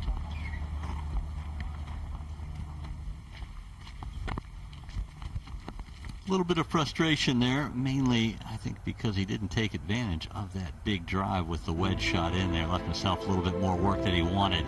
2 atop the leaderboard here in the second round of the DP World Tour Championship. Jeff Winter, 5 under through 7, has joined Rory McIlroy. Shane Lowry, couple under par through 7 holes. He's 2 shots behind the co-leaders. It will be a birdie fest this afternoon. Very little breeze here in Dubai today to challenge the players. It all comes down to hitting the shots and taking advantage of these fantastic putting surfaces. No one has made a birdie at 17. Not yet, anyway. It'll be Higgo first from just under 50 feet. And he has to be a little bit careful from that graphic. It looks like there's a pretty good slope just past the hole on this line. You see that bird fly through the graphic? Yeah, I did. Cormorant. I mean, you like a bird, don't you? Absolutely. I've had so much fun these last 2 weeks with bird watching out here on the Jumeirah estate.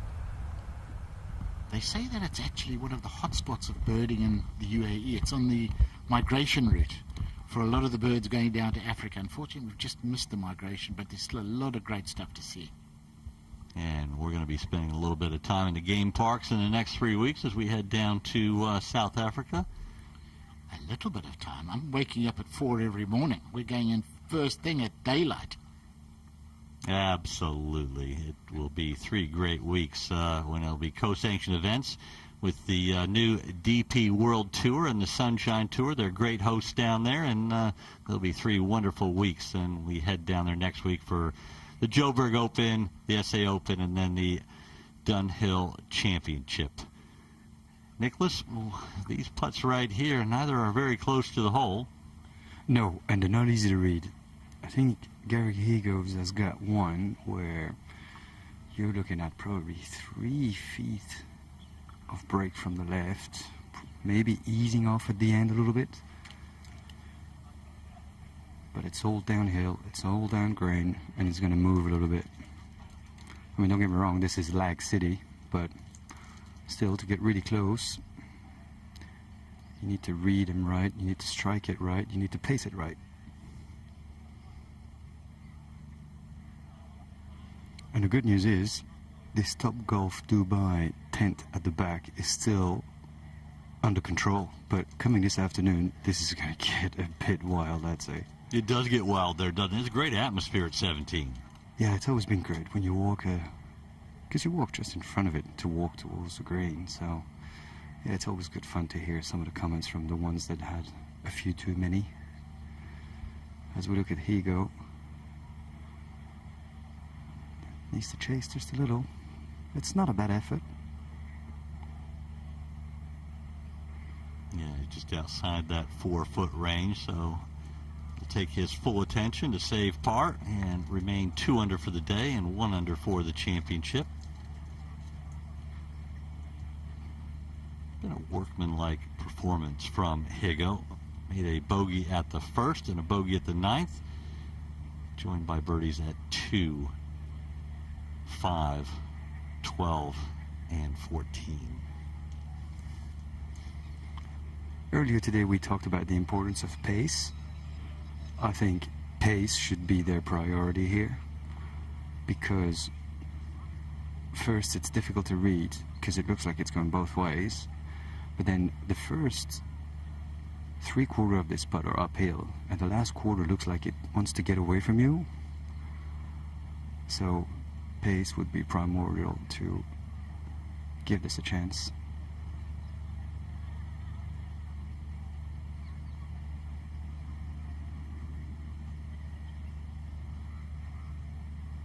And neither player are stone dead after their initial putts at the 17th. It looks like Thomas Pieters might not have lost his turn here, which is always a bit worrisome. Yeah, but you know what I like, Jay, is that he's giving this putt a chance. It's not like he just lagged it up there. You know, what does that prove? Is that he's hungry. He wants a bit more. He wants to get a bit more out of this round. You know, we talked about his front nine. So he gives himself the chances. Yes, he still has a bit of work left, but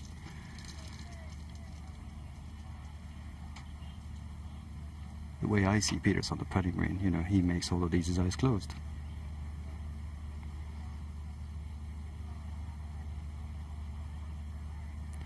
Right in the middle. He is holing out well, as Nicholas Colsaerts, following this group, expected he would. He followed through and did remain 6 under for the day. Thomas Pieters opened up with a round of 73 yesterday, really on the strength of an outward 9 of 40 in his first round, really fighting back nicely. Par putt to come here for Higgo.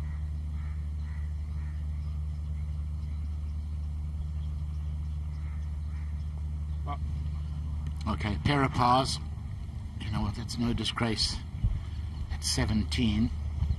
That's 6th hardest hole so far today. It was the 4th hardest hole yesterday. So 3, never a bad thing.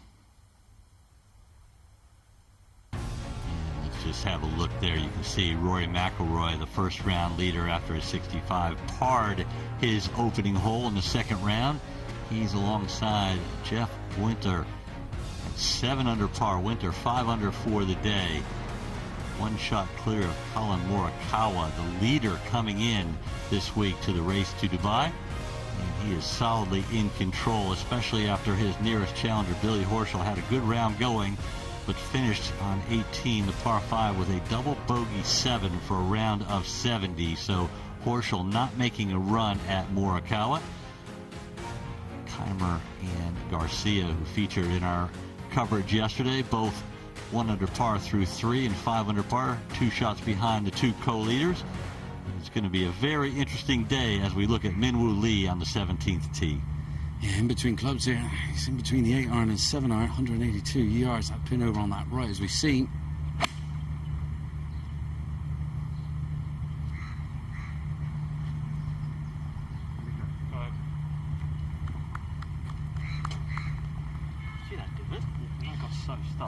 Yeah, nobody really wanted to flirt with that flag. If you miss that flag 2 yards right, it'll bound off towards the water.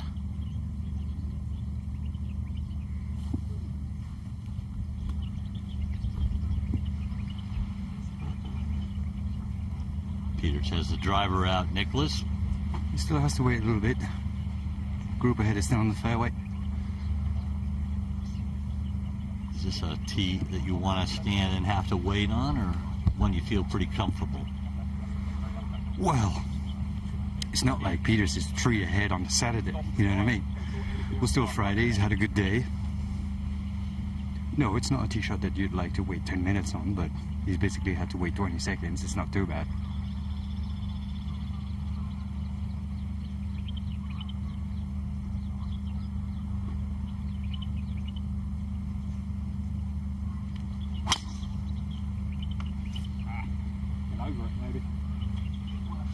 Pulled it down the left towards the bunkers, 323 to carry those. Oh, and he has his blown straight over the top of them. And a decent lie. Oh, he'd dearly love to finish this off with a birdie.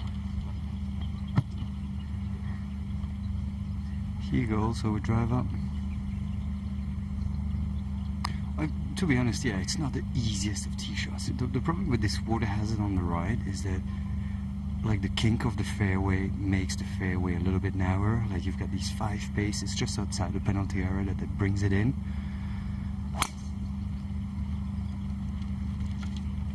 Heading towards the bunker.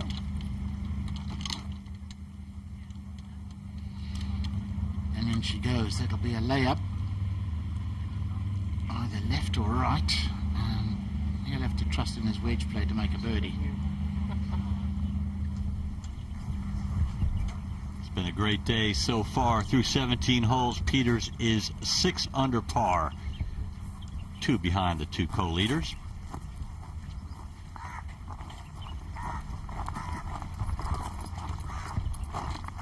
And as we said, Thomas Pieters has had a great day. Let's have a look at how he got 6 under.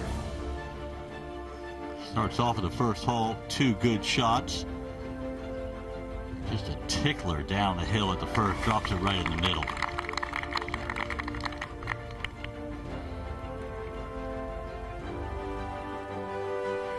The par 5 second. Beautiful shot in. Easy birdie.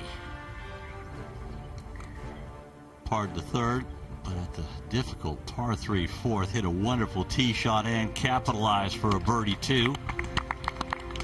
3 under par through 4, and he wasn't done. Not by a long way. Second into the 5th.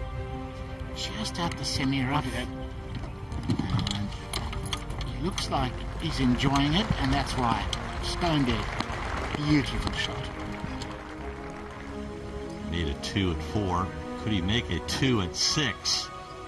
Looking left all the way, but watch it at the end, just like it has a magnet right in the bottom of the hole. 3 birdies in a row, and Thomas Pieters was 5 under through 6 holes. And looking like he was just going to set this place on fire. And then 7.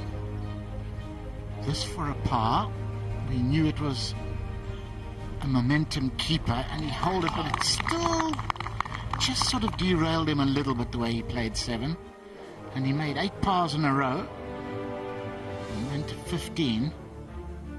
This is a beautiful pitch just up the hill after a long tee shot at the par 4 15th, and he would go on to hole that one for his 6th birdie of the day. No drop shots, and Thomas Pieters is really in control of his game.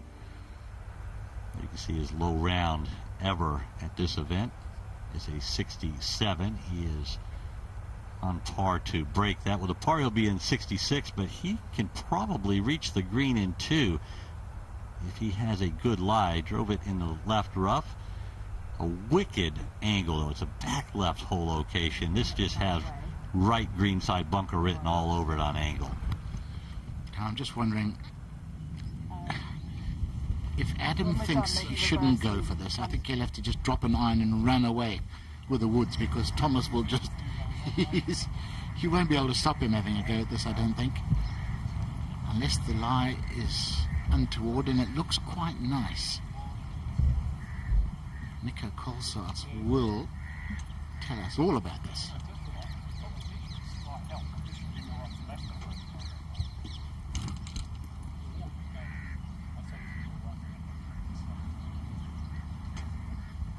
They're going to have to wait for the green to clear at 18. And we will go back to 17 green and Ian Poulter, where John Morgan is watching. We've got a club spot on, pin eye on the left-hand side, but it's a brave person to take this flag on the direct route with it over on that right. This one going to have a little bit of break off the left-hand side. Monkey over there, the top golf looking on. Probably having a little side bet, seeing if he's going to hold it or not. This one, a couple of balls outside left with the green coming off the left as well. Pretty flat by the hole.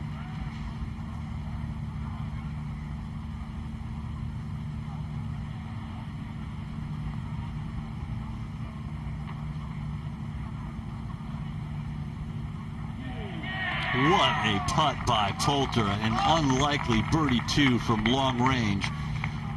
Poulter gets it to 3 under on the day, 2 under on the championship, and he's just been chipping away. Hit a lot of good putts that didn't go in. That one did. Perfect pace.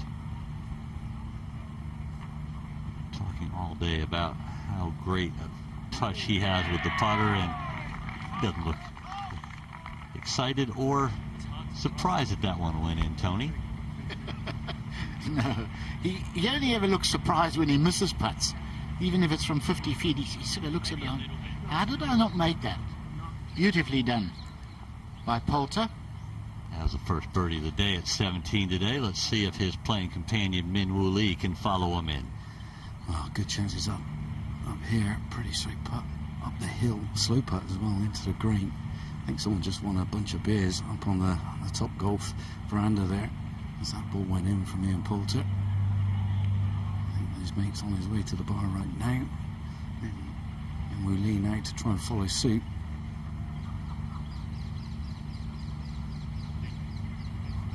That was always a little bit right for Min Woo Lee. Taps that in for a good 3. He, like Poulter, 3 under for the day. Started the day 1 ahead on even par, so he remains 1 ahead of Ian Poulter.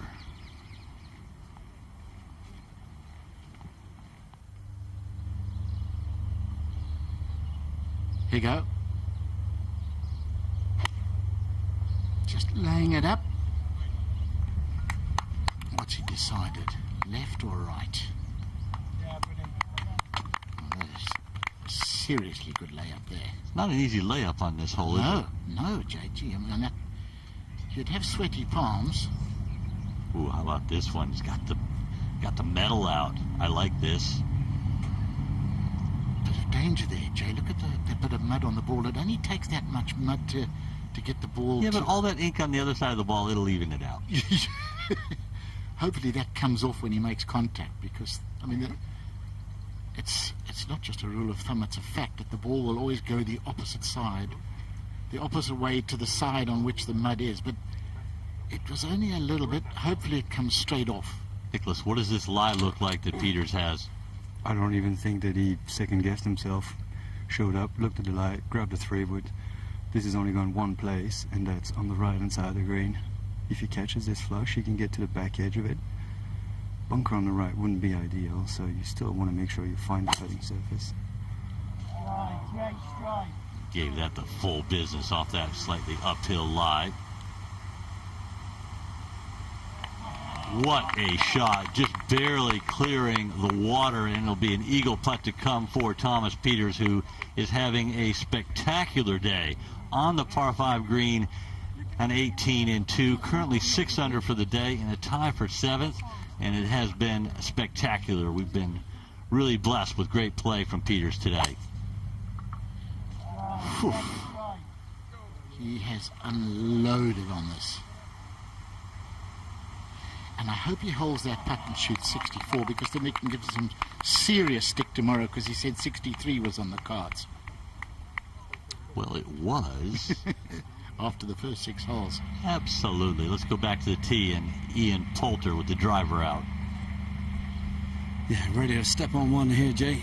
Ian Poulter aiming at that right of the 2 bunkers, trying to drift off that from left to right. Big old deep ditch snakes its way up this 18th hole. Uphill this tee shot, and the second as well. Big old brutal final hole. And bail out left, and that's where it's headed.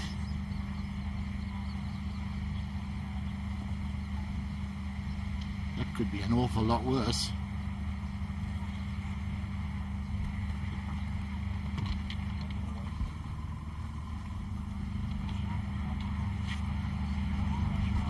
Well, the way that this man has sent a few of the last drives, they've been absolutely colossal. Just wonder if he's able to take that second bunker out of play at 323 up the hill.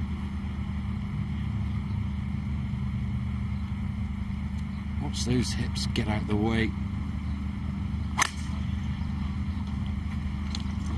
Oh, what's the attraction over there? I know what the distraction is, and it's that stream that runs all the way up the middle of the fairway, and he's also got lucky. I wouldn't be surprised if he had a go as well. McIlroy and Winter lead the way, currently by 1 at 7 under par. Dean Burmester making a nice little run. He's 3 under par through 7 holes today. He's in that group at 6 under par with Morikawa, Adrian Meronk, and Joachim B. Hansen, who won last week on the sister course. This is the Earth course. Last week the Aviv Dubai Championship was played on the Fire course. Let's go down to 18 fairway. Garrick Higgo, after driving into bunker, has laid it up in perfect position on 18.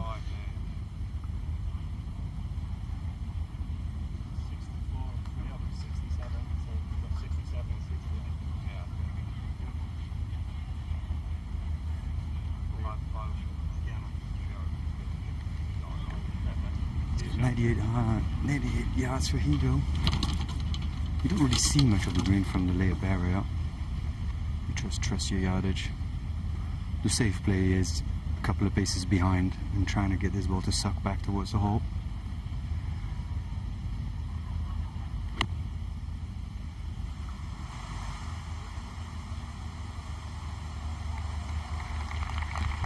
Nicely done. He was deserving that. I'll tell you what, I thought that was a brave layup. The temptation would be to go left. The dangerous line was down the right, but it leaves the better line in, and he's done a great job of that. played very well, has Higgo. Got off to a poor start where he bogeyed the first. Bogeyed the ninth as well, but 4 birdies along the way. Leaves him at 2 under for the day and 1 under for the championship. It's been great feature group coverage today. Higgo and Peters are 2 under and 6 under respectively on the day, and Poulter and Minwoo Lee are both 3 under par. So hope you've enjoyed watching at home. We've certainly enjoyed bringing you the coverage. I'm Jay Townsend, joined by Tony Johnstone in the box. Nicholas Kolsarts is watching this group, the Peters and Higgo group, and John Morgan bringing us all the action from the Poulter and Minwoo Lee group.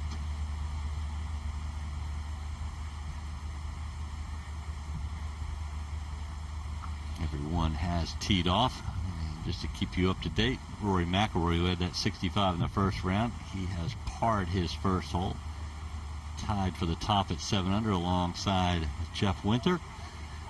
But this man right here has an eagle putt to come, Nicholas. There's a lot to travel.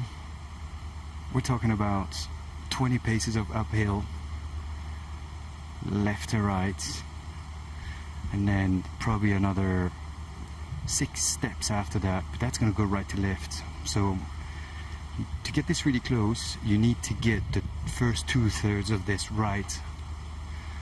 That ball would just get on top of the ridge there, a little bit right of the hole. And then the last bit's actually quite quick. I think Peters will be delighted with 2 putts here. This is not an easy lag.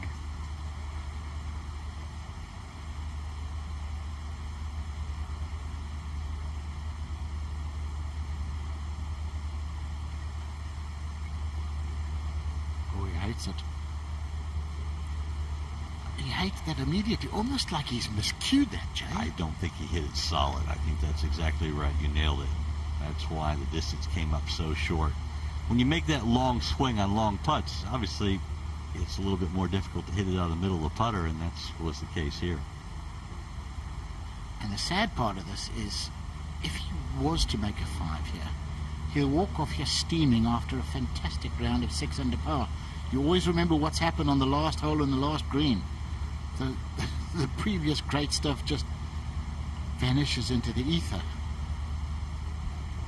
So come on, Thomas. Pop this in. I think this will maybe require a little bit of attention, because it would be a nice way to finish your morning. I agree with you. They've gone pretty quick into this. This is definitely going to come off the right. The sad thing is that how poor that first putt was, he never saw anything of that last break of the putt. So, bit of a guessing game here of how far off the right it's going to come. And I agree with you guys, that's a disappointing finish. He would be disappointed with that. Yeah, he did the hard work, didn't he, Nicholas? Got it on the green in 2 with a majestic second shot, and then it was just a mishit with the putter, the first putt. But still, have to look beyond that. A fantastic round, 6 under par, 66. Thomas Peters' lowest ever round at the DP World Tour Championship. Betters his best by 1, which was previously 67. Very good effort. Garrick Higgo, 3-time winner on the European Tour. 2 under on the day, this for a 69. Such a talented young player, only 22 years old.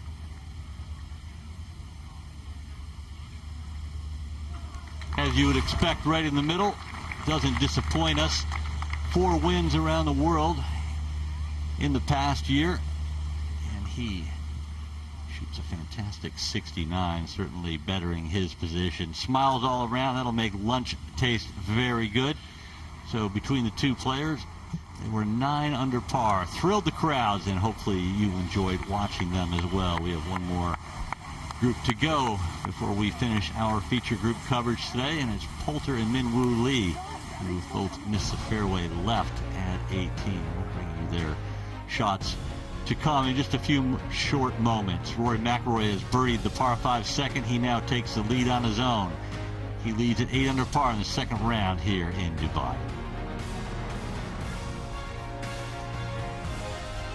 a golf course that Rory McIlroy really holds all the scoring records, career under par, rounds at 67 or better, leads by 7 after yesterday's 65. He'll be a tough man to catch, but all these guys are going to do their best. You can see very good scoring in Wu Lee. He's on 18. He'll be trying to birdie the final hole to shoot 68. Lucas Herbert picked up his first win in the United States. He's 3 under par for the day. Richard Bland, he shot 69 alongside Garrick Higgo, both at 2 under par for the championship. Justin Harden, he's 1 under for the day, 2 under for the championship. Patrick Reed, 72 yesterday and just not getting anything going today either. He's at even par alongside Billy Horschel, who started the week in second in the Race to Dubai rankings. And let's have a look at the 18th hole. Both Min Woo Lee and Ian Poulter missed left. They've laid up the right side, and Poulter will be first to play his third at 18. Yeah, good layups. It's 131 for Ian Poulter. Up the hill, pin on 28, just above the second tier. Just aiming slightly right of this pin. Very good. You're right. Very good. You're right. Ball getting a lot of instruction and listening. Nice shot.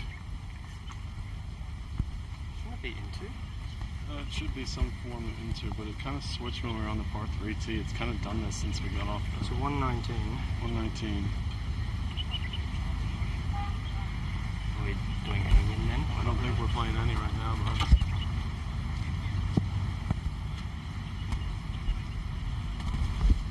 And it's dead Andy. That like we're on an upslope here. Able to get some serious height. It's not easy to get the ball coming back towards you. These greens not really that receptive. 126 yards Min Woo Lee's got. He was in between if he was going to go for it or not. It's just awkward footing for the second shot. sure. Yeah, just there, and then let everything come Yep. bring it forward. That's full one, yeah? Yes. He's going for the full one. Wants maximum spin here. Anything a little bit shy of this flag will sleep back towards the front of this green. He's got to get it way past this flag.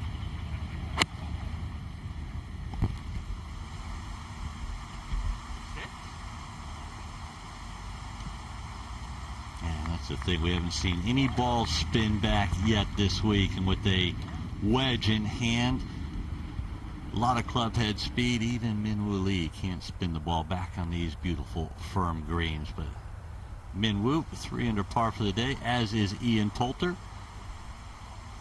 3 under and 2 under for the championship, respectively. Poulter has shown us how good he is with the putter all day. When he's missed, it hasn't been a miss by much, Tony. No, we talked him up big time at the beginning of the show about his putting, and he certainly hasn't let us down. He's missed a couple, but never by much. And as we said a minute ago, he always looks surprised.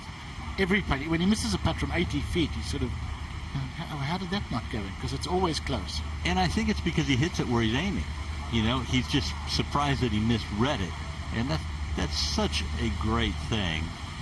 And I always tell people when I'm playing at home, you know, they miss a putt and they're upset. But did you hit it where you're aiming? If you did, it was a good putt. There's a lot more reasons to miss a putt than there is to make a putt when you think about all the imperfections between your ball and the hole. And, you know, it really is, you know, anytime you start making putts outside of 10 feet, it's a heroic effort.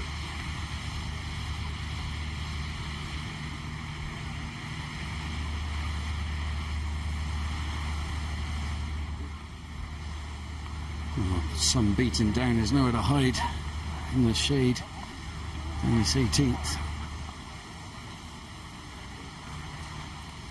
Everyone taking on an absolute boatload of water. Kids are lurking for a quid autograph after these chaps have finished on the 18th green. Hoping to catch the eye of the player.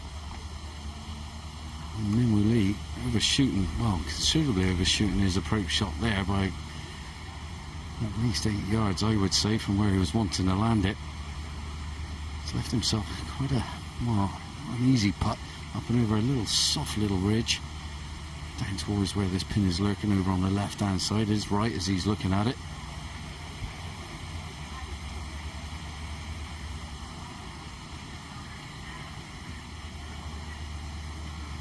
feeling this one's going to kind of move off his right-hand side early doors, and it will level itself out when it gets near the hole. Might actually just want to go a little bit left or right.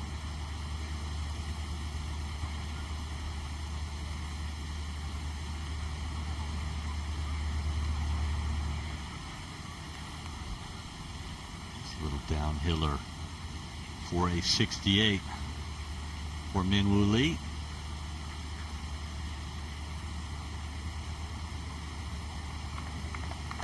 Had to be a little bit defensive with that one, but the one-time Rolex Series winner, won at the Aberdeen Scottish Open earlier this year, taps that in for a round of 69.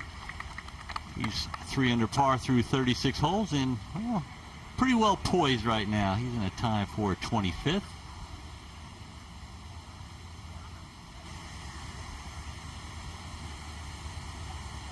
Well, golden opportunity to finish with a flourish.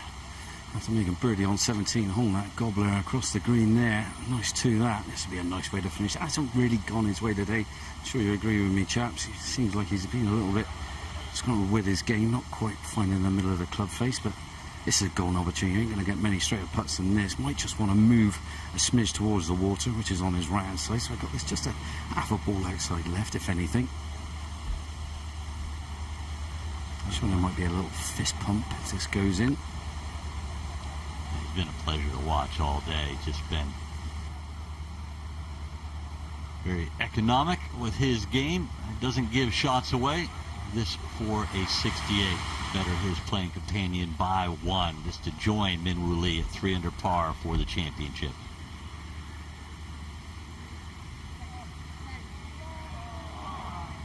Oh, he was trying to go left to right as John Morgan described.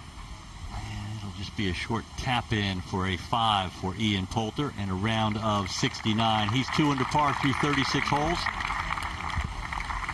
Good play from both players. All 4 players in our feature group shot under par. 3 69s and a 66 for Thomas Pieters.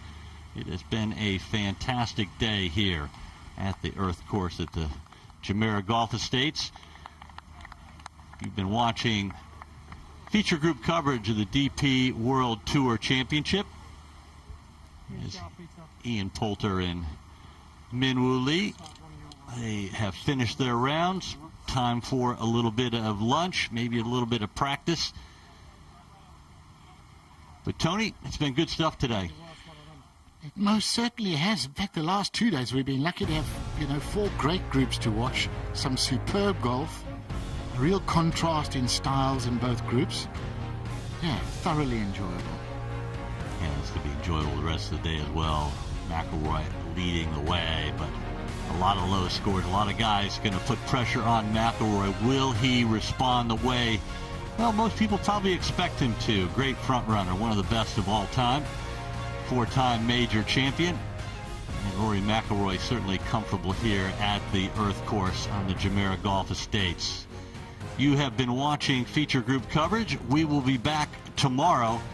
Hope you've enjoyed today. I'm Jay Townsend, joined by Tony Johnstone, Nicholas Colsarts, and John Morgan. Thank you for watching. See you tomorrow.